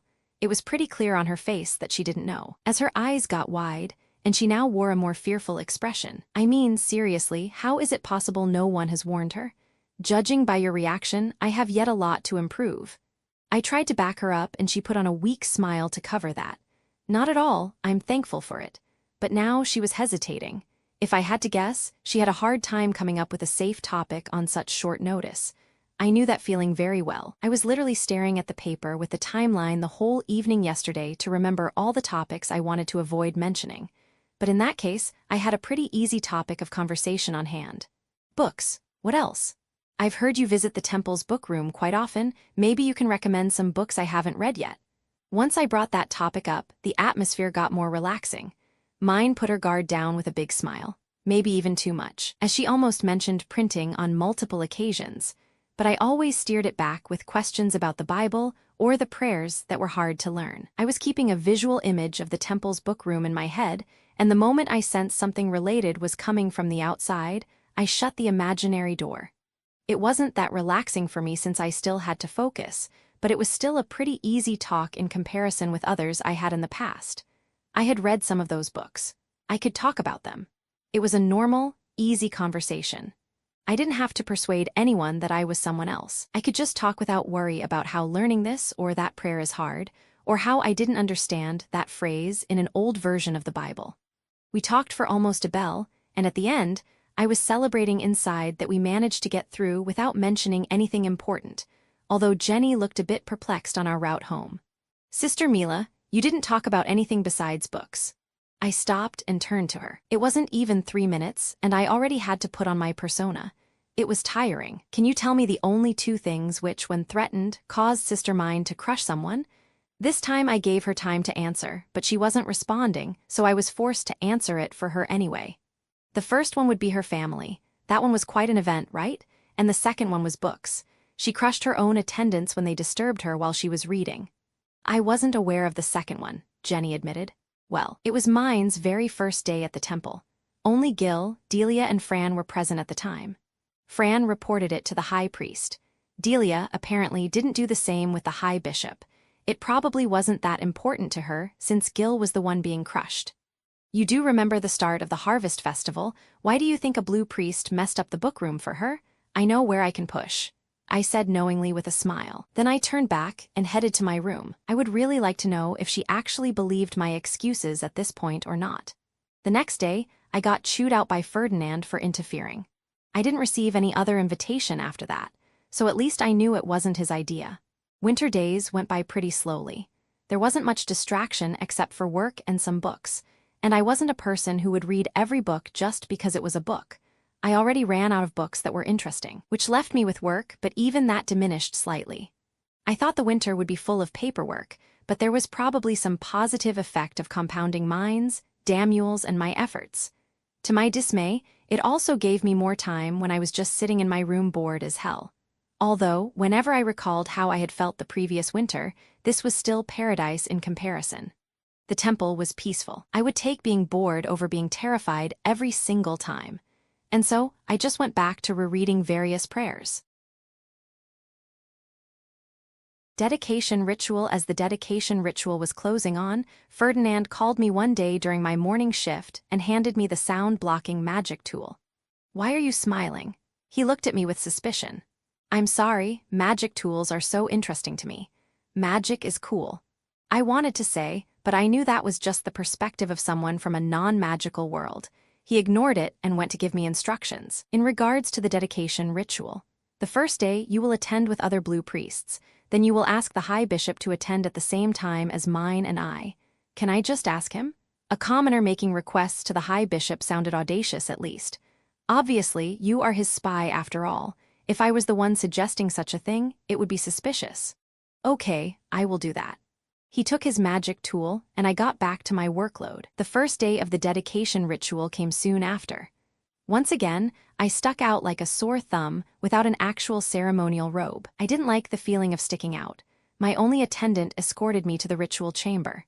The few blue priests inside looked at me with a curious look which morphed into ridicule after a while. She doesn't look like she can afford one, I caught among the whispers. I was just smiling awkwardly and continued looking between the altar, chalices, and the red carpet. I consciously wasn't making eye contact with anyone. It wasn't actually that bad. The first moments of standing out were nerve-wracking, but then I just replayed in my mind all the memories from the story after mine had become the High Bishop. It really made it palatable knowing that there was a time limit on this. Another couple of priests arrived. They largely ignored me, which was preferable to be honest. I was waiting in the corner until the arrival of Ferdinand and the High Bishop. They also completely ignored me, which was comforting at this point. The ritual began shortly after. I knew what I had to do, I knew the words of the prayer, so the act alone went without an issue. It was actually kind of relaxing. As I pulled my hands away from the carpet, I felt satisfied. The High Bishop and the other priests started to leave the room. I peeked at Ferdinand, who was staying at the altar, and he gestured to me with his head to move on. I set out at a fast pace behind the High Bishop. I walked around a kneeling mine and caught up with him before he could enter his chambers. "Ah, you," he greeted me with a friendly smile. "Ah, you, did you forget my name? Okay, maybe I wasn't the right person to be shocked by that since I had never referred to him as anything but the High Bishop because I couldn't remember his exact name. It was something like Bezenvast, I think. Commoner names were much easier. More importantly, he regarded me in a friendly manner. That must have meant that he was satisfied with my spy work. That was great. I wondered if I could be of more use since I noticed that Sister Mine is attending the ritual separately. Would it be possible to use your higher authority and persuade the High Priest to let me in so I could observe them? Great idea. Commoner shrine maidens belong together after all. He grinned, showing his good mood. I am grateful. I knelt, and the High Bishop entered his chambers with his escort. After that, I stood up and went to my own room. My task for today was finished. The next day, I entered the ritual chamber after all the other priests had left. Ferdinand was already there, and mine came in shortly after. She looked at me, but she didn't seem surprised, so he probably informed her beforehand. "Let us begin," Ferdinand commanded immediately after the door closed. Not wasting time for anything else, I put my hands on the carpet. I was apprehensive of today's dedication. I didn't forget that offering mana in a group put the most risk on those with less mana, and I was certainly the one with the lowest amount in the room. I tried to set up a hard limit to control how much mana I would be letting go.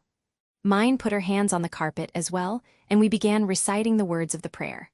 Crap, this is too much. At first, I thought I had it in the bag as I was holding on, but the forced outflow gradually increased. It started like a small stream, then turned into a small river which grew, and so at last it felt like a flood. Come on, isn't this enough? I shouted inside and began uncompressing mana to keep up with the drainage. That made me fine for a while, but I started to feel sick. It was getting worse and worse. "We can pause here," said Ferdinand. "Finally, I've almost collapsed." I complained to him internally.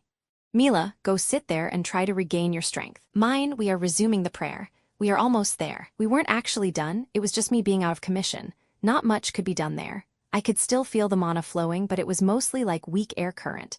They finished the mana offering after a few more minutes. "Are you okay?" Mine asked me. Judging by her expression, I must have looked bad. "She is fine, you can go." Ferdinand drove her out of the room. He obviously didn't want her to interact with me too much. I understood that. I had basically told him he would successfully reach his goal, and the only thing potentially threatening it would be me changing something. I wondered if he was now second-guessing himself at everything like I was. "You look awful," he said when there were just the two of us left. "You said I was fine." I was a little bitter about his statement. After all, he could have paused the ritual sooner for me. "Those are two completely different statements," he retorted. "Is my mana too low after all?" My only frame of reference was that yesterday was quite relaxing for me, while today I felt completely drained. That meant I was somewhere above a blue priest and below Ferdinand and mine, which was a completely useless scale, as that was like saying somewhere between 0 and infinity. No, you are just not used to the movement of large quantities of mana. It should improve over the next few days. His words put my fear of being inadequate to rest. If it was just an issue of acclimatization, that could be overcome. Compared to yesterday, your addition here should account for one more chalice in the span of 5 days at this rate. Unlike me, Ferdinand was able to ascertain my impact quite precisely, and it was actually pretty good. I had a solid reserve there. Now go rest. Standing up was rough. I felt weak, but I managed to stumble out of the ritual room. Jenny showed an actual emotion of shock when she saw me, so I must have looked as I felt. I slowly conquered the stairs and reached my room. There, I just fell on the bed and tried to relax. That day, all the chores were done by Jenny. I didn't have enough energy to move. The best I could do was to sit when she brought my food. She really was reliable at her job. If only I didn't have to constantly fear her motives. I was probably being unfair. Complaining about her when she was doing all the work around me while I was lying on the bed didn't feel right. Maybe I should buy more paper for her. Although I should probably save up some money. While I wanted to reward her somehow, since I still wasn't the one paying her expenses, it didn't sit right with me to throw big chunks of my income on gifts. It was basically living above my pay grade, but I still wanted some paper for more future notes. Maybe a compromise, 50-50 split. I would save up 5 small silvers every month, and use the other half for the paper purchase, and I could squeeze one piece of paper from that as a monthly reward for Jenny. She would gain at least this much for serving me. Although, just one of something still felt inadequate. I feared that just one piece wouldn't be regarded as a bonus, but rather a displeasing reminder how little she was receiving overall. But am I not doing the same thing with that one chalice? Suddenly, I was self-conscious about that whole plan. My initial idea was that I would be greeted warmly because they were denied chalices and I was bringing one. But Haldenzel was a huge province. It wasn't some small patch of land ruled by a lay noble that was nominally owed only one chalice. What if they didn't treat it as a bonus from me, but rather as mockery? They were denied chalices, and now they would receive just one, brought by a commoner shrine maiden. Wouldn't they think of that as an insult? I regained most of my strength by the evening, so I was able to have a bath, and in the morning I felt completely fine, as if nothing happened the day prior. Yesterday, I was quite worried, but if I could get together after every day, I could ask Ferdinand to let me fill 2 chalices. If there won't be any hiccups, I should manage it. Barely. All I had to do was to repeat yesterday every day of the dedication ritual, so I went for another round. I got sick and had to stop prematurely once again. Nothing really changed there. I had hoped that the second try would be easier, but it wasn't really, so I was just sitting in the corner while Ferdinand and mine finished. After she left, I asked Ferdinand about my idea. Are you mad? You are sickly just from your current flow. How do you expect to go even faster? His refusal was adamant, but he misunderstood my intention. I don't want to go faster. I would just collapse. I tried to explain. Then you certainly won't finish it in time. At our current rate, we will end the filling of chalices in 5 days. But are you not going to bring additional chalices from Frembeltag? I won't. He stopped and sighed with an irritated expression. His eyes were closed. I'm going to, right? Sorry for revealing that. I gave him information that he wasn't supposed to have yet, but was I really at fault assuming that such a decision should have been made long before the actual ritual? I blamed Sylvester for this.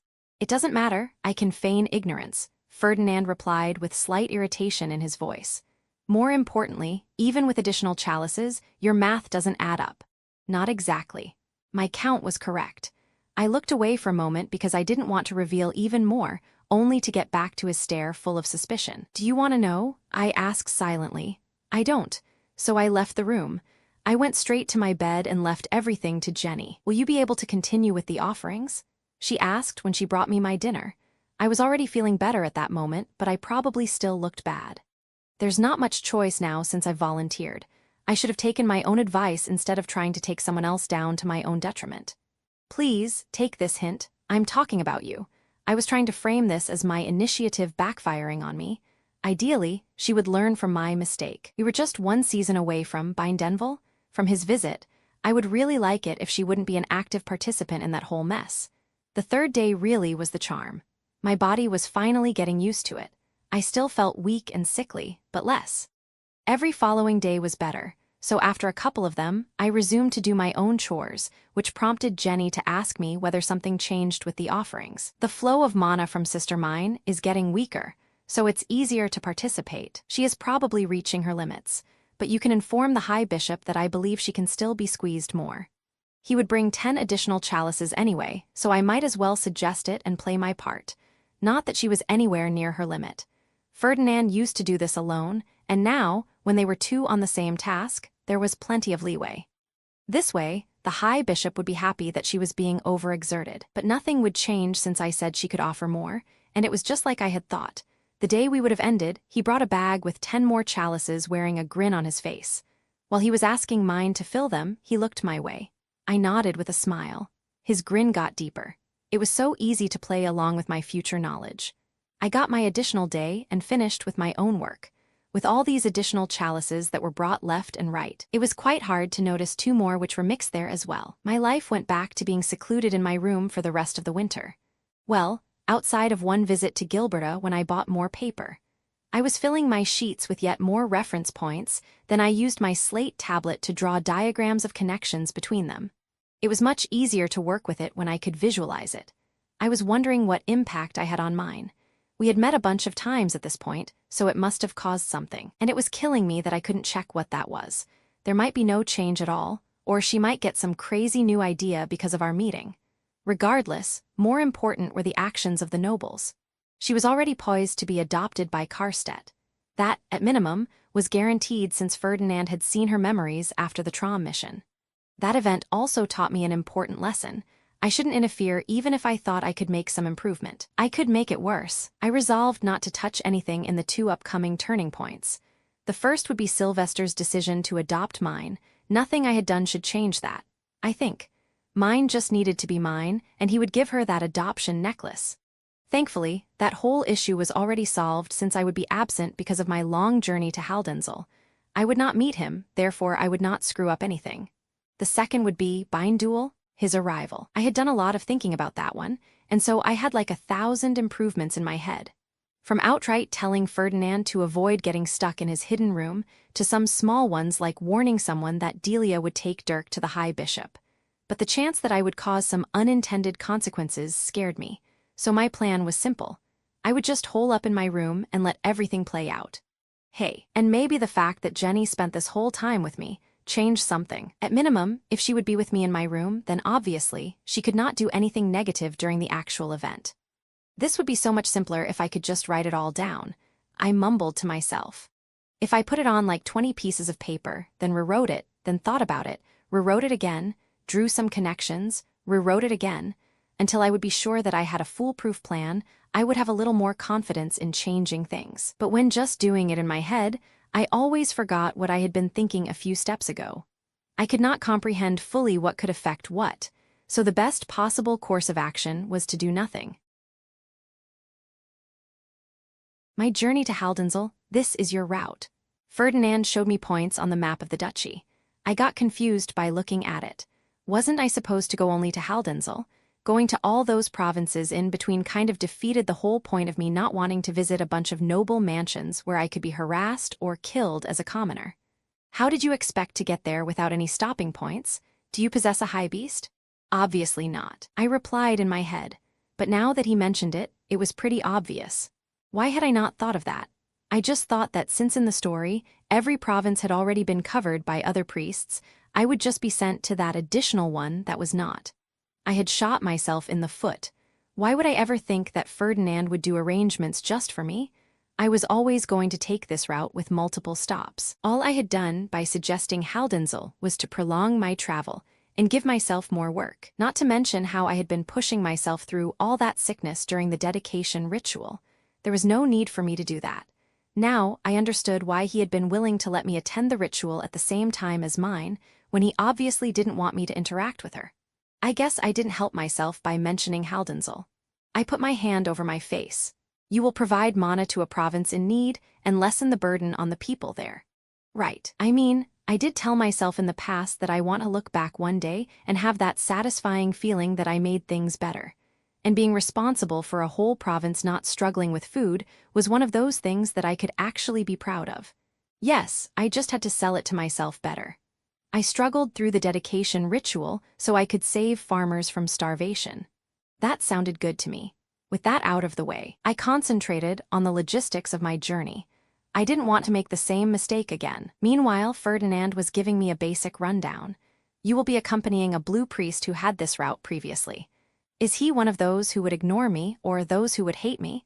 If I had to spend weeks getting abused, then maybe the nobles would not be my biggest problem. That's irrelevant. I chose him because he struggles with money. He will probably just ignore you. Will I be bribing him?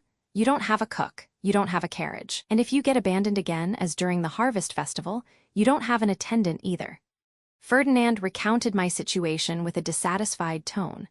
I was a troublesome package he wanted to send far away, but my lack of funds made it quite a difficult problem. But if he paired me with someone who struggled with money as well, we could save up on expenses. Oh, so he will share with me some of those since he pays for them anyway, and saves up on costs. Right, exactly, Ferdinand agreed. You had an income during the winter, so you should have enough in savings. Crap, I bought all that paper. Couldn't you tell me this sooner? While I was complaining inside, I asked with a weak voice about the amount. How much will I have to pay him? 2 large silvers. I breathed out with relief. Minus 1 small silver, that was exactly how much I had. That made me suspicious. Did Ferdinand know how much money I had on myself? It seemed too exact, but I was just glad that I could afford it. Was that cheap or too expensive? I had no idea. 2 months of salary seemed like a lot, but compared to the expenses that the High Bishop had sent on my behalf, it was much less. It had been a scam, but he must have based it on something, so I just thought of it as an average for a blue priest. But Ferdinand said that this priest was struggling with money, so he might be on the poorer side.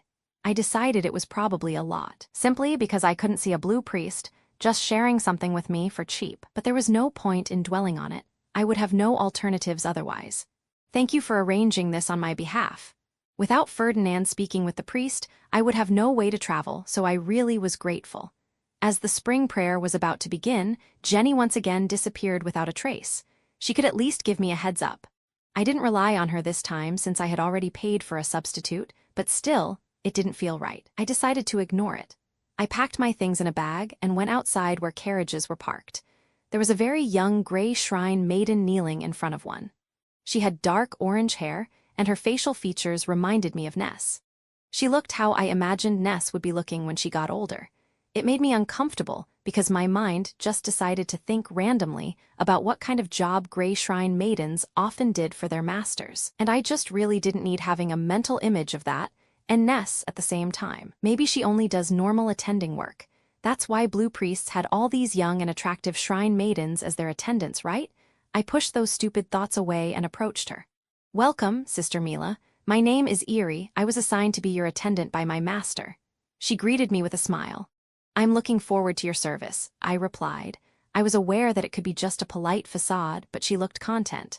I didn't have any knowledge about her, so there was no way for me to tell, though it also meant I didn't have any bias against her. I probably didn't need any guard around her, so I could just act friendly. I entered the carriage, and we embarked on our journey. The blue priest lending the carriage to me had left shortly before I arrived, so we needed to catch up with him. I apologize for the lower quality of furnishings here. This carriage usually transports just the attendants. Eerie sounded regretful, but I didn't really care. It wasn't like I knew what it looked like in those better ones. And riding one would mean that I would have to be in the same carriage as the blue priest. That didn't sound like fun. Do not worry. I am content with both my surroundings and the company. Eerie nodded in response. She appeared to relax a little, which made me glad. We would be spending weeks in the same small cabin. I really didn't want her to feel tense around me for such a long period of time. It would drive me crazy if I were in her position. We left the city, and soon, we reconnected with 2 other carriages that belonged to the blue priest, allowing me to tag along. There was not much in terms of sightseeing, mostly just farmland with muddy fields. Our first stop was quite far away, so we would be on the move the whole day. Unlike the harvest festival, where you got a share of the taxes from the places you visited, the spring prayer didn't have much in terms of reward. So while, during the autumn, you wanted to reach far and wide to get rich bounty, here you wanted to get back sooner. Which meant that all closer towns were snatched up, and those less fortunate were pushed to the corners of the duchy. It didn't take much thinking connecting the dots. Since the blue priest with me was desperate enough to take payment from me, He was definitely one of those less fortunate. The question on my mind was whether it meant he was more understanding of the less fortunate in general, like, let's say, a commoner shrine maiden who would happen to go with him, or the opposite was true, and he was spiteful about it, and directed that anger at those beneath him. It was a coin flip with these kinds of situations. He had set off before I arrived this morning, so maybe he was just ignoring me. I should probably do the same and not get in his way. We arrived at our first stop late into the night. It wasn't even a farming town, so we had no job there. We just had to stop somewhere before pushing farther north the next day. Overall, the whole trip northward was kind of uneventful. Maybe it seemed so because of my pessimistic imagination when I had been mentally preparing in the temple. I had been visualizing all kinds of problems. Populations of farming towns staring at me, the blue priest sabotaging me on stage, nobles getting all murdery with me, harassment in winter mansions. But nothing of that sort happened. The blue priest just did his job. He was the one who mostly spoke to the nobles, and I was mostly ignored. It all fell into a simple routine pretty fast. I couldn't complain, except for long, boring distances in between. The biggest event in days was a change of scenery from brown muddy to white snowy as we got farther north. All that aside, we successfully reached the point of departure, close to the Haldenzel border. Per Ferdinand's instructions, my carriage would head for Haldenzel, while the other two would slowly continue down the original path. My job was to quickly deliver the 2 chalices in my care, and then catch up with the rest as they head back south. At this point, I was cautiously optimistic. No noble had been so far directly antagonistic towards me. We had enough food, though only in dry supplies, since the cook with his utensils obviously went with the blue priest, and Eerie got used to me enough that we could play word games to kill time. Her favorite was hangman, although she had been weirded out by it at first when I had been explaining to her the concept and drawing the stick figure on the slate tablet. At last, we reached Jeeb Haldenzel's mansion. We were a little bit behind schedule because of snow on the road, but nothing serious. "So you must be that fabled blue shrine maiden," exclaimed a man who was standing in front of me when I left the carriage. Was that Jeeb Haldenzel? I didn't remember how he had been described. Quite a few characters from my spreadsheet lacked physical description since I was putting that information on paper more than a year and a half after I had read about them in my previous life. Not to mention, I hadn't remembered them all even when I had been actually reading the story. Thankfully, quite a few of them had their own illustrations. The moment I thought about illustrations, I got a quick flash of a picture in my memory. I remember that beard, that's him. I knelt and greeted him. After that I could clear the misunderstanding. "I apologize, but you were probably thinking about the other blue shrine maiden that showed her richness of mana to the Knight's Order during the healing ritual. There is another." He looked surprised. Mine's display of power had been so successful that no one apparently bothered to mention that there were 2 shrine maidens. That could be considered success. Yes, she and Lord Ferdinand are responsible for filling up 90% of all chalices in the temple. Saying that should probably drop any expectations he had for me. No miracles from me. My introduction to the temple managed to increase the number of available chalices by 2. I handed him over the chalices with a smile. Although these are also filled largely by their mana.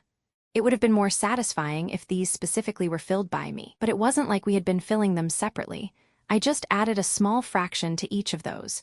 "Yes, these will be a great help to us. You have done well. I am thankful for your words. This feels nice." It was exactly the reception I was hoping for, but I still needed to focus. I didn't want him to spread this around. "I would like to warn you about not mentioning this visit publicly. The Archduke went to great lengths to arrange for this without Lady Veronica's knowledge. You don't have to worry, I was already advised to keep it secret, although I must say I am surprised they shared that knowledge with you. Of course, Ferdinand already planned for this to stay secret, and of course me trying to be clever made it worse. Now it looked weird that I knew, but it wasn't anything that I couldn't just brush aside with a few words. Jeeb Haldenzel was in a good mood after all, so he wasn't prying too much. "Now let us join in on the celebrations," he said eventually. Eerie and I followed after him. It was a cheerful event overall, with spring coming eventually, but we definitely made it more joyful with our arrival. With all that dancing and singing around me, I was eyeing the stage. That one would come later. Trailing behind our carriage departed early the next day. We had to catch up with the rest. Not that I was needed anymore, since my job was done, and the rest could be done by the blue priest alone, but he had the cook with him. Warm food was a pretty good motivation to move swiftly, though snow still slowed us down. I hoped it was the same for the other party, and we would eventually get to them. Snow wasn't the only thing that slowed us down. During the second day of our pursuit, we reached a bunch of logs that were thrown haphazardly on the road. Now we had to carefully move between them. It was a drag. If the road was going to be this bad, I was getting worried if we would reach the other party in time. We had enough supplies. After all, this third carriage was also carrying a bunch of less important luggage for the Blue Priest. I just didn't want to trail behind for the whole journey south. Isn't this road used by merchants or something? Why has no one bothered to clear it? I mumbled complaints to myself while stretching my legs outside. We had made it through the first obstacle only to notice the second pile of logs a few dozen meters ahead of us. Our carriage was staying put for the moment. I returned back inside after a few stretches and a little bit of sightseeing. There was only a nearby forest to look at after all. Eerie was unpacking food for us, and I sat down opposite to her. As I was watching her, I continued with my silent complaints. Bunch of logs. Ahead of us, bunch of logs behind us. Suddenly, I had a really bad feeling about this. I turned to Eerie. Hey, let's postpone food until after we get past the second pile of logs. I said that nonchalantly, but I wanted to move as fast as possible. As you wish. She put the package away. The moment she stood up, we heard multiple cries from outside. I immediately shrank in my seat. No, please, this can't. I couldn't even think because of fear. I looked out the window, and there were a bunch of people with weapons approaching. They looked like farmers, but they probably acted on behalf of some noble. I had gotten so carefree when Jeeb Haldenzel had said that he didn't even know there was a second blue shrine maiden that I thought I was safe. The men surrounded us and then moved from every direction. I felt like a caged animal. There was nowhere to run. When I looked at Eerie, she was similarly just sitting there with fear in her eyes. Come out! Someone shouted from outside. Some of them were almost at the door. Eerie covered her ears with her hands. I had nothing that could defend us. No guard knight, no magic ring. Nothing. I couldn't even use crushing since I was overwhelmed with fear. And even if I could, there were dozens of them, not something I could overcome by attacking one at a time. I was jealously thinking about the ambush mine had faced during the spring prayer. She had 4 nobles to guard her, and she wasn't even in those targeted carriages but far away on a high beast. It sounded so nice. I clung to that memory in my mind as if to escape to that reality. My own surroundings were too scary for me. One of the men banged violently on the door, and then he reached for the handle to open it. Please, go away, I cried in my head. It was too hard to actually speak. I was now flicking between which noble was behind this. Whether it was Shix's mother who wanted to torture the shrine maiden, or that count from Arensbach who wanted to use her to produce more devouring soldiers. Each option was so frightening that my hand was actually able to push through my paralysis and grab my knife. If they snatch me, this will be the last time I can move freely. Just as the door opened and a farmer with his weapon jumped in, I directed the knife toward myself. No, I'm too scared to actually do it. I couldn't do it. I was at their mercy. Blue Shrine Maiden? He shouted. He was staring at me with wide eyes, and I was returning that stare back. My mind was blank. Wait, why did he shout it with a surprised tone? What did you say? Another man poked his head inside and then also kept staring at me. There is a Blue Shrine Maiden here. The first man shouted again. Was I getting this right? They were surprised to find me here? Did that mean this wasn't an ambush by nobles? My jaw was trembling, and after a moment my hand started to tremble as well. Something inside of me was flipping. I was hearing more yelling from outside. What are they shouting? Did they find something good? What blue? Step aside. What's inside? I threw my knife on the floor. The bang took the first man's attention. I stood resolutely with an angry stare. As he looked back at my frowning face, he took a step back. But since he was standing on the edge, he fell on the ground. I walked to the door. I was pissed. The fear they caused me felt almost physical. My chest was hurting. Do you understand what striking the carriages of blue priests means for you? I yelled at the crowd in front of me.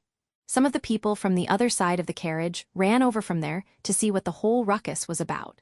Do you want the blue priests to stop coming here? I went over them with my stare, and they all had shocked expressions on their faces. That was good since I didn't actually know whether anyone at the temple would care enough to stop coming here on my behalf. Probably not. Some of them made a step back, which was a good sign, but then someone shouted, "She is lying, don't let her fool you." I turned in the direction of the voice. Its owner looked sharp. He might have had roughly 4 decades under his belt, and he was the only one from the crowd who didn't seem shocked. I narrowed my eyes at him. Look at her. Does her robe even look similar to those that blue priests wear here every year? He was pointing his finger at me, while he turned to the others to address them. Right, they all have those fancy designs on them. Some men agreed with him, and as they did, others joined as well. Yeah, she is probably just some rich girl that can afford that kind of colorful fabric. Was my lack of ceremonial robes finally getting back at me? The most appalling thing was that it wasn't the nobles that were pushing me, but a bunch of farmers in the middle of nowhere. This was absurd. Do you seriously think that we are always wearing just one thing? How many blue priests have you seen outside of the ceremonies? I kept acting confident, but internally I didn't like it. I almost had it just a few moments ago, but once that one man said I was lying, the crowd split into 2 groups. I needed to push back. I couldn't just defend accusations. If I just made excuses, it could seem desperate. Not something associated with a powerful person. So I crossed my arms and acted annoyed. This is getting tiring. How does 5 years without the spring prayer sound to you? You apparently don't need it, judging by your behavior. Yep, threatening seemed to do the job, as roughly 3/4 of the people put their heads down. Hey, you shut it. Some of them hissed at those who were still arguing. The crowd was getting more and more silent. But then once again the man with the sharp attitude began rallying. Come on, people, she is playing you. We already had a visit by the blue priest yesterday. There is never a second one coming through here. Think, people, think. He must have been someone important if he was able to go against wishes of the majority in that crowd. Maybe a mayor? Damn it, why do I have to get someone so observant? I was cursing inside, and he just continued. When have you ever seen a blue priest in a single carriage? Look at her, she is just a little girl trying to act tough. Well, he was spot on, I was just acting on the outside. Inside, I was panicking, but I also had months of experience in acting at this point, so my facade remained still. I didn't flinch, and that earned me some points. Hey, but what if she is? Yeah, she might be. Some people around him started to whisper. Doubt was good. That meant I could do one more threat and they would keel over. Most of them looked like they didn't want to continue anymore, which made my opponent push even harder. It doesn't matter. Even if she was, she obviously doesn't go to our town. Was he thinking that I didn't have power over their particular town? Well, he wasn't wrong in my case, but if I was just a random blue shrine maiden, that would be pretty silly. But she can tell the others. People around him obviously saw that problem. Not if she never returns. He looked at me with a grin, but his wager was wrong. It didn't shock me into fear, mostly because the majority of the crowd was already indecisive. Their big group was the scary part. Even if I used crushing, I would take like 1 or 2 before they would beat me to death. But since now I could focus only on one guy, I felt confident, and he managed to stir up my anger by threatening to kill us. That emotion was whirling inside me waiting to get released. Enough, I shouted. The crowd turned their attention to me. Look at her eyes. Look, what's happening? Then my opponent collapsed. Hey, what happened to him? His neighbors were trying to stand him up again, but he was already unconscious. My stare wandered over the crowd, and I caused a few of them light pain. Do you seriously think that what distinguishes a blue shrine maiden is just a piece of blue cloth? It's mana, you fools. That thing that keeps you alive every year. I could obliterate your whole town just for that one remark of his. Not really, but they didn't have to know that. I was channeling the noble attitude, and it worked marvelously. There was complete silence, not a single voice of disagreement. Though, it helped that my main antagonist was still unconscious. What do you have to say in your defense? That one sentence was enough for them to drop on their knees and plead for forgiveness. They were shouting one over another, and I sighed in relief. Get those logs out of my way, and then get lost. Pray to the gods that I will feel like not mentioning this in the temple. And if I ever hear about someone getting robbed in this area, you might as well burn your own houses down yourselves before I send someone to do that on my behalf. I was just barking random threats at this point. It was fun. They were running around and pushing the logs that had been obstructing our way. Then they finally disappeared into the forest. I closed the door on the carriage and sat down. I realized that my heart was still pumping hard, but my adrenaline rush was over. I exhaled loudly. You are really strong, Eerie exclaimed enthusiastically. I looked at her as she was smiling with relief. Eerie, you realize that I actually don't have power to obliterate their town, right? Thankfully, they believed my bluff. I was smiling as well, though it was a tired smile. But it was so brave to stand up to so many people. I had no idea that someone would actually try to harm a blue shrine maiden. Yeah, they were idiots. Let's try to reach your master before tomorrow ends. I found yet another motivation to join them as fast as possible. It was better to stick with an actual blue priest on our way home. Thankfully, no more surprises waited for us through the rest of the journey. The good old boring travel time waited for us. Eventually, I spotted Renfist's walls in the distance, though weirdly enough, we were approaching from the south since we had to make a detour for some reason. Or maybe it was the normal path, since Eerie didn't say anything. Nonetheless, I was eagerly looking for some rest in my room. Meanwhile, my eyes were just randomly wandering through the farming fields, slowly moving around us. The familiar forest on the right was getting closer. I kind of wanted to visit it, but I couldn't just stop the carriage there and do some gathering. And it would be pointless since I couldn't use anything there because I wasn't cooking my own meals. Not to mention, it was already late, and everyone was mostly moving out of it, rather than in. We passed one group of children and soon reached another one. I recognized someone there. "Hi, do you want a ride?" I asked a younger girl with red hair. "Wow, you have your own carriage?" "Sure," Ness responded with a big smile. She hopped inside and put her basket down on the floor. "I'm just renting it for this trip. Looks fancy." She was looking over the interior, and then she sat down to look out of the window. "I never rode one of these." She stared in amazement out of the window. Kind of opposite of my attitude. I was about done with staring. I really had enough. "Oh right, my brother said that if I ever see you, I should give you this." She handed me a tiny feystone, probably from a Shumil, and then she sighed in relief. "I'm glad I don't have to keep that in mind anymore. I was always forgetting it somewhere." The feystone was rolling on my palm. "What's this for? For the trap?" "Yeah, Bert told me that some thief kept stealing them during the winter. They caught him eventually, but he had already sold them. They were left with the last one from the thief, and that made them nervous. So Bert gave me this one since I go to the forest often." That made sense. The last time we saw each other was in the forest during the harvest festival, and since Ness hadn't been baptized yet, she was the one most likely to meet me there. Well, if I actually had been going to the forest instead of being stuck in the temple. He even gave one to Xena, though she complained that she doesn't go to the forest too much anymore. Too busy at her job. She must be in demand or something. That was good news to hear. Not about her being busy, but that she was doing well in her job. He thought that one of us would catch up with you. They must have been really nervous about having just one working bait, but I couldn't blame them if they had already lost a bunch of stones to that thief. But still, couldn't they just ask Mark to relay the message? Bert had already met him, after all. Couldn't he just ask the merchant he met at the Gilberta Company to tell me? But that's a big company from the north part of the city. It's one thing when you invited him there for business, but just going there on your own and asking for stuff, I would certainly not go. Yeah, you're probably right. I mostly focused just on the nobles as the main threat to me, and I definitely bowed my head multiple times in those instances. I kind of forgot that the same attitude is also followed among the commoners as well. It wasn't so strict, obviously, but still, they were children. For them, it must have been a big deal. For me, not so much since I had my knowledge from the story and I knew with whom I could just talk. I wasn't contacting adults that I didn't know. I poured my mana into the stone. When I had done it the first time, it had taken days and I had gotten sick in between. But since then, I not only compressed my mana to increase it, but I also got used to faster flow of movement during the dedication ritual. "It changes color, awesome," Ness whispered with amazement. By the time we got through the south gate, I handed her the dyed feystone. "Thanks, Bert will be glad." Ness got off when we reached the alley that led to her home.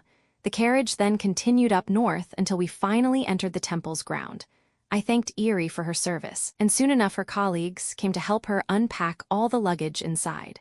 My part of the luggage was in a single bag, so I could leave almost immediately to not stand in their way. I took like 2 steps before I noticed Jenny coming my way. She greeted me with a smile which was uncharacteristically more happy than polite and took the bag from me. I followed after her. Now that I was walking the temple's white corridors, I was getting back to thinking about my plan. Since I had been absent, nothing should have changed. I had avoided Sylvester completely, so now he should have his eyes on mine. That was one strong pillar of backing. I was content about that, but I was also a little bit lost time-wise. Our journey was longer than I had anticipated. It was so slow because of snow, then we had a slowdown because of Haldenzel, and there was also a detour at the end. I had actually no idea when exactly I was. I tried to do some mental math on days, and I almost bumped into the kneeling Jenny in front of me. We managed to meet with the High Bishop and his escort. I knelt as well. "Ah, Mila, you are back," he said with a friendly smile. He knows my name now? I wasn't expecting him to care enough to learn it, but maybe he was just satisfied with my intel. After all, he still continued with his friendly tone. "We will receive a visit from the Great Duchy of Arensbach tomorrow. Count Bindwald himself showed great interest in meeting you and mine." Motherfoo, honestly, I wanted some random noble to come here right now and praise me as I was still keeping my smile in that situation. Those months of playing my character were put to good use. But seriously, he just threw me under the bus, and he was wearing that friendly smile as if nothing happened. I knew that Bindwald was here for slave acquisition / mana battery / baby making machine for devouring soldiers. I needed to disappear, or this would end badly for me. "Count, I am honored." My smile didn't falter, but inside I was spitting fire in my fury, though it made sense. He wouldn't need a spy anymore when he knew that mine was going to be taken away. I was no longer needed, so I could be sold as well. But still, it was like a stab in the back. Then again, I was not exactly someone who could be outraged by this, since I was basically counting the days to his own fall and subsequent execution without any second thought. We were basically even.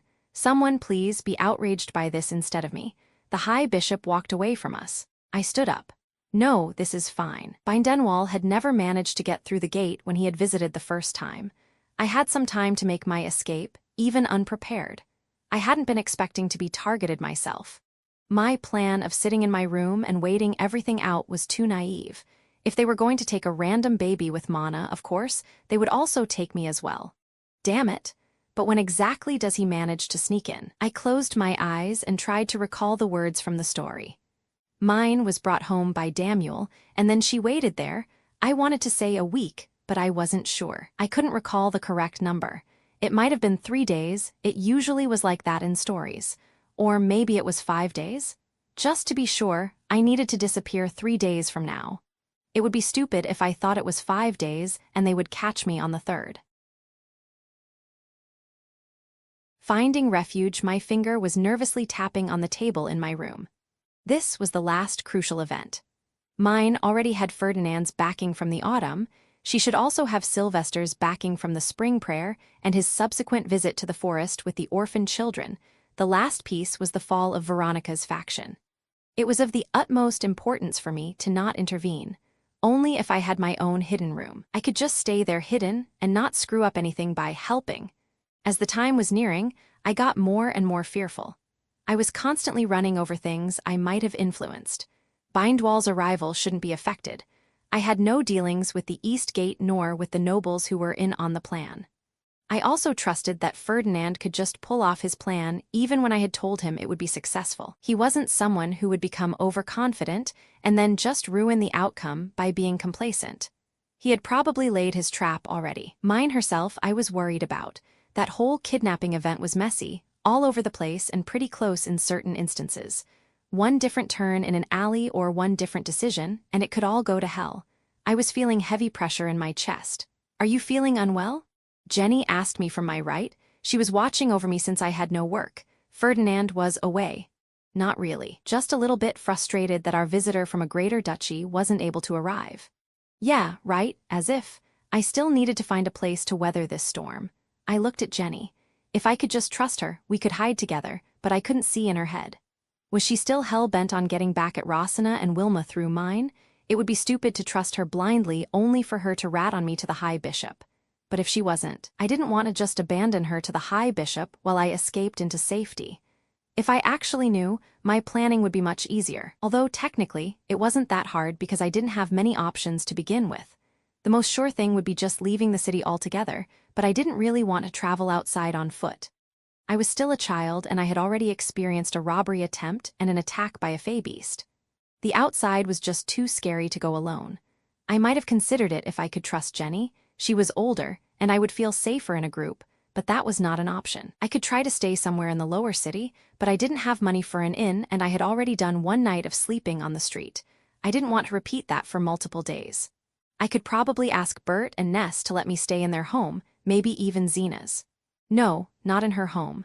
Zena would probably be willing to help, but I didn't want to go to that building ever again. Just thinking about it made me feel like I was suffocating. I didn't know whether I would be able to force myself to enter. That's why I was thinking about the first option, but even that didn't seem good. It wasn't like I had a problem with their place, it was just my own paranoia at this moment. Where exactly were all those devouring soldiers? Would they all enter the city with Count Bindenwald, or had some of those arrived already? It wasn't like there was some kind of side story from the perspective of a devouring soldier that would tell me how safe it actually was to leave the temple right now. Every time I was thinking about leaving, I got flashes in my head of masked soldiers lurking in the alleys watching everyone that tried to leave. It might have all been just in my head, but it seriously frightened me. I didn't want to leave, which limited my options quite a bit. I couldn't stay in my room, they would just come here and take me. I couldn't go to Ferdinand since I would destroy his "I'm not here" trick, and I couldn't go to Mine's chambers, since that would definitely derail everything. I sighed, not many options out there. In the end, I decided to ask the orphanage. After all, the nobles didn't come there, and those living there weren't in service of any blue priest, otherwise they would have had their own rooms outside of the orphanage. While Jenny was away for lunch, I wrote 2 letters, one for her and one for Daniel. The rest of the day I spent waiting. And when the time was right, I just pretended to be tired and went to sleep early. That was the signal for Jenny to leave for the High Bishop's chambers. Immediately, I stood up, put my clothes on, and packed my things. I left the letter for Jenny on the table. Dear Jenny, do you remember our discussions about the High Bishop and collateral damage to us? This is it. By inviting a foreign noble, he is going against the will of a higher-ranking noble, and he will fall. I am leaving the city for a few days. The day the Count from Arensbach arrives, you should not be in their presence, fake sickness, or hide in the orphanage. I was pretty sure that even if she wanted to show this to the High Bishop, that sentence mentioning our discussions about him would incriminate her as well. So the most she could do was to tell him I had disappeared from my room. I waited some time so it would get a little darker and most residents went to sleep, and then I left my room and went straight to the orphanage. Thankfully, I didn't see anyone on my way. I signaled my arrival at the girls' building and hoped that not everyone actually had gone to sleep yet. The door opened, and a single gray shrine maiden with bright orange hair was looking at me with a surprised expression. She knelt in front of me. Right, I have my blue robe. You can stand up. I apologize for coming uninvited this late. Wilma still looked on guard, but she wore a polite smile. I came to ask if you could help me with hiding from a noble. He wants to buy me and take me away. But if I disappear for a few days, he will probably lose interest. Please, I added after a pause. When I had been thinking about coming here, it seemed so simple. Just entering a building. But actually asking a stranger for help was hard. We had never seen each other. Sure, I had read about her, but that didn't change the fact that I just randomly appeared asking for favors. She could just say no, but at this point she was showing me a relaxed smile. Come right in. That was a relief. Like, I knew she was a caring person to begin with, but that wasn't something I could just take for granted and burst in here.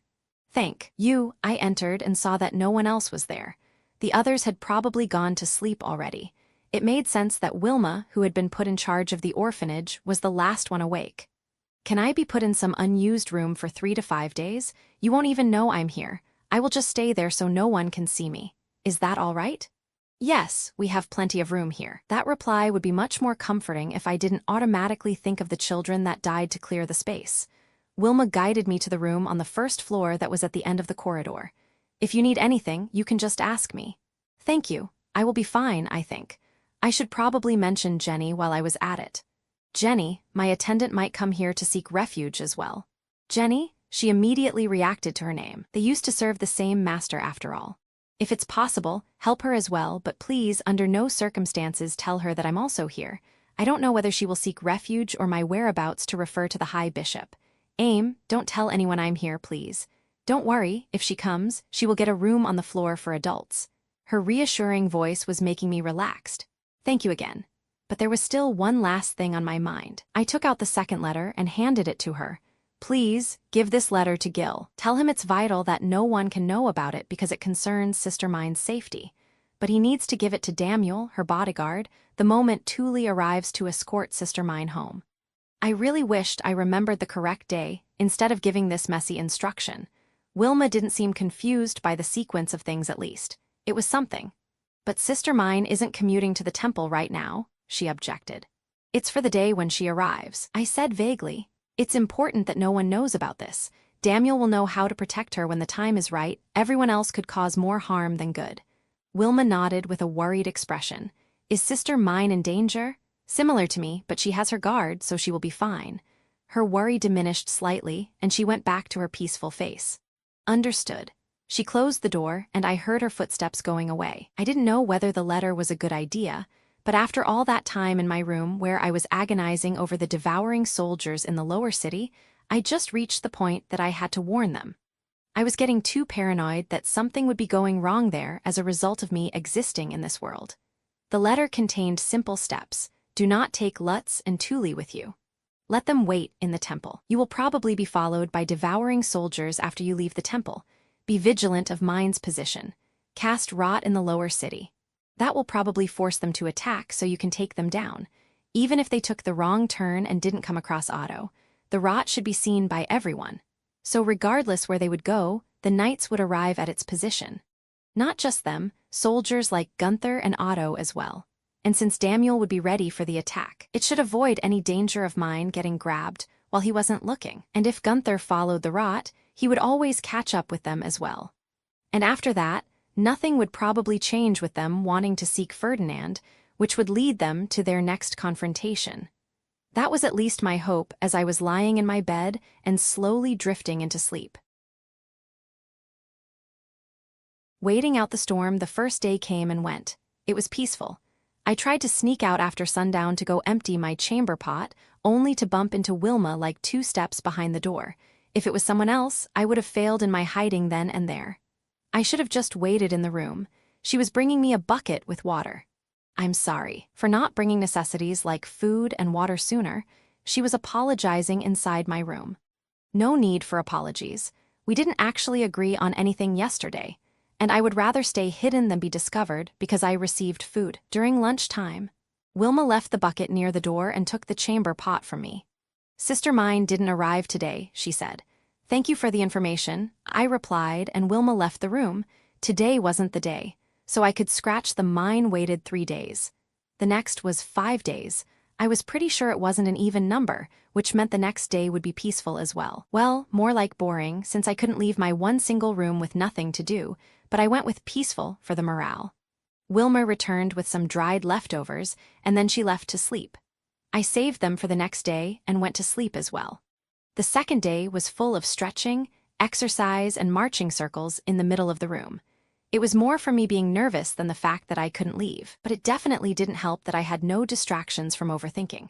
Once again, Wilma brought me new food and water after sundown and then went to sleep. I was actually tired even though I did nothing the whole day. I slept away almost immediately. The third day went at the same pace as the previous one. Nothing was happening, and I was just lazing around till late afternoon. Then the door opened, and I could only stare with wide eyes as people were marching in. The first was Daniel, then Mine, after her Lutz and Taue, and the last one being Wilma. She had "I'm sorry" written on her face when she made eye contact with me. I was just recuperating from a mini heart attack caused by the sudden opening of the door, so I didn't pay much attention to her. But as they all waltzed in, my heart was slowly calming down, and the only thing I could do was facepalming myself. When I put my hand away, they were all just looking at me. I take it you didn't go to the lower city. Why would I lead the apprentice whom I was tasked to protect into a possible ambush? Daniel was looking at me as if I was the biggest idiot. Maybe I was. I was so fixated on what people in the story should do that I was an awful judge of what normal people would actually do after receiving my warning. All my plans went down the toilet the moment I wrote that letter. Once Gil gave the letter to Daniel, he decided it wasn't safe to leave the temple and wanted to know from where he got it. That made them all come to Wilma in the orphanage, while at the same time sending Fran to Ferdinand to inform him about the danger. Daniel then demanded to know Wilma's source. More importantly, how do you know there is an ambush plan there? He asked while eyeing me for a response. There was no point in this charade anymore. I had already messed it up. There wasn't even frustration in me anymore, I was just tired. You know what? It doesn't matter anymore. If Bindenwald was here, it already meant that he got a fake permit from Lady Veronica. And that meant she had already committed treason and was going down. Sure, it would be better if Mine was attacked as the Archduke's adopted daughter, which would put Bindenwald in confinement, but who cared? Maybe him sneaking into the city would be enough. Which all meant that we just all had to wait this out. They could actually just sit here with me. I nodded to myself and turned to Daniel, the noble from Arensbach, who tried to enter the city 5 days ago, succeeded today, and he is in this very temple with the High Bishop. He wants to collect commoner shrine maidens with mana to produce more devouring soldiers for him. There was a brief pause as unease washed over everyone in the room. I, on the other hand, was getting more and more relaxed. I was familiar with this feeling by now. Once the thing got broken, I no longer had to worry. I turned to Wilma. You should probably go downstairs. Gunther will arrive at the temple soon and he will be looking for mine. Dad, both Taue and mine exclaimed almost at the same time. Well, he is looking for you since he found out that foreign noble entered the city, and since you didn't leave to cast rot, he should be heading to the orphanage director's chambers. While I was explaining, Wilma left the room. Taue stood closer to mine, and Daniel was keeping an eye on the door. Lutz moved forward to ask me questions. Is that foreign noble dangerous? Is mine in danger? You said he wants to take her, right? Relax, we just need to avoid him and it will be fine. I was probably the last person who could tell people to relax, but at that moment my tension was gone. I really felt that way. Lutz, on the other hand, didn't find my answer satisfying. But you were hiding here from him. How can you tell me to relax? Good question. I needed to check something really quick before I could actually relax. But before I could, I heard multiple running steps. Then the door opened. Gunther entered first. Mine, Taue, are you all right? He went immediately to hug them. Shortly after him, Fran and Wilma arrived as well. It got really crowded. Thankfully, orphans didn't have their own separate rooms, but rather each room housed a bunch of them. There was enough space for us. The high priest is absent today, Fran said once Gunther stood up from his daughters. A restless mood fell on the others after that news. Not me, of course. Nope, he is still here in his hidden room. The moment I said it, all eyes were on me once again. It didn't bother me since I was actually giving them good news. But I was asking directly in his chambers. Fran had a hard time believing me, so I went to explain further. The high priest is faking his absence to lure the foreign noble and the high bishop into the trap. But if he knew that visitor was already here, he would come out. Arno just intentionally omitted that part to harass you. Why would he? Fran mumbled to himself silently. That particular grievance between Arno and Fran could wait. I was distracted by their arrival, but I didn't forget.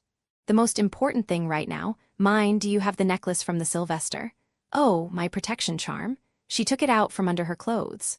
Will it help in this situation? She was holding the black stone in her hand, while Taue was looking at it with genuine interest. Certainly, I said. Great, mine exclaimed enthusiastically. Then her expression changed and she sighed.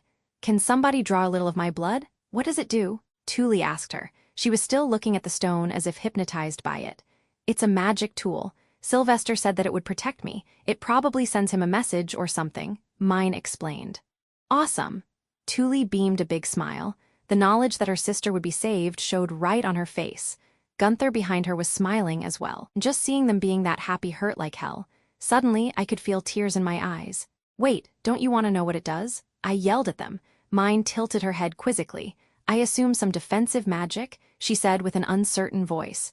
It's a tool that confirms your adoption by Sylvester. What? All three of them barked in unison.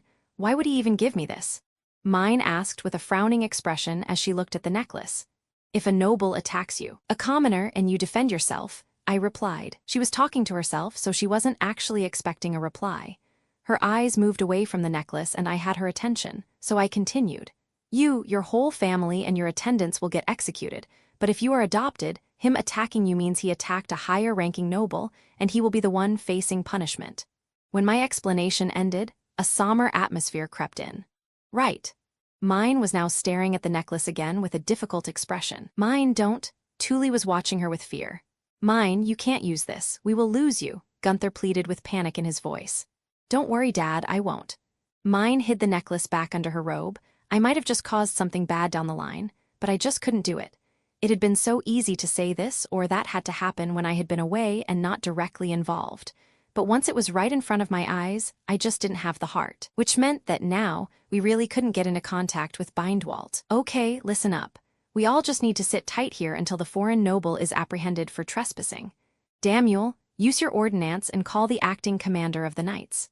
Tell him that a noble from Arensbach went against the Archduke's order and entered the city with a fake permit, that he is in the temple with the High Bishop, that he brought devouring soldiers with him, and that he wants to steal the Archduke's property from the temple. Ordnance, unlike rot, would not reveal our position, so we wouldn't be swarmed by the enemy, which meant that our problem would solve itself just by waiting. Shouldn't I inform Lord Ferdinand first? Daniel asked. Your ordnance won't reach him in his hidden room. On second thought, weren't the nights the reason someone got hold of Ferdinand which caused him to leave his hidden room? I had only a vague memory of how exactly that went. But you can tell the acting commander to get hold of him as well. That won't hurt. I added just to be sure. Daniel then materialized his stab, which brought an impressed whoa out of Taue and Lutz. He then took his yellow feystone and tapped it lightly to change it into the bird. Both children were watching intently as he was telling his message. When he sent the ordnance away, they made an adorable wow and raced across the room to the closed window through which the bird had just flown. As they were glued to the glass and staring into the sky, I was smiling at their excitement. I turned to mine, who was smiling at them as well. She probably remembered the first time she saw it as well. Aim, I see a masked man outside running away. Is that bad? Taue suddenly exclaimed from the window. F********CK? Seriously, someone must hate me up there. Arg. I cradled my head. What was the chance that someone would just happen to look at the same time in the direction of a flying bird that would have disappeared into the distance in the blink of an eye? This was unfair. I raised my head. Okay, change of plan. They know we are here, so we are leaving. This building is full of children and young girls. I will not have a battle inside it. Battle? Some of them had question marks above their heads, but it would be naive to think we could run at this point. There was the path to the lower city, where there would be enemy soldiers, or the path to Ferdinand's chambers, where there would be enemy soldiers. I was tapping my temple, but after like 2 taps, it changed into banging with my fist. I had only a few moments to come up with a strategy. Okay, there is one knight, and there is mine with her mana. That's like all I need. Daniel, please, produce your weapon. He didn't look like he wanted to follow that instruction since I was a stranger, but he morphed his stab into a sword.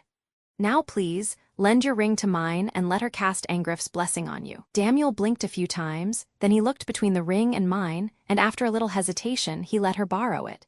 She immediately started her prayer that produced the blue lights. Now even Gunther stared at her with awe, just like Taue and Lutz, but my eyes were still focused on Daniel. Now I will ask you the hardest thing for a guard knight. He straightened up hearing those words. Please, leave the ring with mine. She has more mana than everyone in this temple combined. Minus a certain person in his hidden room, of course. You have seen her cast Shutsaria's shield, right? We just move away from this building, cast the shield, and wait behind the barrier until the knights arrive. That is the safest option. Daniel lowered his gaze. You are right. To protect her, this will be the best option, he conceded. I could see him tightly clenching his fists. It wasn't an easy decision for him. I'm sorry, but I didn't have time to dwell on this. Taue, Lutz, and Wilma, please stay in this building. Why? Taue managed to protest first. They are after Blue Shrine maidens. I pointed at mine and then at myself. We are the bait. Where we go, they will follow. That means if we are far away from you, you will be far away from the danger. But we can help. Lutz backed Taue up. Gunther put hand on his shoulder. He understood immediately. Please, stay here, both of you. You can help mine the most by not getting into danger yourself. If I don't have to worry about you, I can fully focus on worrying. About her, he said jokingly, but his smile was tense. Both of them nodded and stayed with Wilma. As we were leaving the room, the ordnance came back. Understood, we are on our way, sounded during our march through the corridor. Understood, we are on our way, echoed as we were nearing the stairs. Understood, we are on our way, we heard on our way down. Confrontation. Our group left the orphanage and headed to the main temple building. Daniel was leading, behind him was Gunther with mine in his arms, and then Fran. I was walking last, constantly looking behind myself. Every few seconds, I had a feeling that someone would grab me from behind. Thankfully, it was just my imagination. We entered a corridor with no one there, and then continued with a few turns right through another one. It would be actually funny if, after all those battle preparations, we reached the High Priest's chambers uninterrupted. But of course, as we were passing by the temple's bookroom, 2 soldiers entered the corridor in front of us. I immediately looked behind, only to see there were 2 more. The number of soldiers already rang an alarm bell in my head. Mine, please, start the prayer, I whispered towards her. Gunther put her down as she was chanting silently. The devouring soldiers didn't seem to react to her quiet words, which was relieving. Prayers took time. The rest of us were standing there in silence, while the soldiers were blocking both our escape paths. Then I heard a metallic sound, and we were behind the barrier. I let out a relieved sigh, then I stuck out my tongue at the soldiers behind us. I didn't know why, probably just my nerves. As I was eyeing them, I heard from behind me, "Count Bindwald, that's her. Oh, and the other one is there as well." I turned back and saw that the group in front of us now contained a bunch of gray shrine maidens, 4 soldiers, and of course both Bindwald and the High Bishop. Hey, but I don't see Jenny. After all my help, I managed to get us right into the same position as in the story, just doubling the number of enemy-devouring soldiers. But hey, -1 gray shrine maiden. Yeah, if we weren't behind the shield, we would be completely overrun by now. So much for making this easier. But the shield we had, that was one saving grace in this series of failures. While I was thinking about all these numbers, Bindwald was trying to offer mine a contract, but she obviously refused him. Shortly after that, I watched Delia butting in, oblivious to the whole situation, only to be crushed by reality. I should have done something about that. It wasn't a pretty sight seeing her holding her brother tightly with the realization about his contract. I wanted to be back in my room and ignore all this. Count Bindwald, with both the Archduke and the High Priest gone, this is our best opportunity. Capture those commoner shrine maidens and leave the city as soon as you can. The Count produced a grin hearing that suggestion. Bring the shrine maidens, kill the rest. Both Gunther and Damiel readied their weapons. Meanwhile, all 6 enemy soldiers ran towards us. They struck almost at the same time, only for all of them to be reflected by the wind. Some of them outright fell on the ground. I was grinning. They tried to punch through the barrier a few more times, but without any success.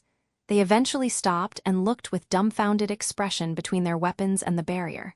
"What are you doing, you idiots?" The Count was yelling angrily. He took a step closer and narrowed his eyes. Maybe he wasn't certain what kind of shield this was. "If it's a barrier, blast it away with your mana," he ordered eventually. Soldiers started pouring mana in their rings and then threw mana balls at us. Again, it had no effect. I watched carefully as mine was still supplying the shield. It looked good. "Move away, you incompetent commoners. I will show you the real power of a noble." The Count poured mana into his ring and blasted it in our direction. The shield held. Mine looked fine. There was no fear about her mana capacity. My unease was more focused on Damiel's ring. All those mentions in the story about how lay nobles always have the most crappy equipment weren't lost on me. I mean, it's certainly better than a broken slave ring, though it seemed fine. Mine looked composed, and the others inside had relieved expressions on their faces. Still tense, but relieved. Bindwald, on the other hand, was red with anger. He was fuming. "Don't just stand there. Break that barrier." He yelled again at his soldiers. Was he tired? No, arch-nobles had certainly more mana than what he spent with those few blasts. Maybe he just realized the futility. I kind of wanted him to continue. We were basically trading their mana with mines, and hers was enough to deplete theirs. "Dear Count, you don't have to go so easy on us." I yelled at him. It makes the impression that an arch-noble from the Greater Duchy of Arensbach has less mana than a commoner child. I added with a grin. He got even more red in his face. "Why are you taunting him?" Damiel was whispering at me with a desperate tone. "I want to waste their mana. Mine doesn't know any offensive spells. If all they would do is to trade, it's net positive for us." I whispered back while I was looking at Bindwald, who was pouring large amount of mana in his ring. "But still, we are behind the shield, we don't need that." Damiel disagreed silently as we were blasted by mana from all sides. I turned to mine. "How are you holding up with the shield?" "It's fine, I think, though Bindwald's mana is harder to deal with." "Sorry." I peeked back at Damiel and then I rather looked away. It was awkward. Thankfully, they stopped. Bindwald was glaring at the shield. "Such a quantity of mana, we need to take her." He was eyeing mine as his prey. The anger was largely gone, only the greed in his eyes remained. The High Bishop stepped beside him. "Count Bindwald, I think this might be useful in dealing with our problem." He showed him his hand and then opened the palm. "Yes, of course, I almost forgot." Bindwald's smile was back on his face. "Prepare yourself, apprentice. If that black feystone makes contact with the barrier, it will suck your mana away." Damiel warned mine as he also identified the stone in the High Bishop's hand. Bindwald heard it. He made a victorious laugh and ordered one of his soldiers to bring the stone to the barrier. Atmosphere inside our bubble became more tense. "Don't worry, mine, just keep supplying the barrier," I whispered silently. "You have enough mana to fill it. Just be careful to not overwhelm your own ring." She nodded and looked back at the soldier with a black feystone. Damiel, Gunther, and even Fran readied themselves. They heard me too, but they probably weren't completely convinced by what I said. But I mean, she literally made gold dust out of that stone, no? I wasn't the crazy one here thinking she could do it again. The soldier extended his hand and positioned the stone near the barrier. NGH, it is sucking my mana, mine declared. But the shield was holding. Finally, Bindwald said with yet another grin. Get ready, everyone. Kill them all but that blue shrine maiden. Wait, did I just move into the kill them all category? Maybe I shouldn't have taunted him. Everyone was staring at the hypnotizing black stone until a yellow crack appeared on its surface. Then it crumbled into yellow dust. Impossible! The High Bishop and Bindwald cried at the same time. The soldier who was holding the stone had a puzzled expression on his face before he turned to their direction. At the very same moment, Gunther stepped out of the barrier and stabbed him. Other soldiers immediately jumped to attack him, but he stepped back into the barrier and they were repelled back by the wind. One down, nice quick thinking. I was giving a mental thumbs up to mine's dad. Bindwald, on the other hand, looked appalled. He turned back and walked towards the gray shrine maidens behind him. This is ridiculous. Will I have to return with nothing but this stinky child? He ripped baby Dirk out of Delia's arms and shoved her away. She lost her balance and fell on the floor. He then lifted the baby and examined it with a disappointed look. It looked like he wanted to throw it away in frustration. Don't touch him, Mine shouted at him angrily. Mine, why would you reveal to him that you care?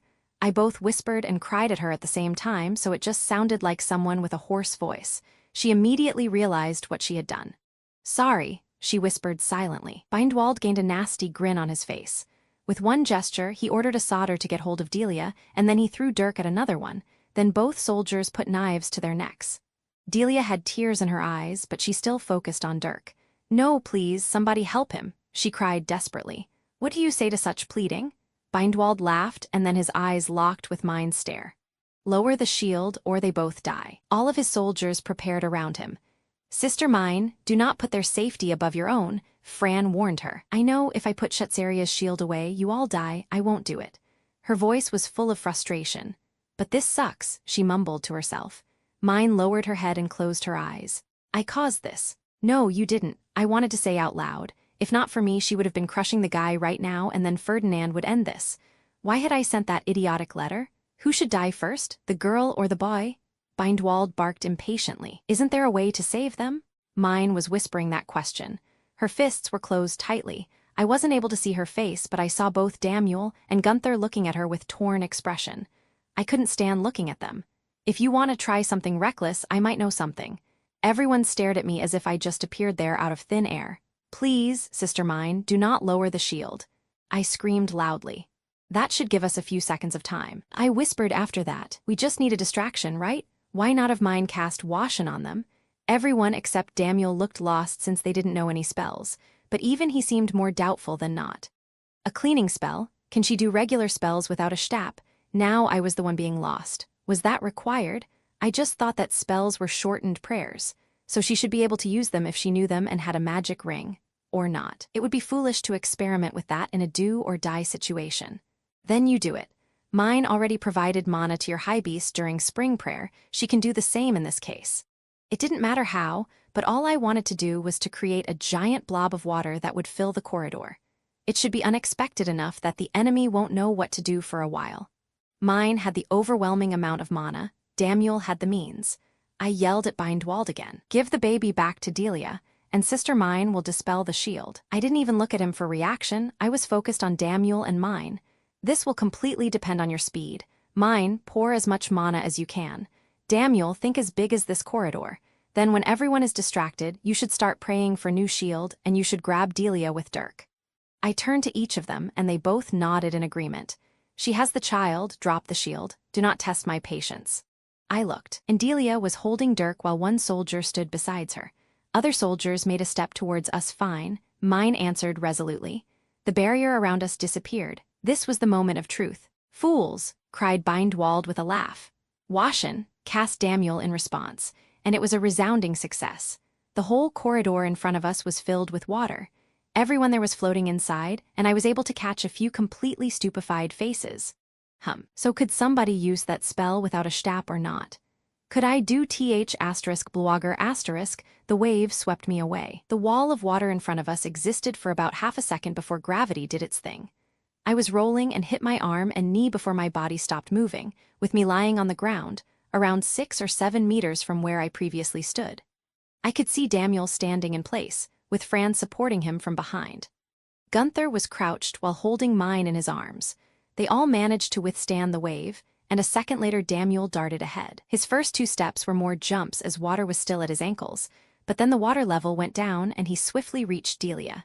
She was still holding Dirk, who was now crying loudly, probably from water getting in his nose. He remained in her arms even when Daniel lifted Delia in his own. By that time, the water had disappeared. Both Bindwald and the High Bishop were still lying on the ground, but the devouring soldiers were already getting back on their feet. There wasn't much time. Daniel turned back, and after a few steps he had to jump to the side to dodge a sword attack.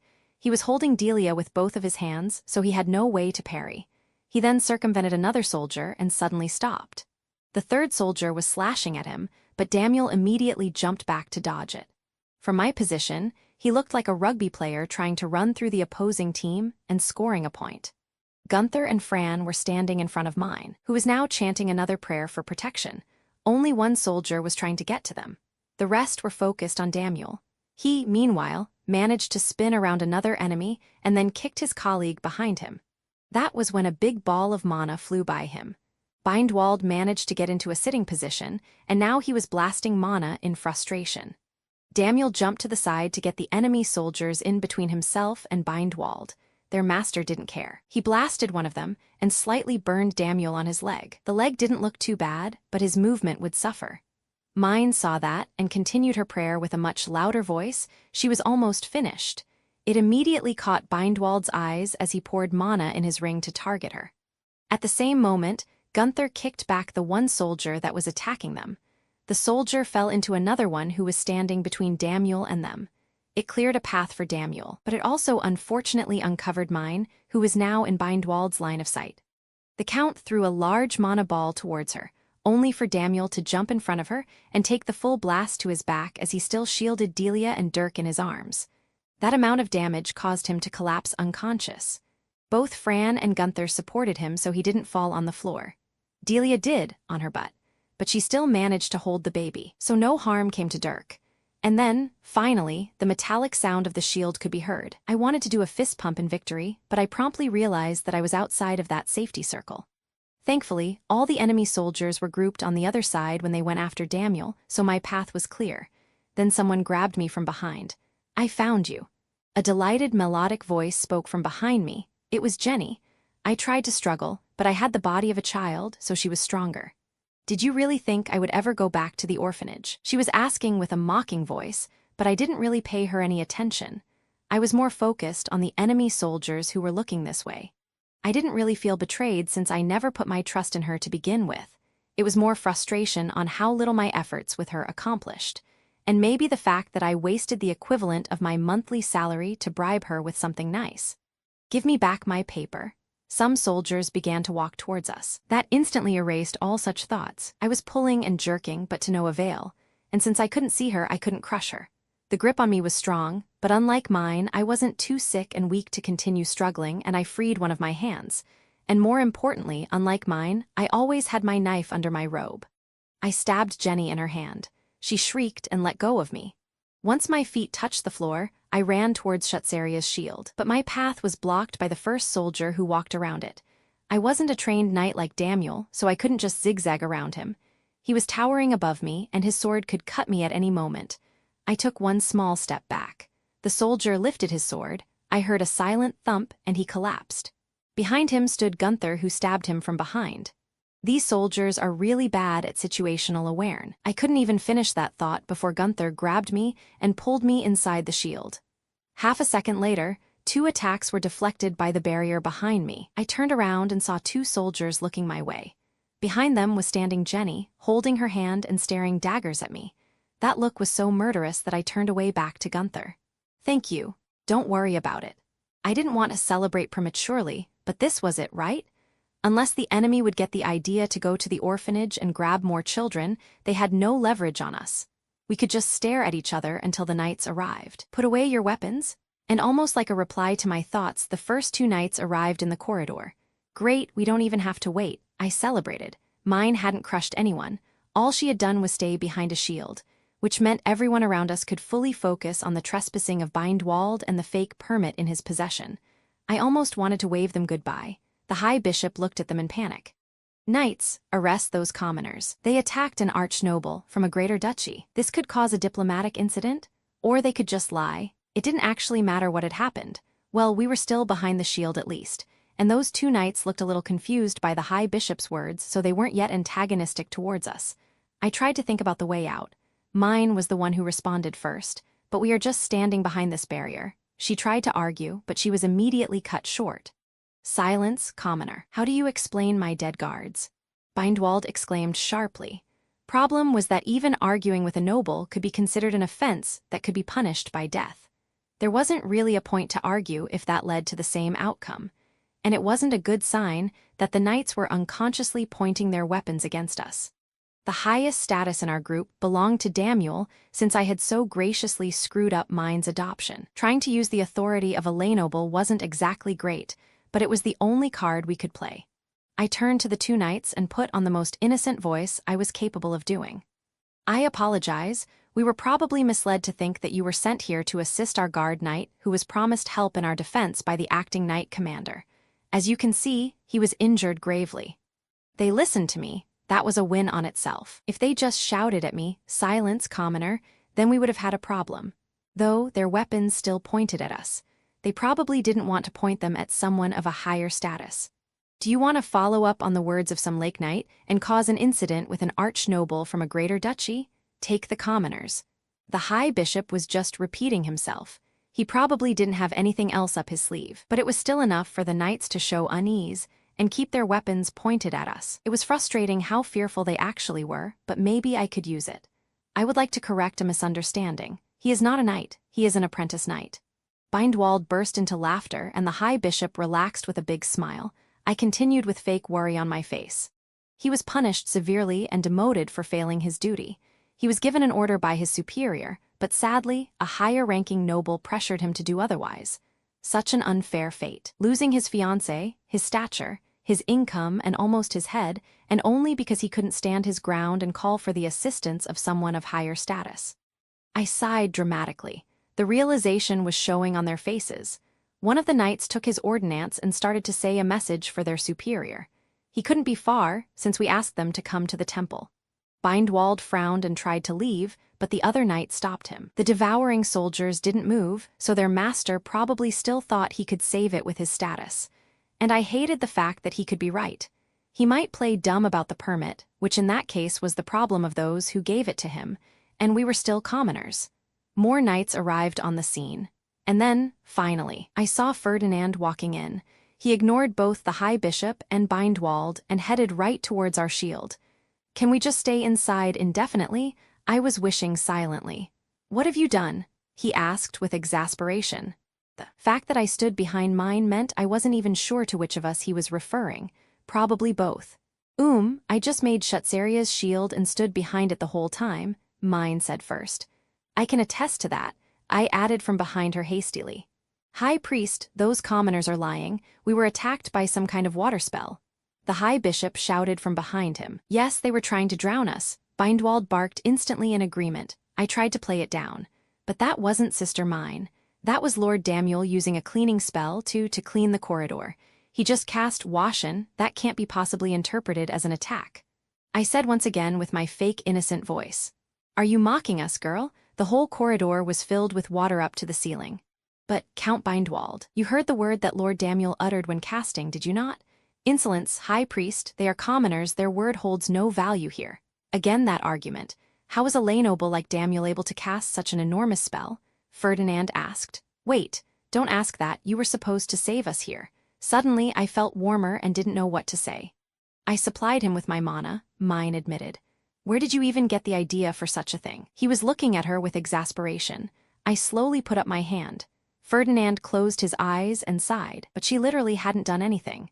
It would have been different if we went with my original idea and she was the one casting it, but she couldn't possibly be responsible for what others do with her mana, no?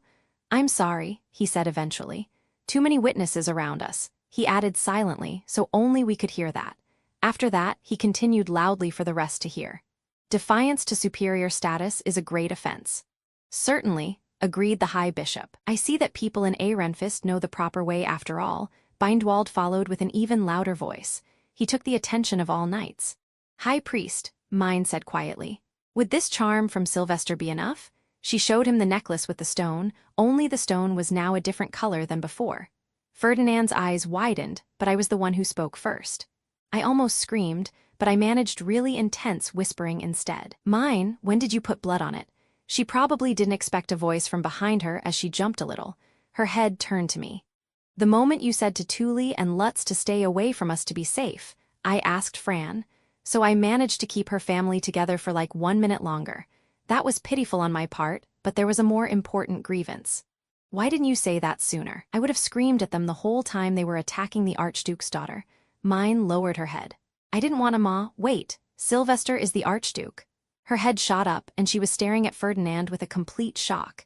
He ignored her question and instead replied to me. True, you would have been safer if they knew that, but they wouldn't have attacked a member of the archducal family in that case, would they?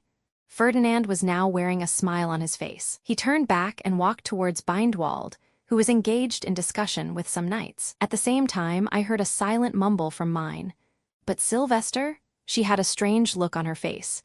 She looked around only to lock eyes with her dad. I could instantly see the pain. He was close enough to overhear the news. He looked devastated. Dad, mine, I'm sorry. This was exactly what I didn't want to see. I couldn't bear it. I wanted to leave. I technically could leave the barrier. It wasn't like it was an impenetrable wall for those inside, but it felt unsafe. So I rather focused my full attention on those in front of us. Ferdinand was goading Bindwald with questions about how he put the shrine maiden in her place. And he was happily digging his own grave as he boasted about how he had almost killed her with his great mana, but the pathetic Lake Knight had jumped in front of her. All while the knights around him listened. Finally, Sylvester arrived. Everybody in the corridor knelt, even a confused Bindwald. The Archduke had a short conversation with Ferdinand, and I knew from that moment that we were fine. Sister mine, you can put the shield away, Fran whispered to her. Our safety bubble was gone. From that point on, I was just kneeling there with my head down until it was all over. When I lifted my head, Ferdinand was standing there. Is this the moment? He asked with a serious tone. Yes, I nodded. Very well, I will call for you. He ordered one knight with green hair to watch me and then sent me to my room. After all those near-death experiences, it was almost endearing to get back to a simple struggle like which of us should open the door when I was at 0 attendance once again. We managed to enter, and I sat behind my table. I put out the papers with my notes and looked over them. After roughly half a bell, I was called to the High Priest's chambers. This time, my escort included the Grey Priest who was sent to fetch us, so there was no problem with any door opening. I finally reached my goal that I had established almost 2 years ago. It was weird. I wanted to celebrate, but I got here more despite my own actions rather than thanks to them, so there wasn't too much to celebrate, and it was just after mine was taken from her family. I didn't even know how to interact with her after such a thing. The Grey Priest opened the door for me, and then he closed it right behind me. I could see everyone in the room. Sylvester, Ferdinand, Karstedt, and mine. I took a deep breath. Hello, Rosemine, I came to talk about the time in your Urano days. I thought I managed that well. Biwa, I heard immediately. Epilogue. I had thought this day couldn't get any weirder. But here stood a weird girl, casually mentioning my name from my previous life as if it was the most normal thing. It was unsettling. And she even addressed me by my new name? How did she know already? How did she always know these things? Then another question popped up in my head. Do the others see me this way when I talk? It was hard to concentrate with that thought on my mind. Hey, isn't this Uncle's shrine maiden? Sylvester asked with a tinge of suspicion. I saw how those words took the color out of her face and left her quite pale. I could pretty much guess why. All the retainers of the former High Bishop were sent to their execution by Sylvester. At least, I was able to persuade him to spare Delia. After all that suffering that Daniel had to push through to save her, I wasn't going to let it get wasted. Indeed, she was recruited by him to spy on Rosemine. The High Priest, should I start saying Ferdinand, was adding to Sylvester's suspicion, but he was saying that with a little smile. Was he just messing with them? He had been always so serious, so it didn't feel right. Mila looked terrified, though. When I first learned about her, Benno told me to avoid her. Mark, on the other hand, said she wasn't a threat, and then told me to avoid her. It was actually the High Ferdinand who brought her with us on the Trombe mission, so I thought she had his approval, but that wasn't the case. I was lectured thoroughly by him after he found out about her visit in my chambers during the winter, even though it wasn't my fault, only for him to bring her again during the dedication ritual, and then reprimanding me again for trying to talk to her there. I was utterly confused. Ferdinand, meanwhile, introduced Mila to Sylvester and Karstedt. That act brought back some color to her face. She probably no longer feared execution. Noble society in this world was ruthless. I found it disturbing how nobles could just send commoners to their deaths. I believe she could be useful to us just like Rosemine. Ferdinand was talking about Mila, while Sylvester was observing her from various angles with excitement. He looked like a boy who was guessing what Christmas present was hidden in a wrapped box. Does she also possess a large quantity of mana like her? Sylvester guessed. Not really, judging by her efforts during the dedication ritual. She is on par with lay nobles, Ferdinand explained. Yeah, I remembered her zombie face after her first offering with us. It was a terrifying sight. So she knows something interesting? I could see a grin on Sylvester's face. He completely abandoned his serious facade after the introductions. Ferdinand was watching Mila from behind. Why don't you tell it yourself? He prodded her, and she nodded in agreement. But then she paused for a moment. Was she looking for the right words? Just like Rosemine, I remember my past life. I came from a very similar world to hers. My jaw dropped. Sylvester was smiling with excitement, and Ferdinand was for some reason frowning. You didn't tell me this, he complained. There is more. Sylvester's expectations were rising even more. Meanwhile, I managed to close my mouth. My shock was slowly changing into excitement. There was actually someone other than just me who got into this world. I'm sorry. I didn't want to create even more confusion. Mila was apologizing to Ferdinand, but Sylvester got between them. What else then? He demanded impatiently. Since this is a private conversation, may I speak normally? She was asking if she could drop her polite speech. I didn't actually think about it too much, but this whole time I was engaged in unfiltered conversation with high-ranking nobles, though I was going to be one as well, so it didn't really count for me. Sure, why not? Sylvester allowed it without a second thought, and Mila dropped yet another bomb. I told Ferdinand that I had a series of dreams that depicted Rosemine's future. Though I inspired myself with this whole, my knowledge comes from the dream world excuse. In reality, I read it in a book. A book? I suddenly regained my focus. Yes, more like an autobiography. Roughly 80% was Rosemine's perspective, and 20% was from the perspective of various people around her, so the reader could find out about events she didn't attend. A book depicting my future? I mumbled to myself. It sounded so unbelievable, but this was a fantasy world after all. No, she said she also came from a different world. Would I even want to read a book about my future? Who am I kidding? Of course, I would want to read it. The catch is I only got roughly through half the book before I appeared here, so I don't know how it ends. There was clear regret in her voice. Strictly speaking, not knowing the outcome at the end meant that it was probably harder to take advantage of such knowledge. But isn't that a good thing? There are all those unknown possibilities. I tried to spin it in a good way, but I was immediately shot down by her. Not with your lifestyle, when every part of the book ends with you either almost dying, getting kidnapped, or both. I couldn't argue with that. Not on the very same day I had almost gotten kidnapped. So what is the warning for Rosemine you mentioned during our discussion regarding this? Ferdinand went straight to the point. He wasn't absorbed in the revelation at all. Where was his sense of wonder? But he must have been referencing some past conversation between them. I tensed. Warning meant something bad was on the horizon, and I had already lived through quite a lot, including my family being taken from me. I didn't even want to think about it. Will something happen to my family? I asked reflexively. If you mean your family in the lower city, then no. They were all fine at the point I was pulled away from my reading. That was a relief. Sylvester, on the other hand, narrowed his eyes at her. Why would he not be glad about that? Oh, right, he is going to be my family. Since Mila specified my lower city family, he was probably thinking about his. Where should I start? Mila talked to herself. Then she sat down near me and looked at some pieces of paper. You will get a medical checkup by Ferdinand to uncover what causes your weak health, and he will find out that it was caused by you dying and your mana hardening. Makes sense, I replied casually, but that immediately caused Sylvester to bark at me. What do you mean makes sense? She is talking about your death. What can I say? I almost died from my devouring so many times that it doesn't sound weird. Out of all of today's revelations, was this really the one that made him shocked?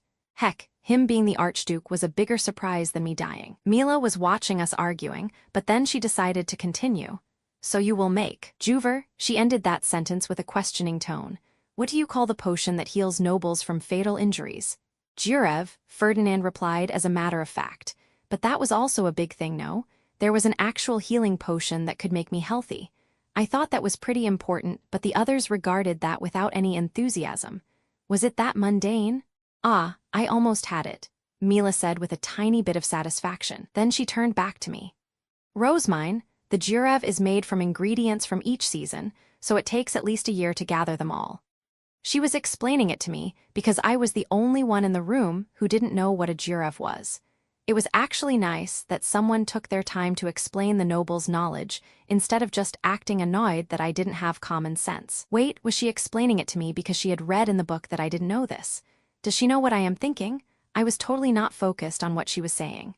Your first gathering during the autumn will be unsuccessful. You will be gathering Rull. Mila sighed again. As she was distracted, I peeked at the sheet of paper in front of her. Wow, those are letters from my world. When she had said she is from a very similar world, I wasn't thinking they would be this similar. It was a foreign language, and I didn't have a dictionary on me, but I could recognize certain words. Meanwhile, Mila was once again asking Ferdinand for help. What do you call faplants that absorb mana from the moonlight and are high purity of wind?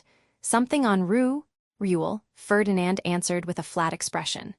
Yes, that one, she confirmed happily. I was just stuck on a word that looked like, hey, Ferdinand, and I know the word concert and number 10, and this is a question mark, and this one means gold. And before it there is large, right, large coffee, large means big. Ferdinand, concert, 10 large golds? I muttered the whole entry as it was written. Mine, don't read it out loud. Mila was completely startled by me reading it. She even messed up my name. What did I do? Wasn't she talking about events from that sheet of paper anyway? What did she say? That first word sounded like Ferdinand, right? Sylvester was eyeing her for answers, then he picked the piece of paper for himself. Right, I just tried to pronounce those words as they were written. It must have sounded like gibberish to them. Sylvester was still looking at it, and both Karstedt and Ferdinand stared from the side as well. It's written in a language from my world, so only Rosemine and I can read it. All three men were trying to decipher it anyway, but eventually Sylvester gave it back. It's basically a bunch of unfiltered reference points on everything I was able to recall during the winter. Though I would like to add full descriptions, so if you want to donate more paper my way, I could expand it. I already spent most of my salary on the paper, so I am currently broke. At this point, her stare was just slowly pushing in our direction as if to say, it's your time to fund it now. And why didn't you want her to read it out loud? Ferdinand asked. Mila bit her lip and paused for a moment. Then her sight fell on Sylvester, and she turned back to Ferdinand. Do you want your older brother to have a peek at some random snippets of your thoughts, memories, and secrets? While Ferdinand didn't really show it, I had a feeling that he wasn't exactly enthusiastic about that proposition. Sylvester, on the other hand, was staring at him with a grin. And this goes for each of you. Do you want others to know your internal monologue? They all looked uncertain. I could see the biggest change on Sylvester's face.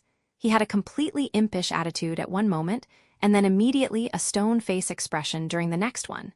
He probably remembered something embarrassing that he didn't want others to know. Although, this is mostly unfair to Rosemine since the majority of it is from her perspective. I gulped. I did call Sylvester an adult-sized elementary schooler, and there was probably more that I couldn't recall at the moment. About each man in the room, it would certainly not be good for relationships here if all our cards were suddenly on the table. But isn't it a problem that you alone had access to our privacy? Ferdinand was giving her a stern look. But he was right. At the moment, she knew our secrets. That was disconcerting. She could just manipulate her way by knowing what we wanted. Though, it was not hard to figure out what I wanted. If she offered me more books, I wouldn't even mind. What is your end goal? Ferdinand crossed his arms and rested against his chair. He was ready to listen. Mila didn't look sure at all. I spent so much time getting to this point that I haven't thought much about it yet. Her eyes were wandering round the room until her eyes met with mine. Unlike Rosemine, I'm not good at pumping out revolutionary products off the top of my head. She sounded apologetic, but it isn't like I am thinking up these ideas. It's all stuff that I remember from my past life. There wasn't anything revolutionary about them. And outside of printing, those were all just things that people in my past life created as a hobby. It's like, imagine that you will get transported to a world without any magic. All your current knowledge is useless. Now, go and be successful. Could any of you recreate paper making in that world? You know the concept, right? It's made from trees. But could you recreate it? Well, that's me. Mila sounded frustrated by the end. Had she tried coming up with something, and it didn't pan out? Thankfully, I had knowledge of paper making, but if I hadn't known specifics apart from a general "it's plant paper," then it would have been painful to make a prototype. Would I be even able to convince Benno to help me develop it with such a vague proposition? So I thought that I could just piggyback on the success of the printing industry. I know that it will be successful, so I would just help with that. Sylvester wanted to make it a government-supported, duchy-wide industry. From my past memories, I knew the impact of printing on history, so it wasn't really hard to predict that it would be successful.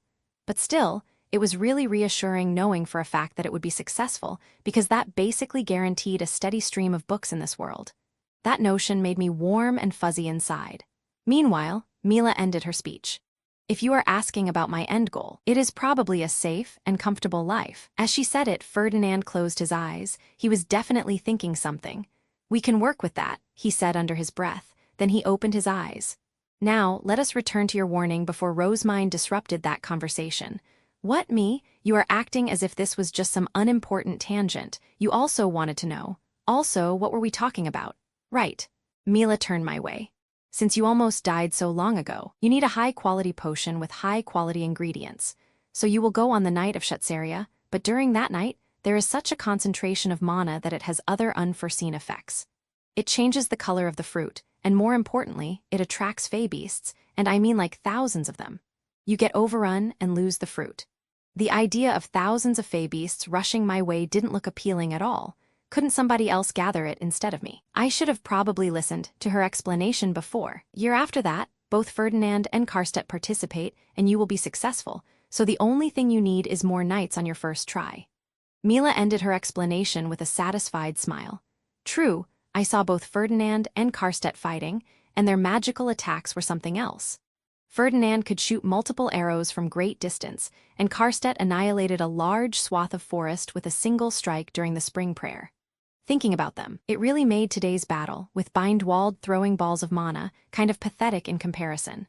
That doesn't seem so bad. It just delays it for one season, Sylvester remarked. Well, that delay is important since she gets kidnapped and poisoned before she is able to use it, which will cause her to go into a coma for 2 years. 2 years in a coma? Yes, please, let's avoid that. That sounded terrifying. Why didn't you start with the kidnapping? That one seems more important. Ferdinand chastised her. I wanted to do it chronologically so you can see the cause and the effect, Mila tried to argue. But the kidnapping obviously isn't caused by her delay of Jurev. That's just a matter of timing. You want to avoid the kidnapping, no? Ferdinand began rubbing his temples. He looked tired. Yes, Mila said, completely deflated. She couldn't exactly argue with Ferdinand there. He watched her dejected expression and then prompted her again. So start at the beginning of that. She nodded, and a little bit of energy returned to her. Okay, so today you locked Bindwald into a cell, but he came to this duchy with a bunch of devouring soldiers, and those are still. I didn't actually know where this was heading, but as I was listening in, I could see Ferdinand concocting quite a plan.